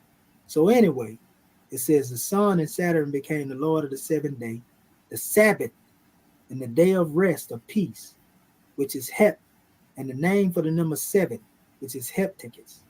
It says, but it say in this particular coat of Sebek, who was the original of that solar, Sabazius. Let me blow that up. Now you see the etymology on how it's changing. Sabazius, son of the Gentrix. Kubeba, Kubele, this is star. This is dealing with stellar beings, celestial beings, so to speak. That they're going into the teaching of, dealing with the planetary spirits. Saturn, it says, were combined as Sabat and Sabo and Sap, which read as Septi. It shows dual form of Seb for the sun and Saturn and Solar and Sobek and the son of Typhoon being compounded with this planet, both according to the statement of Kadirians. And it says with the planet and the moon of Her, the planet, the moon of Her, who had been the goddess of the seven stars, Sabazius was reported to have been torn into 7 parts by the Titan. This is like when it's speaking of, the moon being torn apart from the earth. This is the same teaching that's being demonstrated about this one that's being referred to as Sabazios, and they're connecting this to Yah, or Jah, God, basically, in this particular measure here that we have. I didn't say it. This is what they say, right? So it says, basically torn into 7 parts corresponding to the 7 days of the week, 7 planets to which they are dedicated. It is particularly noticeable. It said in Monte Falcon's collection of the Abraxas stones, and the 7 stars appear, as well as the 7 rayed sun and the moon. So you see Seb, Sabazius, Sabbath, all of that means 7. You know, a lot of people don't know in certain texts they spell the Sabbath as Shabbbos, Shabazz. So when we say the first man, you know, came forth on the 7th day, go to the book of Genesis. On the 7th day, a lot of people don't know that man that came on the 7th day came before the plants, he came before the trees, he came before the water ever touched the earth, before there was rain or anything. So this man came before the Adam that was made on the 6th day that they talk about. So the 7th day was really the first day. You see? Very powerful measure. So let me go further. According to the Bible, they would say, right? So this was another measure from the same text, and it's just talking about soup as a derivative of Seb, which is they equating it with Saturn again as well. You know, it goes on. Let me go to the next one. Okay. We almost at the end of this. This is another one I have here, and this is actually by William Osborne, 1854. This is dealing with the monumental history of Egypt. You can go down here to the bottom. I ain't got to read the whole thing. I'm reading what was necessary to be read. It is said at length, he was devoured by crocodiles. It says, by this, we are to understand that late in life, he founded a new city in Egypt, which he dedicated not to a stolen god. It says, after the then prevalent custom, but to a new god, one of the first settlers, his ancestor, Sabah or Sabak. It says the son of Cush, you see, of this god. So this is talking about Cush again being a founder of the Nile Valley civilization, you know, and so forth and so on. That's a whole nother measure. Here's another source that I have here. It's all dealing with etymology, family, the origin of ancient names and countries. You see, you know, they got different biblical names. Joseph, they show the different names of that. Zephaniah, Zebulun, Seb-Alun. You know, they even go into all of that. They talk about right here a Hebrew month name, Seba, the Arabian god of heaven, Sabi, the Sabians, Asabel. You know, it's talking about Sabellians, a people, Savelios, because B is interchangeable with V as well. You know, then it goes into the name Jehovah is called Sabaoth or Sabbath. The word Sabbath and Jehovah or Yahweh or Yahweh is synonymous. You see, the God of hosts, the God of heaven, him whom heavenly hosts obey. Savitar, the creator son of the Hindus, is Sab or Sev. You see, Saturn, Satar, Antar, and fire, and God. The Bible gives Queen of Sheba or Seba, which is Seb, Saturn, or Ishbak, a man's name, and we have Sabaku or Sabakas or Sabekas, king of Egypt. You see what I'm saying? So it goes on, it speaks of the fire god, Ark compound with Ani, the sun. We have the name of Saturn. So it's a lot of association with this name dealing with the earth, dealing with Yahweh, dealing with Saturn, dealing with star god. You know, like pretty much this name expands, you know, through the cosmos as well as dealing with the earth, family, when we deal with this Seba and Shaba. To deal with the number 7, there are many different meanings based upon who is expressing the word, basically. You see? We also have a measure here, you know, that goes and run down the history that we already read, really, so we really don't have to go into it. But it actually talks about Shabbat and Sabah, always denotes the same country. You know, when you see Sabah and Shabbat, it says the Sabians, they the same people. You know, it goes on omitting from the present consideration the Bedouin Sabians. It is easy to show that the two other Shabahs it says are distinguished in the scripture most clearly. Then it goes into the merchants of Sheba and Ramah. The merchants of Sheba.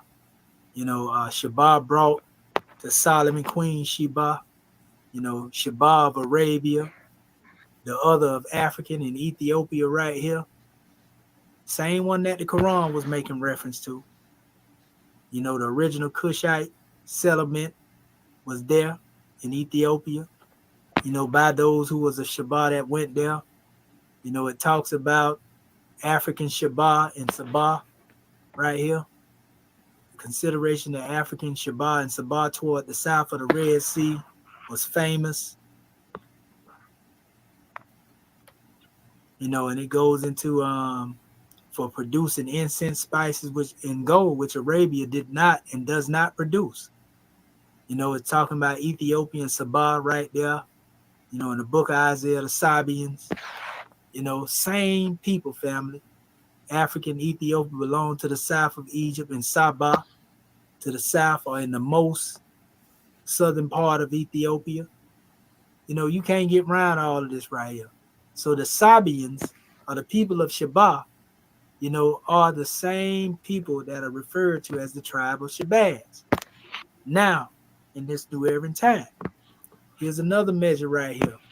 This is the source from, I actually probably had that in other area. Oh, this is ancient modern, not ancient modern, but prehistoric nations. It says Cush had 6 sons whose allotments were as follows. Seba, the founder of the Sabians, Havilah, who peopled the land of Havilah. So what they call the land of Havilah, which is what supposed the Garden of Eden supposed to be, this is really talking about the Nile Valley. When it talk about the land that, the river that break off into 4 branches, that's the Nile. Being surrounded by a place that's dealing with gold, one of the rivers, the land of Ethiopia, that's the Nile that they talking about. You see what I'm saying? So it says the form of these had 2 male children, Sabah and Dedan. Sheba was the progenitor of the West Ethiopians, to whom he left his name. That's where we get the Shebas from again.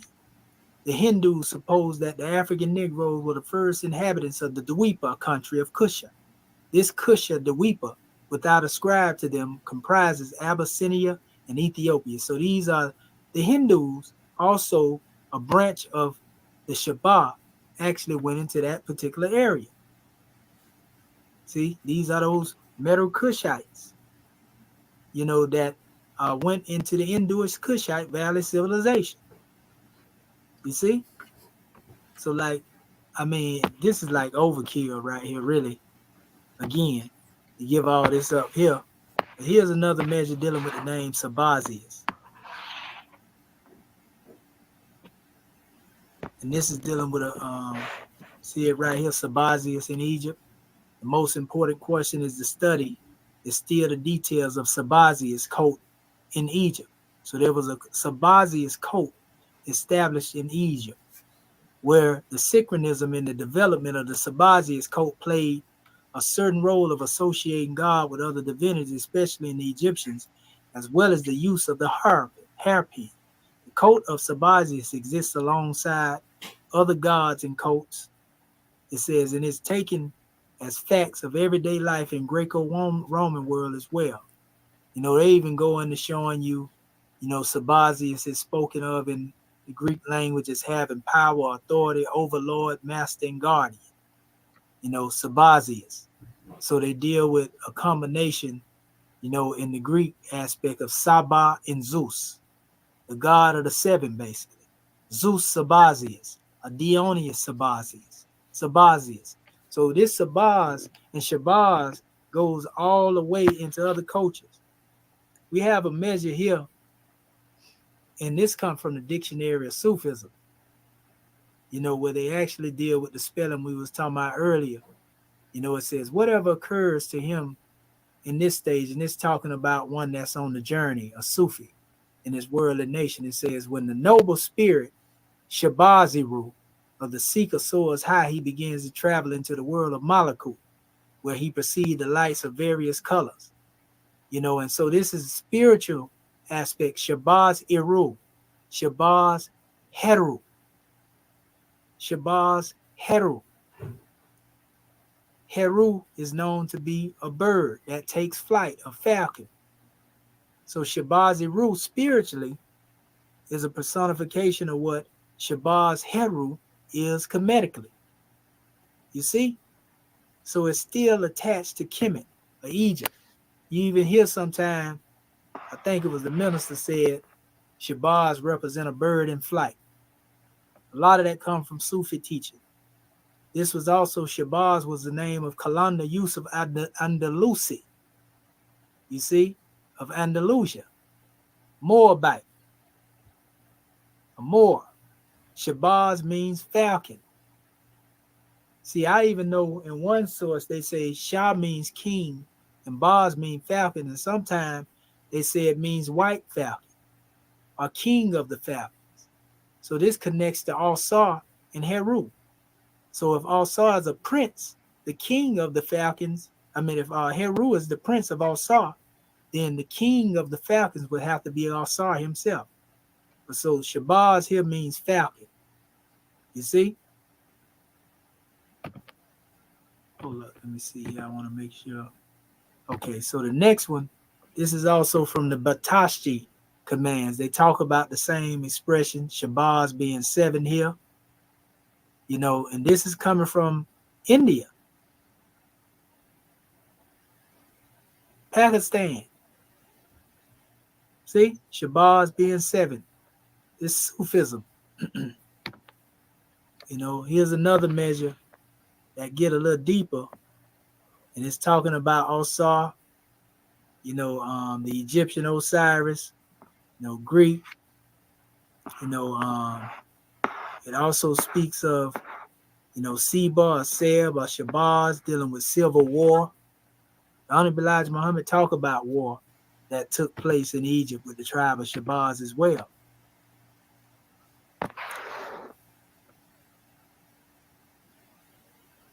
Okay, I didn't mean that one there. This right here, like, they didn't have the inside of this, so I had to use the outside. This is a standard dictionary from 1897. Again, Google Books. You can find all this information in Google Books, family. You know, a lot of these books are free PDFs. You can download them. But this is on page 1562 of the dictionary English. A descendant of one of several persons named Sheba or Seba, one of the Arabian or other tongue letters, changed toast all running to the tongue Sabazia or Sabezi, right? Or Begzi, festivals in honor of Sabazius, which is the same deity that's mentioned, family. This is an older book, the New Universal English Dictionary. I want to say this from about the 1600s right here. You know, and it's giving the breakdown on the name. Again, Sabasia, the nocturnal mystery celebrated by the Greeks in honor of Jupiter, Sabazius, into which all that were initiated in the golden serpent put their breaths taken out of the lower part of their garments. You know, it's also giving you the definition of Sabbath as well. You know, the same way that we already read from the other books. Okay. Here's another one here going into Sabazius. Hence, Jupiter bore the title Sabazius, Jupiter, as well as Bacchus, a word not derived from Hebrew, Sabaoth. It says, as some have imagined, it says, but from Seba or Seba, which is a name also of the Indian Iswara. So there are connections between this here. Cicero tells that the Sabazian Bacchus was a king of Asia, by which was meant a large tract of the country that the ancients called India and Ethiopia. Asiatic Bacchus, Shabazz, the Asiatic man, God man as the brother would call him. He was an Asiatic black man, but you know, we say God man. But if Bacchus or Sabazius were an Indian deity, then the foreign Sabazius must be sought for among the Hindus, not surely among the Israelites. And in this case, since the god Bacchus, Sabazius, is clearly the same as Bacchus, Siva, I see not how we can well avoid concluding that the names Bacchus and Sabazius are respectfully the names of Bacchus and Siva. It says the very same affiliation was used among the Thracians, from whom the Greeks borrowed a large part of their theology.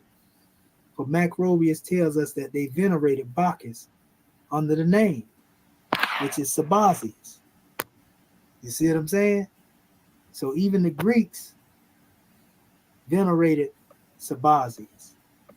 So this name Sabazius has been found in Ethiopia, also found in Greece, also found among the people of India. The Sabaz coat, so to speak, is what they would call it. This is another measure where it says the mighty Orpheus was the first to convoke the subterranean people.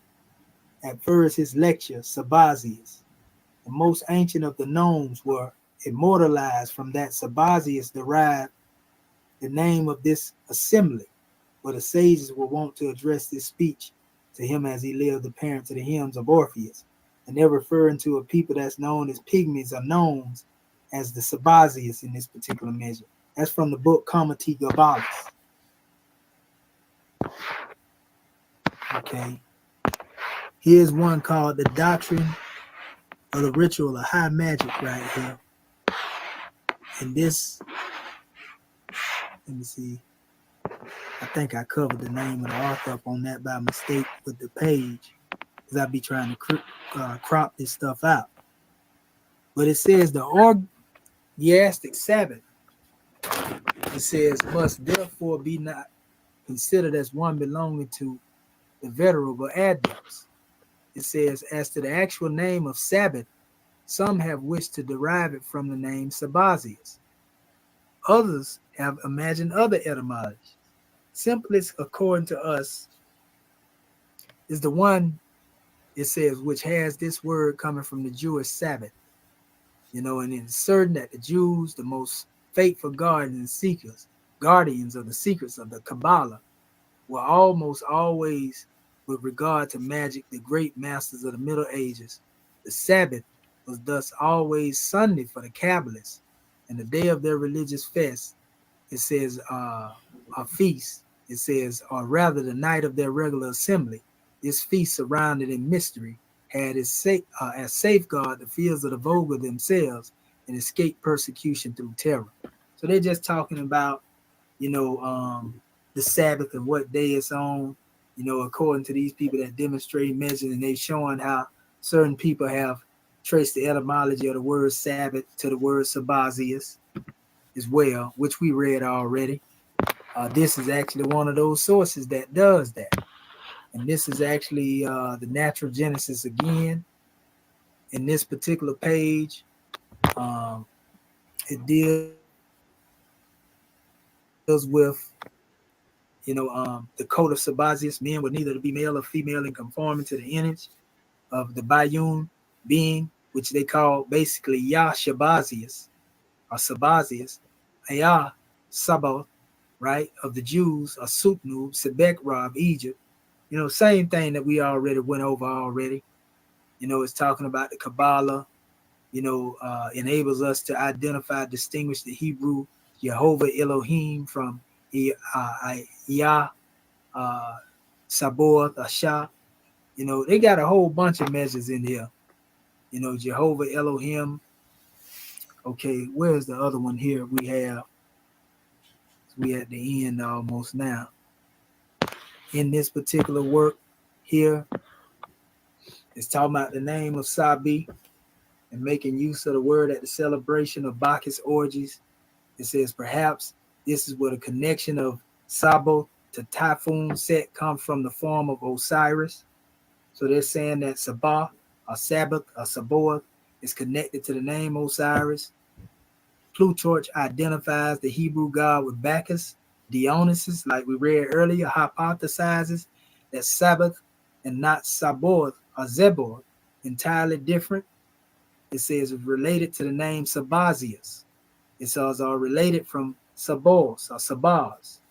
It says he also tries to derive the Levite priesthood from Dionystic,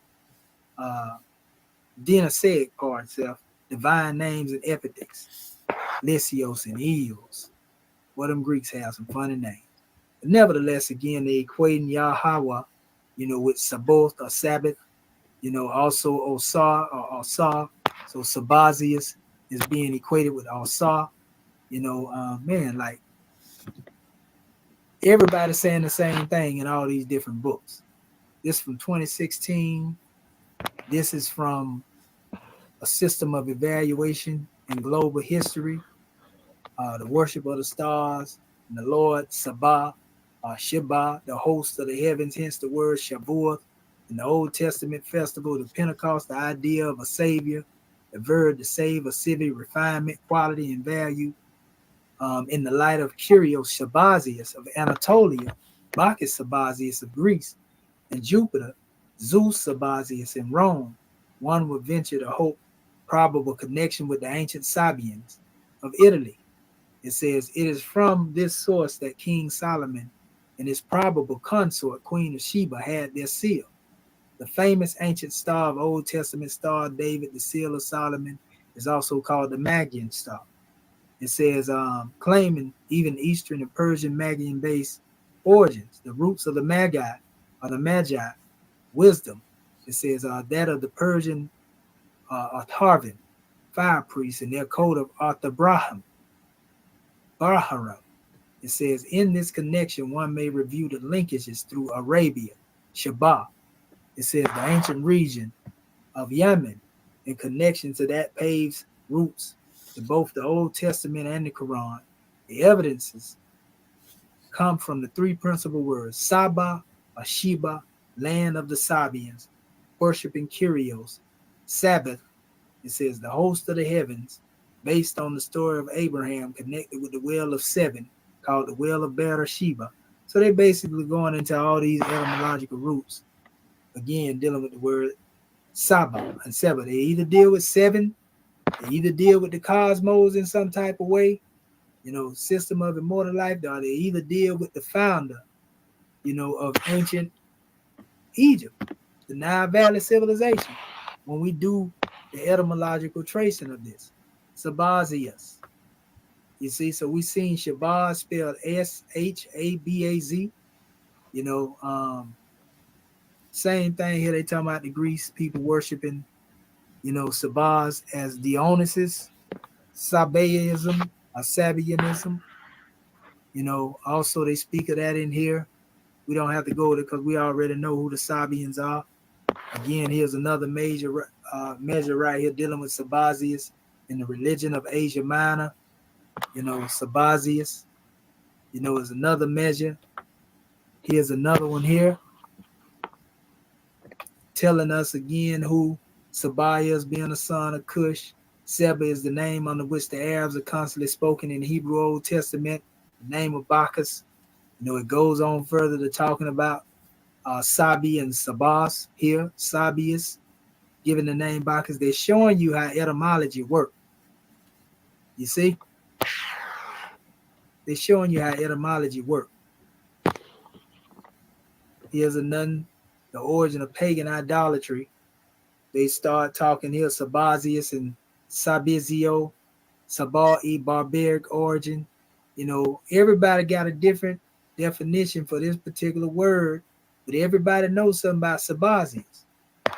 They know about Sabazius being from Ethiopia and Africa, coming out of, the region of Arabia and establishing, culture in the Nile Valley civilization.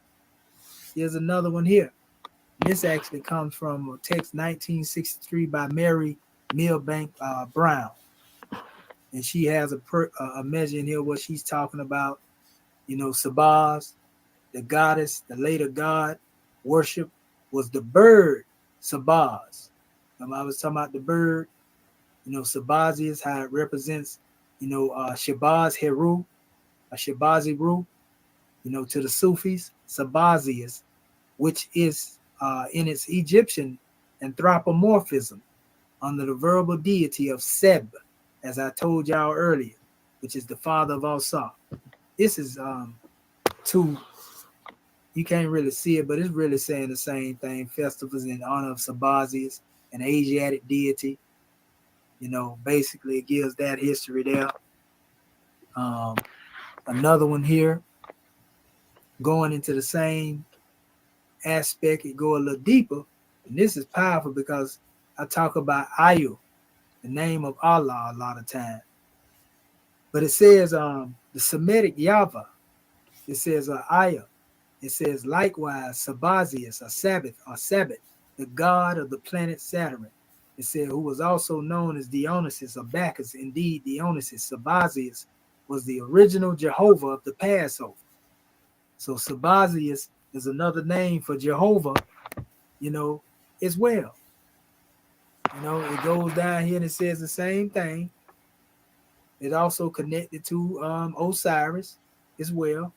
You know, the archangels of the Sabbath, again, mentioned in the same breath as Sabazius. So Asa is also there. So when we understand this, it makes us think about, you know, Sabazius, basically, if it say Asa was the one that established the civilization, you know, and it's giving the term to Sabazius as well, and also talking about one coming over. Sabazius was used for many different expressions, so to speak, when it deal with Kemet.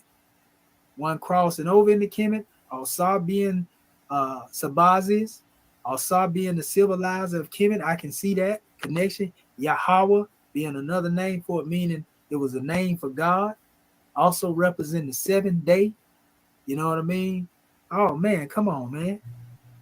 Yahweh has been identified with Osiris, whose name is often equated with the Alexandrian Jews, with their own divine name, Jehovah Yah, also considered a moon god. Osiris was the moon god insofar it was the light and power behind the moon, Osiris. And so these are other different people's, you know, their breakdown on these types of measures. But the main theme is what we point out is this name, Shabazz, comes from the word Seb in root, S-E-B. Then it becomes Seba, S-E-B-A. Then it becomes Sheba, S-H-E-B-A, right? And then we see how it becomes S-H-A-B-A-Z, you know, but it also is S-A-B-A-Z-I-U-S, Z-I-O-S. You see what I'm saying? We can see the etymological root, but the history is following the word. That's how we more making this connection, not just because it's dealing with the SB and the this and that, so per se, but everybody is saying the same thing no matter where you coming from. These are all different sources I'm coming from. They're telling you that, you know, this thing went into India. They're saying that it went into Greece. They're saying that it was established in the Nile Valley. It was established in the Kushite civilization. So, you know, this name goes very deep, fam. See what I'm saying? Here's another one. And they actually use the term Sibu here because he is Osiris and Osiris is the child of Sibu, and they're talking about Seb again. You know, so when we talk about the tribe of Shabazz and the God tribe, you know, along the Nile, it all makes sense now, don't it? It started in the Nile and everybody else took from it, right? Here's another measure. Lancer and Landy both held the bear driver, which was the national sign of ancient Egypt in the myth of dismemberment of Osiris. It says originating in successive settings of its stars, and that it was also called Osiris, Bacchus, or Sabazius. You see, the ancient name for Bacchus and Noah. Oh my goodness, another progenitor. So even Noah was given this name Sabazius. Come on, man, we got to, you know, it don't get no plainer than that. You know, this is another measure talking about Sabazius, and the men and the other Sabazius was a Phrygian and Thracian god from Asia Minor, you know, known in Greece, and Dionysus and all that right there. That was their version of Dionysus. And if I show y'all who Dionysus is, I'm going to do that real quick so the people know, you know, what's going on, We at the end of the slides now. So I'm going to show you Dionysus real quick.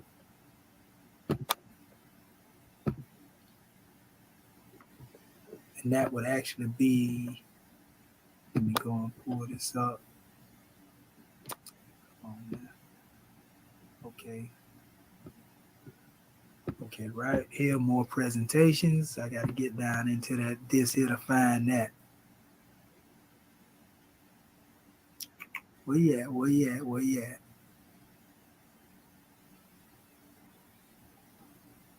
Well, I'm going to have to go in here, look like it.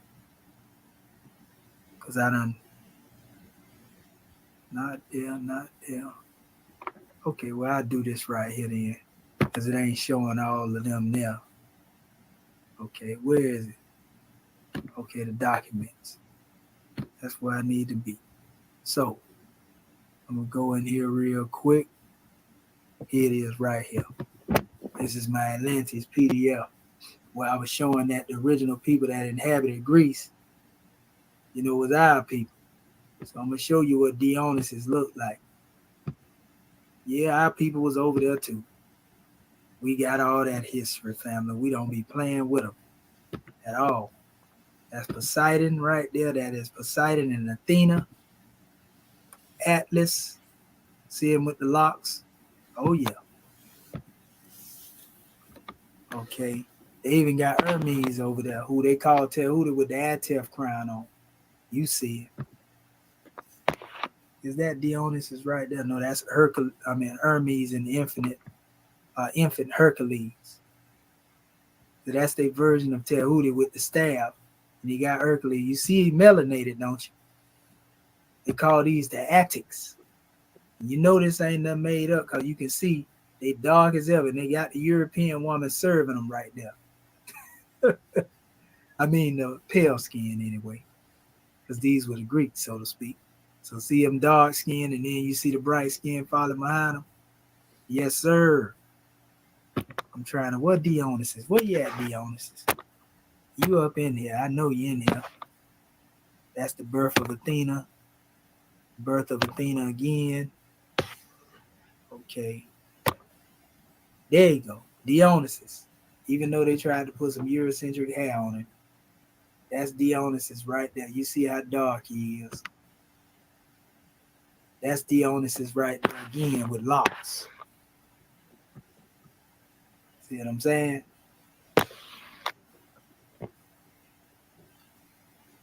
See the difference?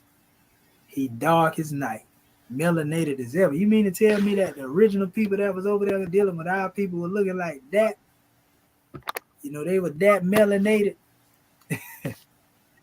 before the Roman went over there and went to remix it and remix it. But anyway, that's a whole nother measure.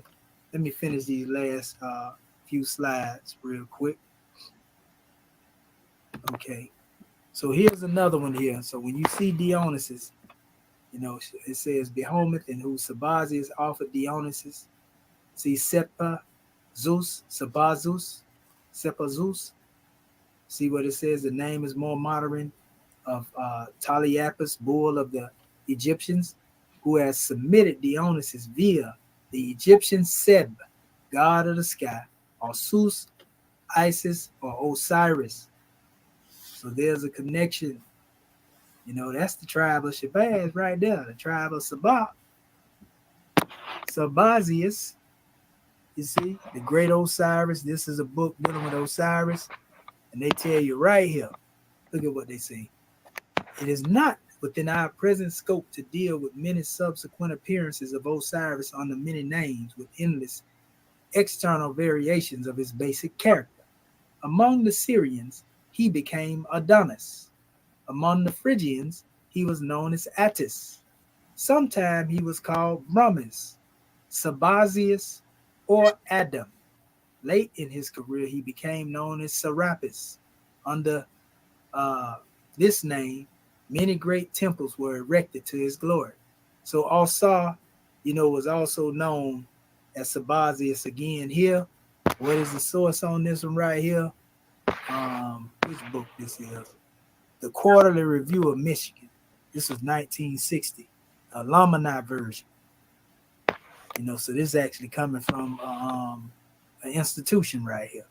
So it goes on, it speaks on the Persian Mithra became soda when absorbed the basic characteristics of the Egyptian prototype, but the greatest of all of the Osirian reconstitutions was the Thracian Dionysus, which we just showed you. You have it again, family. So no matter where you go, you know who it is. This is another one right here, and this is actually coming from the Secret Teachings of All Ages by Manly P. Hall. The rites of Sabazius were very similar to those of Bacchus, and it is generally believed that the two deities are identical. Bacchus was born at Sabazius, or Sabo, and these names frequently assigned to him. The Sabazian mysteries were performed that night, and the ritual concluded the drawing of a live snake across the breast of the candidate. Clement of Alexandria writes the token of Sabazian mysteries to the initiated is the deity gliding over the breast. The golden serpent was a symbol of Sabazius because this deity represented the annual renovation of the world by solar power. The Jews borrowed the name Sabbath from these mysteries and adopted it as one of the appellations of their supreme god. During the time of Sabazian mysteries was celebrated in Rome, the cult gained many votaries, it says, and later influenced the symbolism of Christianity. The Cabiric mysteries of Samothrace are renowned among them as well. It goes into all of that. So it's saying that the Hebrews actually took the concept of the Sabbath from the Sabazius, or Sabazius mysteries. 57, this is basically reporting the same measure dealing with, and this is actually coming from a catalog.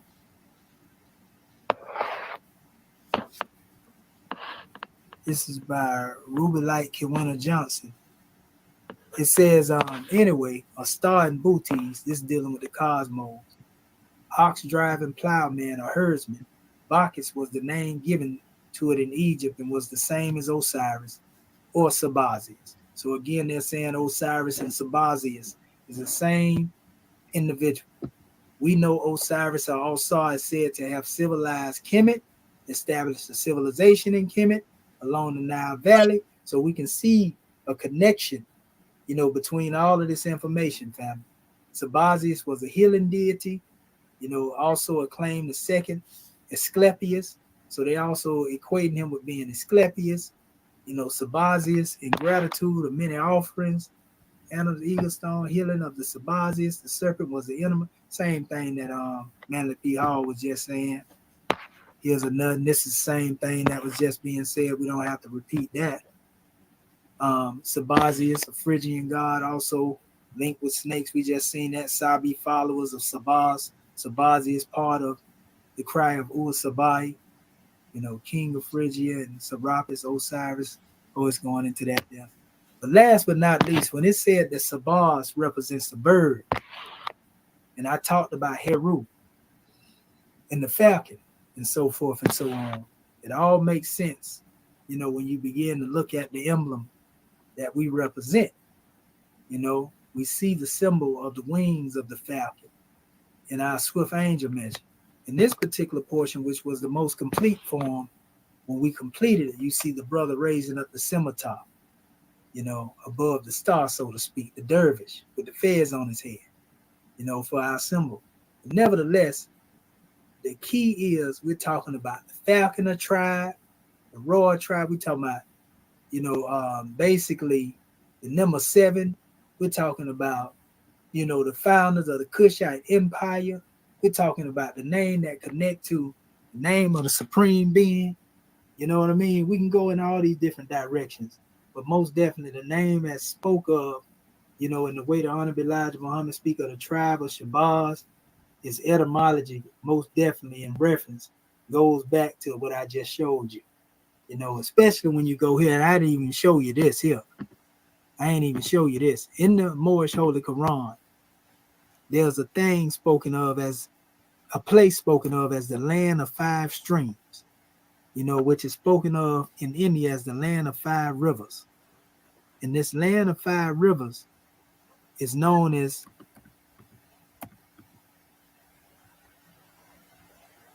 Hold up. Because they actually spell it this way.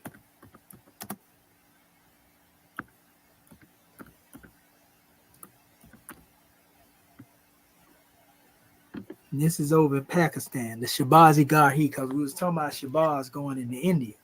But guess what is located over here in Shabazi Garhi? These are the edicts of Ashoka, who Prophet Noble Drew Ali also speak about, who was a Moor. Ashoka was known as the Mauryan. See the Indus River and all of that. And they was telling you that Shabazz went over into this, some of them is saying the Kushites. The people of Shabazz went over here and they established their measures. See the edicts of Ashoka down here at the bottom? It's like 21 of them. See, Shabazz Garhi. This is the actual place, you know, that was founded by the Mauryan Empire, the Moors of that area. See it right here, Mauryan Emperor Ashoka. These are his inscriptions, family. And I showed you what Ashoka looked like last night. So Shabazi Garhi is also a place over here. And this term Shabazz, you know, is also a term that was used as, hold up, let me show you.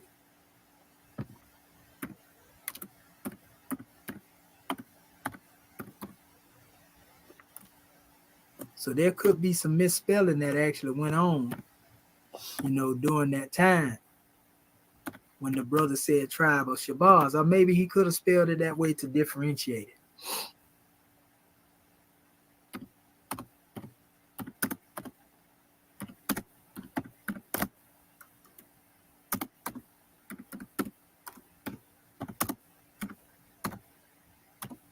The Achaemenid Empire of Egypt.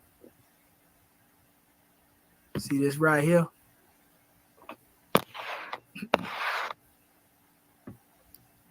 Shabazz, which is same as the bird. This is their version of the Heru bird, family.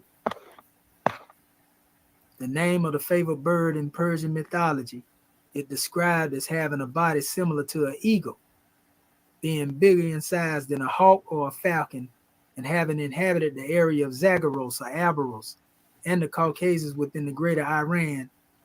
In ancient Persian mythology, the Shabazz was a god who helped the Iranian people guide the Fabahar to the Iranian islands. So Shabazz literally translated as royal falcon. It was standard practice for Persian Shah to keep the royal falcon or another bird of prey. This symbol represented both strength and aggressiveness. The ancient Egyptian deity of Horus is speculated, see what I'm saying, to have been the archetype for the standard of Cyrus the Great, who founded the Achaemenid Empire. So they was basically, you know, going into the same thing. This is called the Refish, Shabazz. See? And there are many of these types of flags. They actually have them in different colors and everything. You know, if I would actually take that, you know what I mean? Like, we can't make this stuff up right here, family. So they tell you the tribe of Shabazz came out of that particular region and went into, you know, the Nile Valley civilization. You know, it makes sense. You know, it makes sense. You know, when you put all this stuff together, what I done brought up here to you, you know, I'm just dealing with etymology, maps, and, you know, a little history, historical data, so to speak. So they have many different, like I say, expressions of this, you know.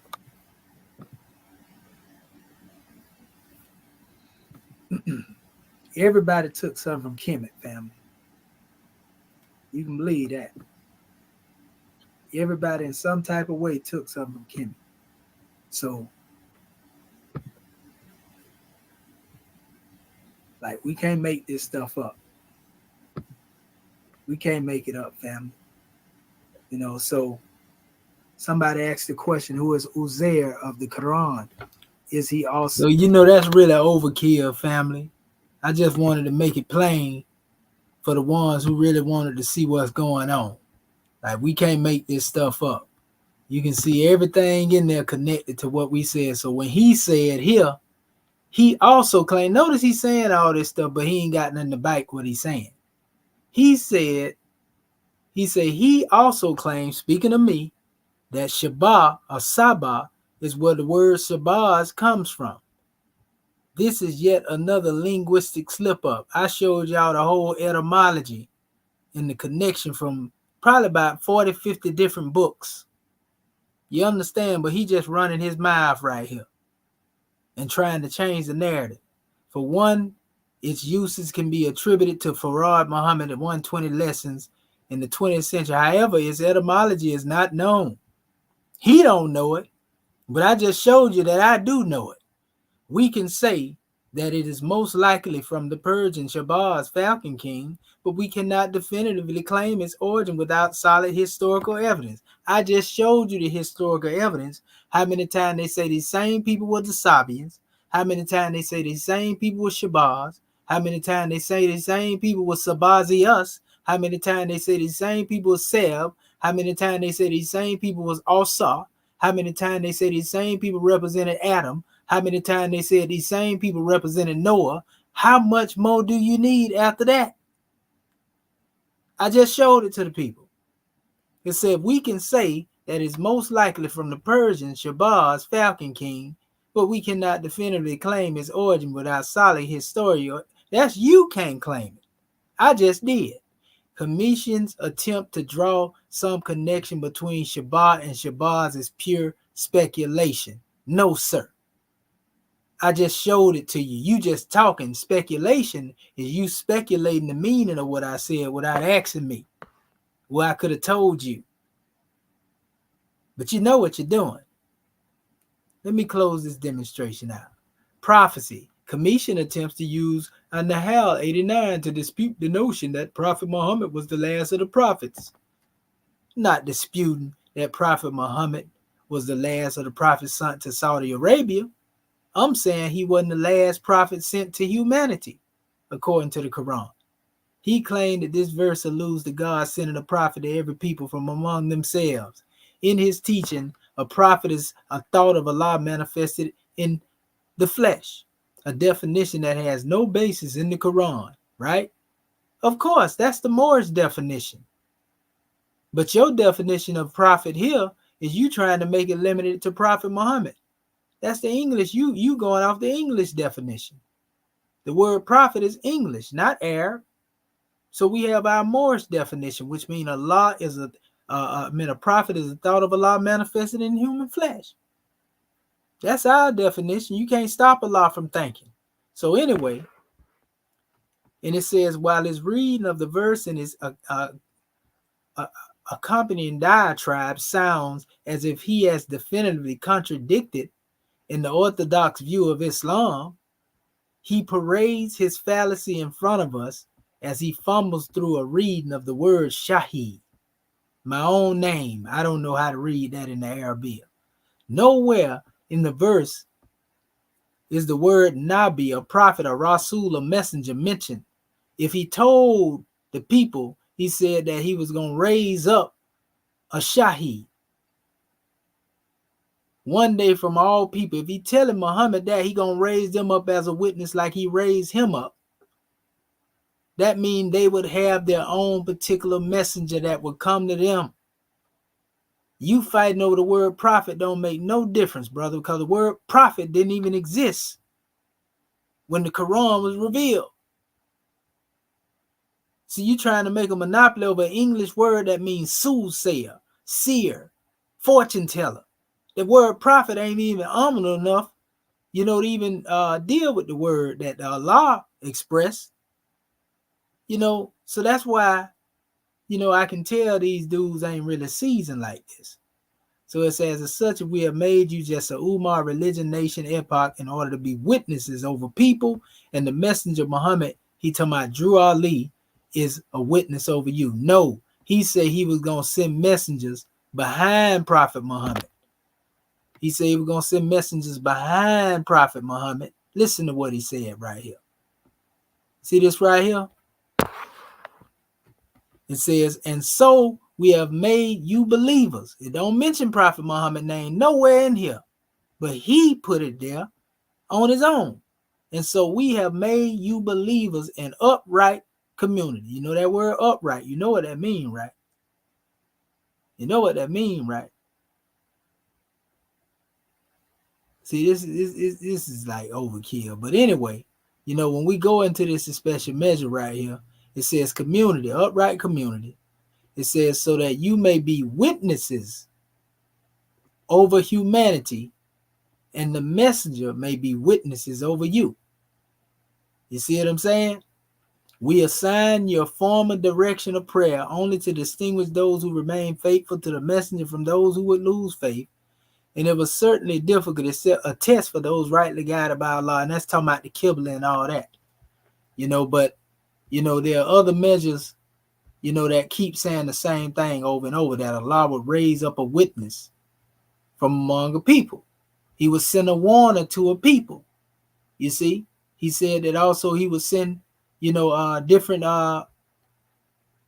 just different individuals to different people after Muhammad to bring them the truth. So as Muhammad was a witness over the Arabs, our particular witness would be a witness over us. Prophet Noble Drew Ali is the one that brought us the teaching. Like I said, if it wasn't the will of Allah, Prophet Noble Drew Ali couldn't have did that. If he didn't want Noble Drew Ali to come and teach us, then he wouldn't have never allowed it to happen. So when you put the name Muhammad in here, they ain't say nothing about that in that surah I just went into. Muhammad al-Khattubi, a true Moorish scholar of whom died in 1273, stated the meaning of the verse was on that day, the day of judgment. This is somebody after the prophet giving commentary on him. God will bring forth in every ummah a witness from among themselves. They are the prophets who testify, bear witness that they have come. Look at it, he done cut himself with this source. They have conveyed the message from God to their respective ummahs and called them to faith, and every time there's a witness, even if there's no prophet. So when it comes to dealing with this measure right here, he just confirmed what I was saying.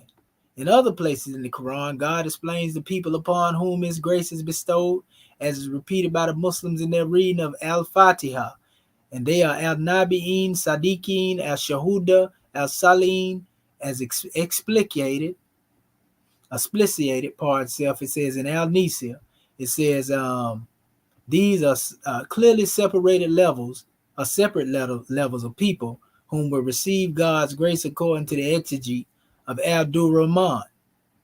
No matter what title you gonna give it, definitely Prophet Noble Drew Ali was one amongst them. You understand? So he just going into a lot of Arabism here, you know, trying to refute the prophet. The prophets are those who Allah has favored with revelation to call people in faith to God, not Commission's made up definition.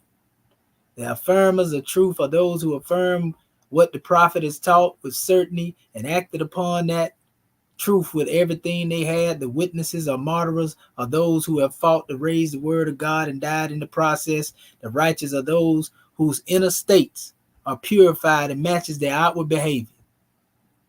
All of these people will be granted the company of each of paradise. So what happened with Prophet Noble Drew Ali? Did he not pass form a martyr for the truth? Huh? So we know what a prophet at him, working from the plane of soul. The verse was long revealed to console the deep-rooted longing of Muhammad's disciple to dwell with him eternally in paradise, which is a level of love and spirituality that the likes of Commission cannot comprehend, because his understanding of Islam is too shallow. A true Muslim can connect to the Prophet Muhammad by following his sunnah and through remembrance. And many Muslims see him in dreams and in the awakened state and continue to receive guidance and blessings from him this day. Now we know he lying. How you know you see Prophet Muhammad's in the dream in the awakened state when they tell you it ain't even no picture of Prophet Muhammad? So how you gonna know who you looking at? Since the Muslims never produced a picture of Muhammad. Man, this dude is crazy. Sufism, with regards to Tasawwuf, is clear that Commission has no conception of it. Rather, he follows the footsteps of many Western Orientalists, it says, who deem tasawwuf as an Islamic form of mysticism and the pursuit of paranormal phenomena. This was the opinion of European Orientalists Henry Bergson, Reynold Nicholson, and Rene Goudinot. I don't teach none of that stuff he talking about. However, challenged them on the ground that mysticism in Western concept equivalent to hearsay magic occultism, which only leads to confusion and distraction from the true path of esoteric knowledge, tasawwuf. Never hear me up here talking about no magic. On the topic of Dhul Nun, Commission contends that he was not a Muslim. He didn't like that. Dhul Nun was straight from Egypt and supposedly practiced ancient Egypt mysticism, which he inherited from Tahuti. That's what Dhul Nun said. If you studied him, you would know he said that. In turn, he uses these baseless claims to assert that tasawwuf is not Islam. He lying again. I always teach that tasawwuf is the highest form of Islam, the spiritual form. I happen to write a paper for a graduate school refuting this Orientalist view of mysticism, who attempted to change Dhul Nun from a pious Muslim ascetic to a Syncretic mystic. Nicholson characterized Dhul Nun as a mystic moving, a sofa with its thoughts, which caused spectators to die out of astonishment. Yet I found none of this in his early biographical sources. So he going at somebody else. Anybody that don't agree with this dude's approach, he writing, to go in opposition to try to protect what he trying to teach. From these works, we can ascertain Dhul Nun was clearly an Islamic scholar who listened in the chains of hadith narrators along with Malik ibn Anas, Laith ibn Sa'id, Sufyan ibn Uyayd, and a science commission rejects. Because Prophet Muhammad said, burn the hadiths. Al-Sulami confirmed he was a Nubian from Akamim city in the Sogate state of Upper Egypt. This site of ancient Egyptian temples, it says, but the biographers do not relate much information about his background, because that is his background. They only relate that his teachings are true Sufi. That's right. He emphasized divine mahabba, humility, and tawadu. All them other stories coming from the hadith. This is actual sources outside of what y'all trying to create. Outside of y'all little religiosity y'all try to put on it. And this is telling you exactly who Dhul Nun was. Repentance, humility, sincerity, ikhlas, solitude, wahada, truthfulness, sadiq. And furthermore, he stressed that people make not claims of Nas's marifa on his rope of Sabian groups. Nah, he lying about that. Who believe they have some secret knowledge that is not attainable by all show us the source. Because we already done seen you interpolated, a lot of these different measures in here, and ain't got nothing to do with what's being spoke on. Al-Sharani relates Dhul Nun as encounter with Abbasid Caliphate and Mutawakkil, which demonstrates his brand of Sufism. After being accused of hearsay, he was marched to Baghdad in chains. On the way, an old woman advised him not to be awe of the Caliph, nor look down on him or argue his case. Dhul Nun thus avoided responding to their accusations. When asked why did he not answer, he said if he denied the claims, he would be made liars of Muslims, and if he confirmed them, he would have lied about himself. So he left the decision up to the Caliph. Upon hearing the Mu'atika, declared him innocent. There was nothing mystical about Dhul Nun's Sufism, and there's nothing to suggest that he secretly practiced an ancient Egyptian mysticism. His earliest biographers reported about his loyalty to Islam and Sufism and did not report instances of telekinesis and paranormal activity, which I did not claim the brother did that, which he probably had the knowledge to do it because he was an adept. Therefore, how can a 20th century European writer with no ties to Sufism bring a new report about him? It is clear that Commission is citing the European tradition of mysticism and not the African tradition of Sufism with regards to Dhul Nun. Conclusion: the ability to create YouTube channels to gain recognition from less informed people has emboldened people to share half-baked theories, misinformation on the web. No qualifications or prior experience needed.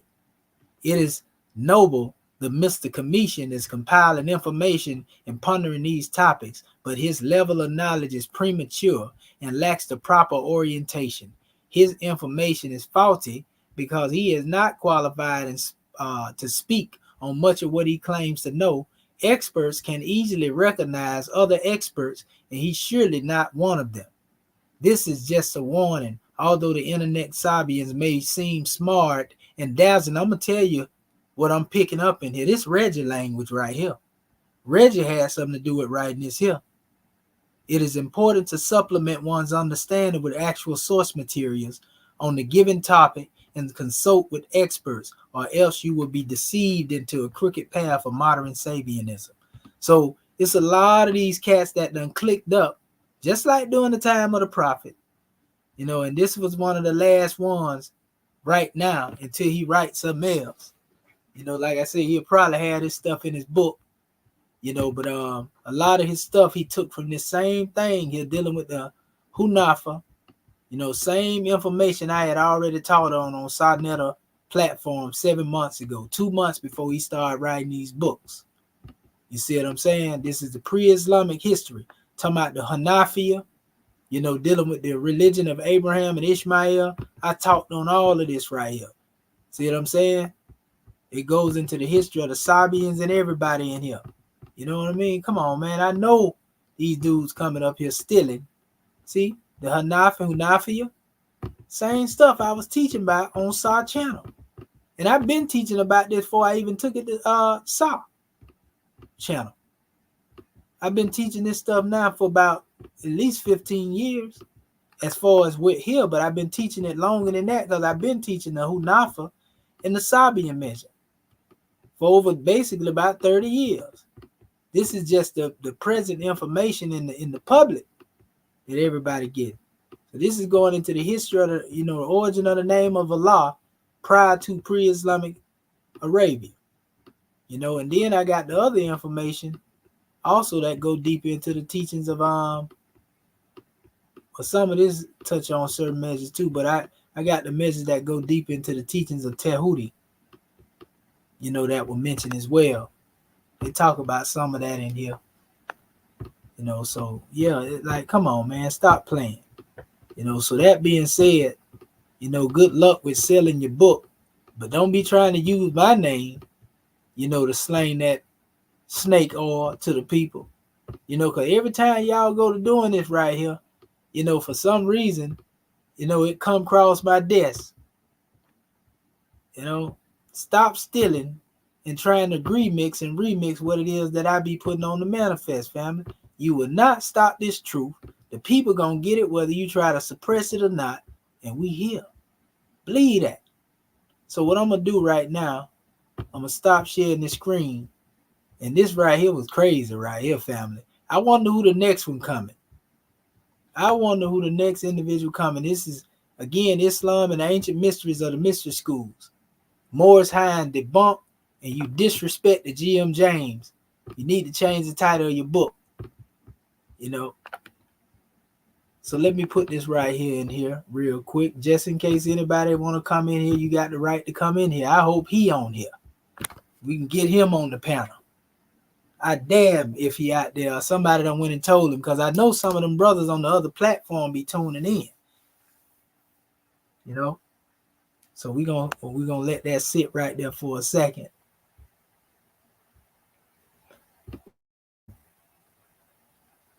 You know, and I wanted to see what my family talking about out here. Want to give honors to your family. It's been another grand late night library session. We covered a lot of ground, but you know, we got to do it.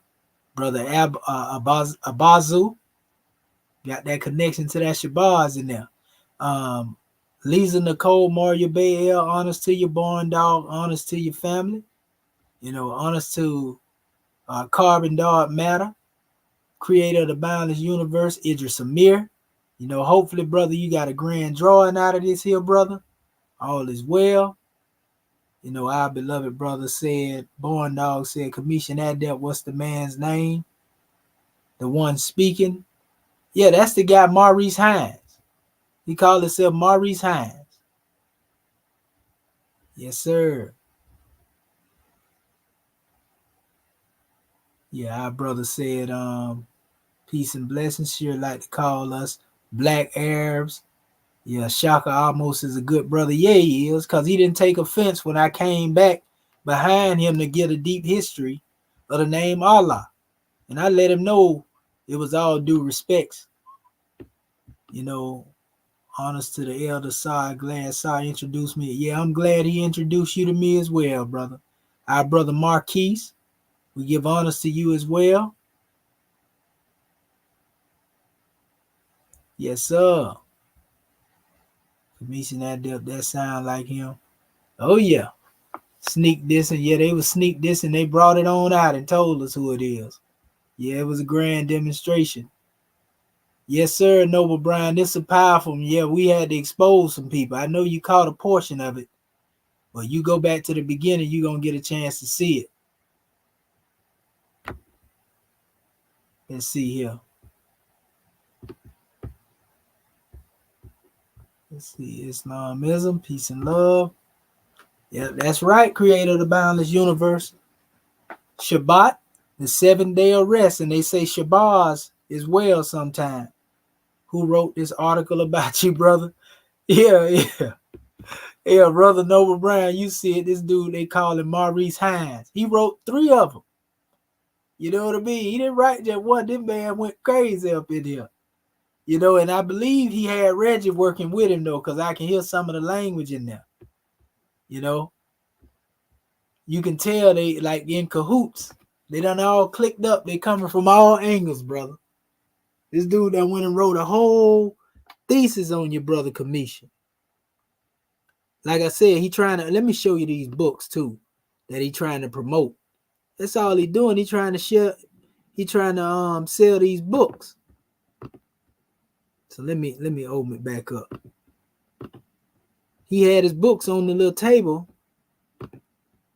Let me pull this thing up. Here it go right here. Look at it. He had 3 whole pages on me, brother. I ain't even know it. Look at the dates on him. He just did it not long ago. This was published on the 6th, part 3. This was the other page he published on October, right here, the 15th. He's a closet Mason, posing as a Muslim. This is October the 8th. So this dude done went all the way out his way. You know what I mean? They go at the brother. You know what I mean? And we just debunked all that nonsense and took it off the count right then. With the foolishness he out here demonstrate, man. This is crazy. Look at that. He got it right here. All 3 of them on one page. He trying to use me to basically big up himself. And what it is, he had his own position on who the Sabians are.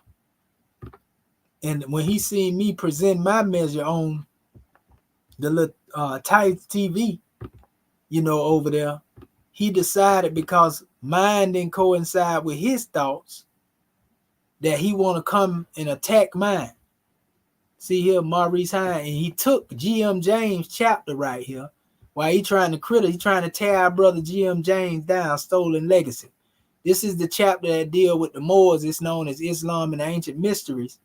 You know, G.M. James talk about that, and when I be telling you the Moors come with the Kemetic science, he trying to debunk that and debunk G.M. James.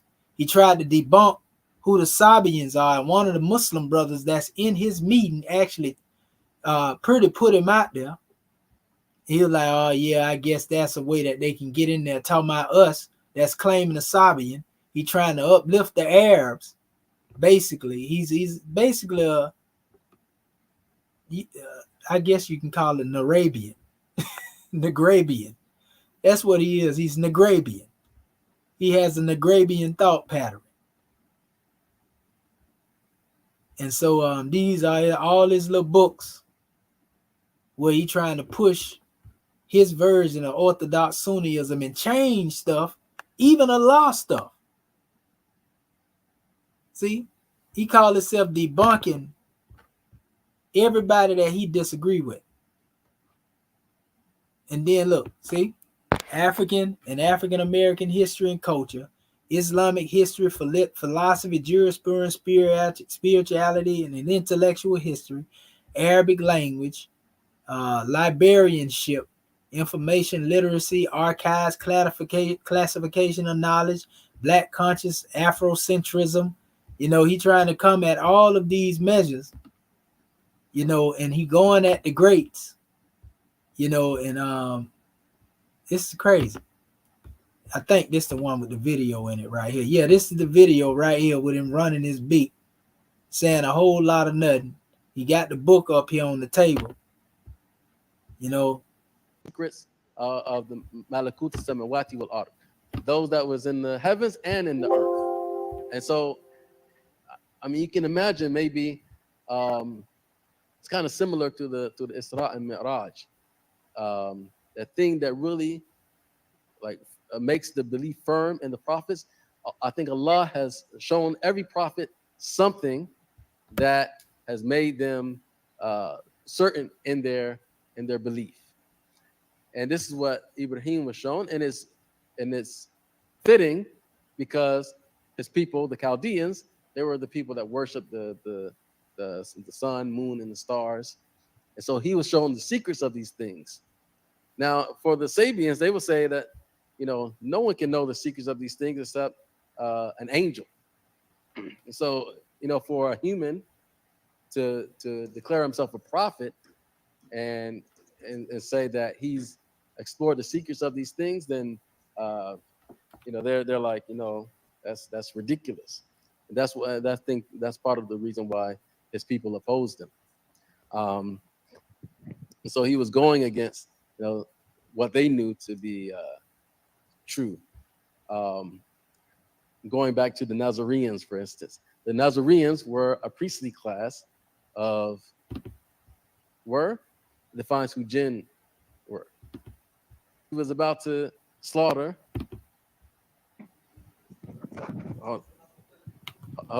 Let me give you the mic for the angelic or gods, even, right? You go to this dude. They began to build structures along with the stars. We've seen that. But he was in here attacking the Moors. I think is actually coming from the Sabian phenomena. Just kind of created this hodgepodge of religions. They're see right here, regular Freemasonry, right? Pertinent for us is to identify these groups within the African American communities. So the Moorish Science Temple, very much influenced by Theosophy. We know that they don't follow an orthodox brand of Islam. Yes, they're heavily influenced by irregular Freemasonry, right?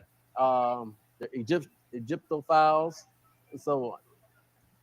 See, he's trying to come up with titles that try to refer to the Moors, you know, as basically being outside of Islam, you know, and he trying to degrade the name Sabian, basically, you know. So I would advise anybody, if you ever see them garbage books that he got over there, burn them up, you know, because they trash, you know, because he over here trying to Arabize the people.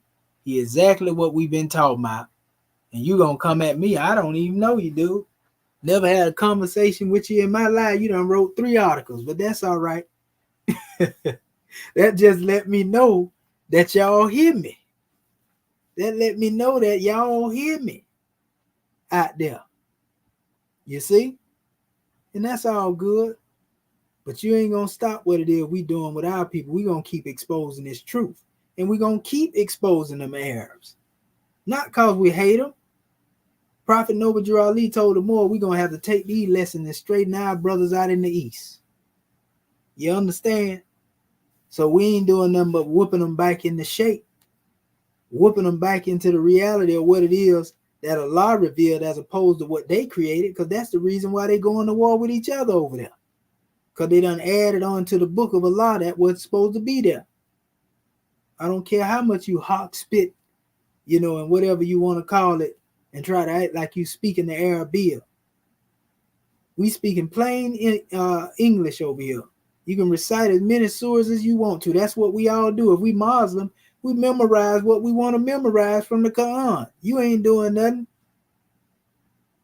You know, I can get out here all day. Allahu Akbar, Allahu Akbar.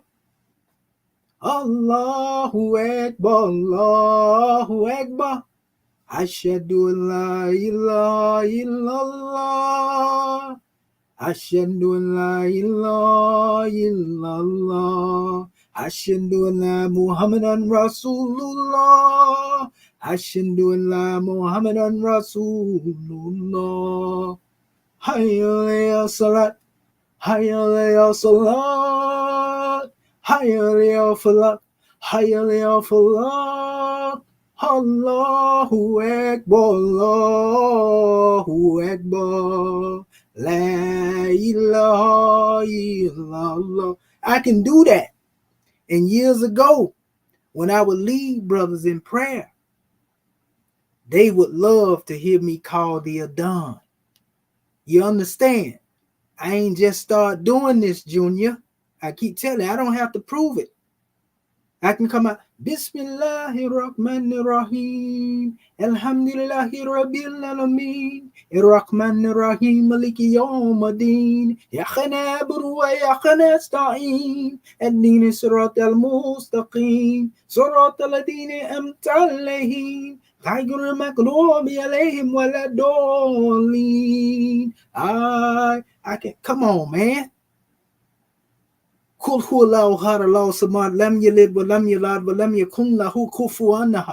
we can keep going on and on and on. So you ain't doing nothing slick to a can of oil when you get up there trying to act like you in a master over Arabic, bro. And none of the people that's here listening to me right now on my channel ain't never heard me even do that. Because I ain't got nothing to try to prove. I ain't got to try to prove like I'm no Arab. Stop playing with me. I know what I'm teaching, and I know how to demonstrate what I'm demonstrating, family. You know, I ain't got to try to be no Arab in order to do that. You understand? That's exactly what's going on, Noble Brian. You said that right. Yes, sir.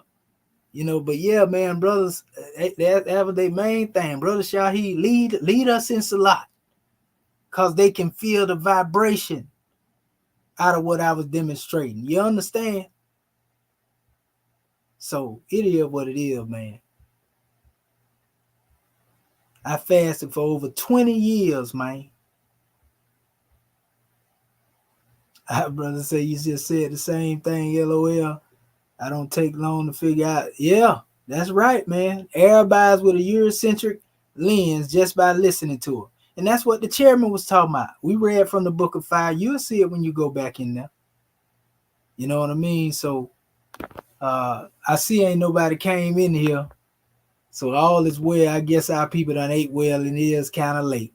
You know, we've been on here for a minute, 5 hours to be exact.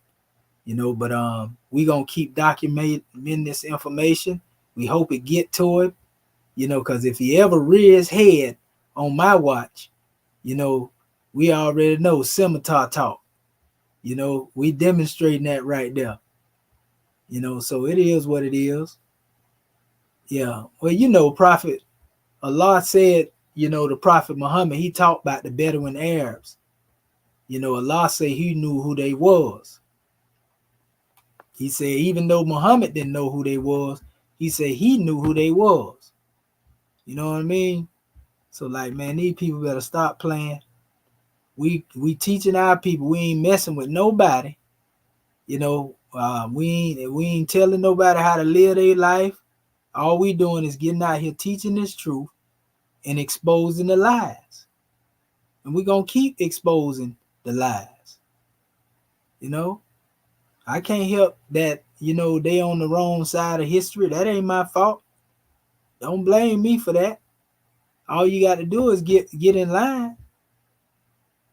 All you got to do is get in line, you know, with the truth. You get in line with the truth, and you'll be all right. Then you ain't got to be doubling down, because that's all it boils down to. They feel like what I'm saying is a threat. to what it is they done produce. And it is the truth I'm putting out here is, you know, a threat to that the lies. If you in the line with the truth, then you ain't got to worry about what it is I'm demonstrating. You know, but if you gonna keep having the same problem right here.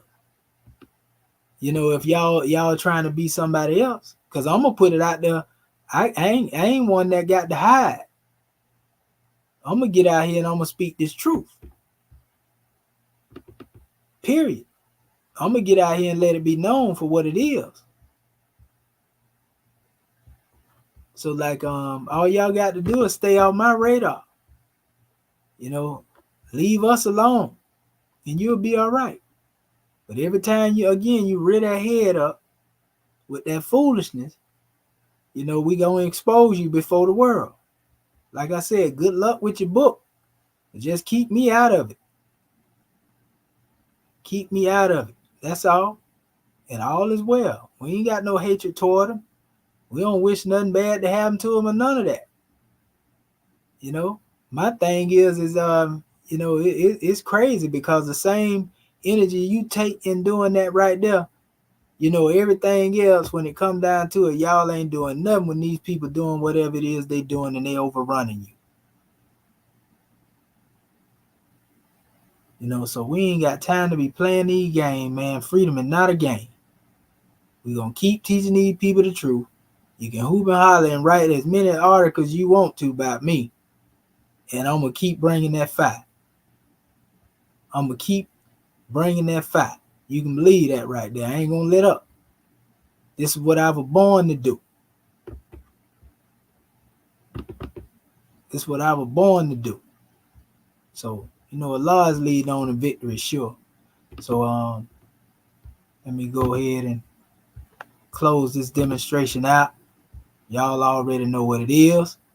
You know, and we're going to get back to the teaching as we do. But y'all know they come up on our radar all the time, family. This is just all we doing is putting that clean glass of water beside that dirty glass that's trying to act as if it's clean. You know, so praise be to Allah, Islamism without the schism. And y'all already know we're going to close this demonstration out. I got to close it out with a track. Y'all already know. Let me see right here.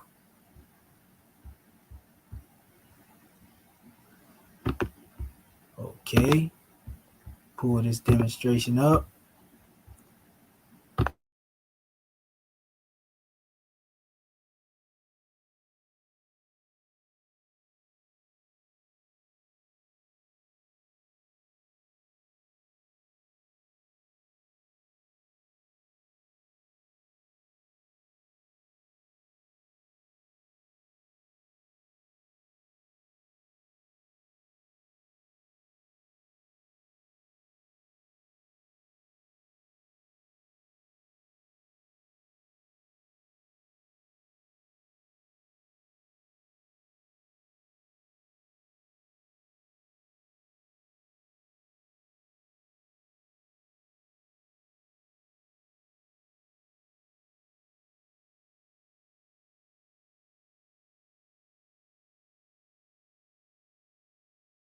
Back during slavery, when black people like me talked to the slaves, they didn't kill him. They sent some old house Negro along behind him to undo what he said. You have to read the history of slavery to understand this. There were two kinds of Negroes. There was that old house Negro and the field Negro. And the house Negro always looked out for his master. Yeah, this that sacrilegious blasphemy. Revolutionary speech to make them blasphemy. And I put it all on the line to see my people free. Even if it leads to Roman legions crucifying me. Yeah, this that sacrilegious blasphemy. Revolutionary speech to make them blasphemy. And I put it all on the line to see my people free. Even if it leads to Roman legions crucifying me. blood diamonds in our veins, so we breathe creep. Every nigga's a potential donor for a small fee. Over the years, I gave my blood, my sweat and tears. Upright, independent, and fearless, and it's all clear. They wanna see me on my knees with my hands out, but I refuse to be your pickaninny chasing clout. Your favorite rapper, honor master, he's a faithful slave. Phallus worshiping pagan rights for minimum wage. And I say the things that these house niggas wanna say. Can't cancel me, cause I'm the culture, watch me lead the way. My footprints are clearly cut, cause I'm a big stepper. I leave eternal landmarks, therefore I live forever. My Maurice ties can never be severed. Medieval demons plot to earn acceptance, and I don't have to get ready because I stay ready. Recite these vanishing rituals, these are my confessions, and I got a 7-day theory like Machiavelli. Sacrilegious blasphemy, revolutionary speech to make them blasphemy, and I put it all on the line to see my people free, even if it leads to Roman legions crucifying me. Yeah, it's that sacrilegious blasphemy, revolutionary speech to make them blasphemy, and I put it all on the line to see my people free, even if it leads to Roman legions crucifying me. Freedom of speech, just watch what you say. Them devils look for excuses to exercise they hate. Them soundbite manipulation justify the case. A pig's only agenda is to control our fate. So many snakes and I miss silent hissing like Judas, filled in malice and greed, but still I see through them, and I can see it in their eyes. They pray for my demise. A crown of thorns upon my head, but yet I hold it high, and I walk with purpose and pride in every step I stride, cause I made a vow to the ancestors to ride or die. So about averting the many spirits and lost souls, held captive within the struggle as I unfold. They hold the stripes on my back, look at my broken flesh. I'm speaking truth to power into my last breath. I hear true legends never die, and now I'm legendary, and I live forever through these lyrics even when I'm buried. Yeah, it's that sacrilegious blasphemy, revolutionary speech to make them blasphemy, and I put it all on the line to see my people free, even if it leads to Roman legions crucifying me.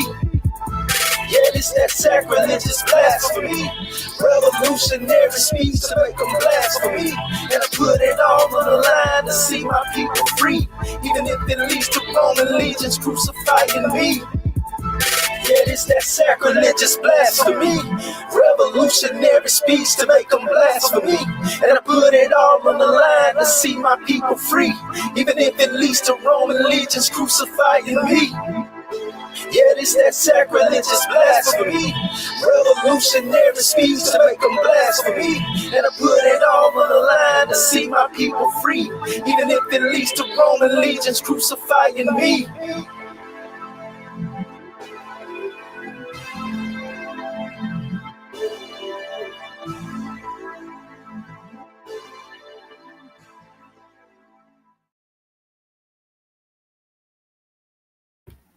Y'all already know, man, it's peace, love, and law at all costs. We love you.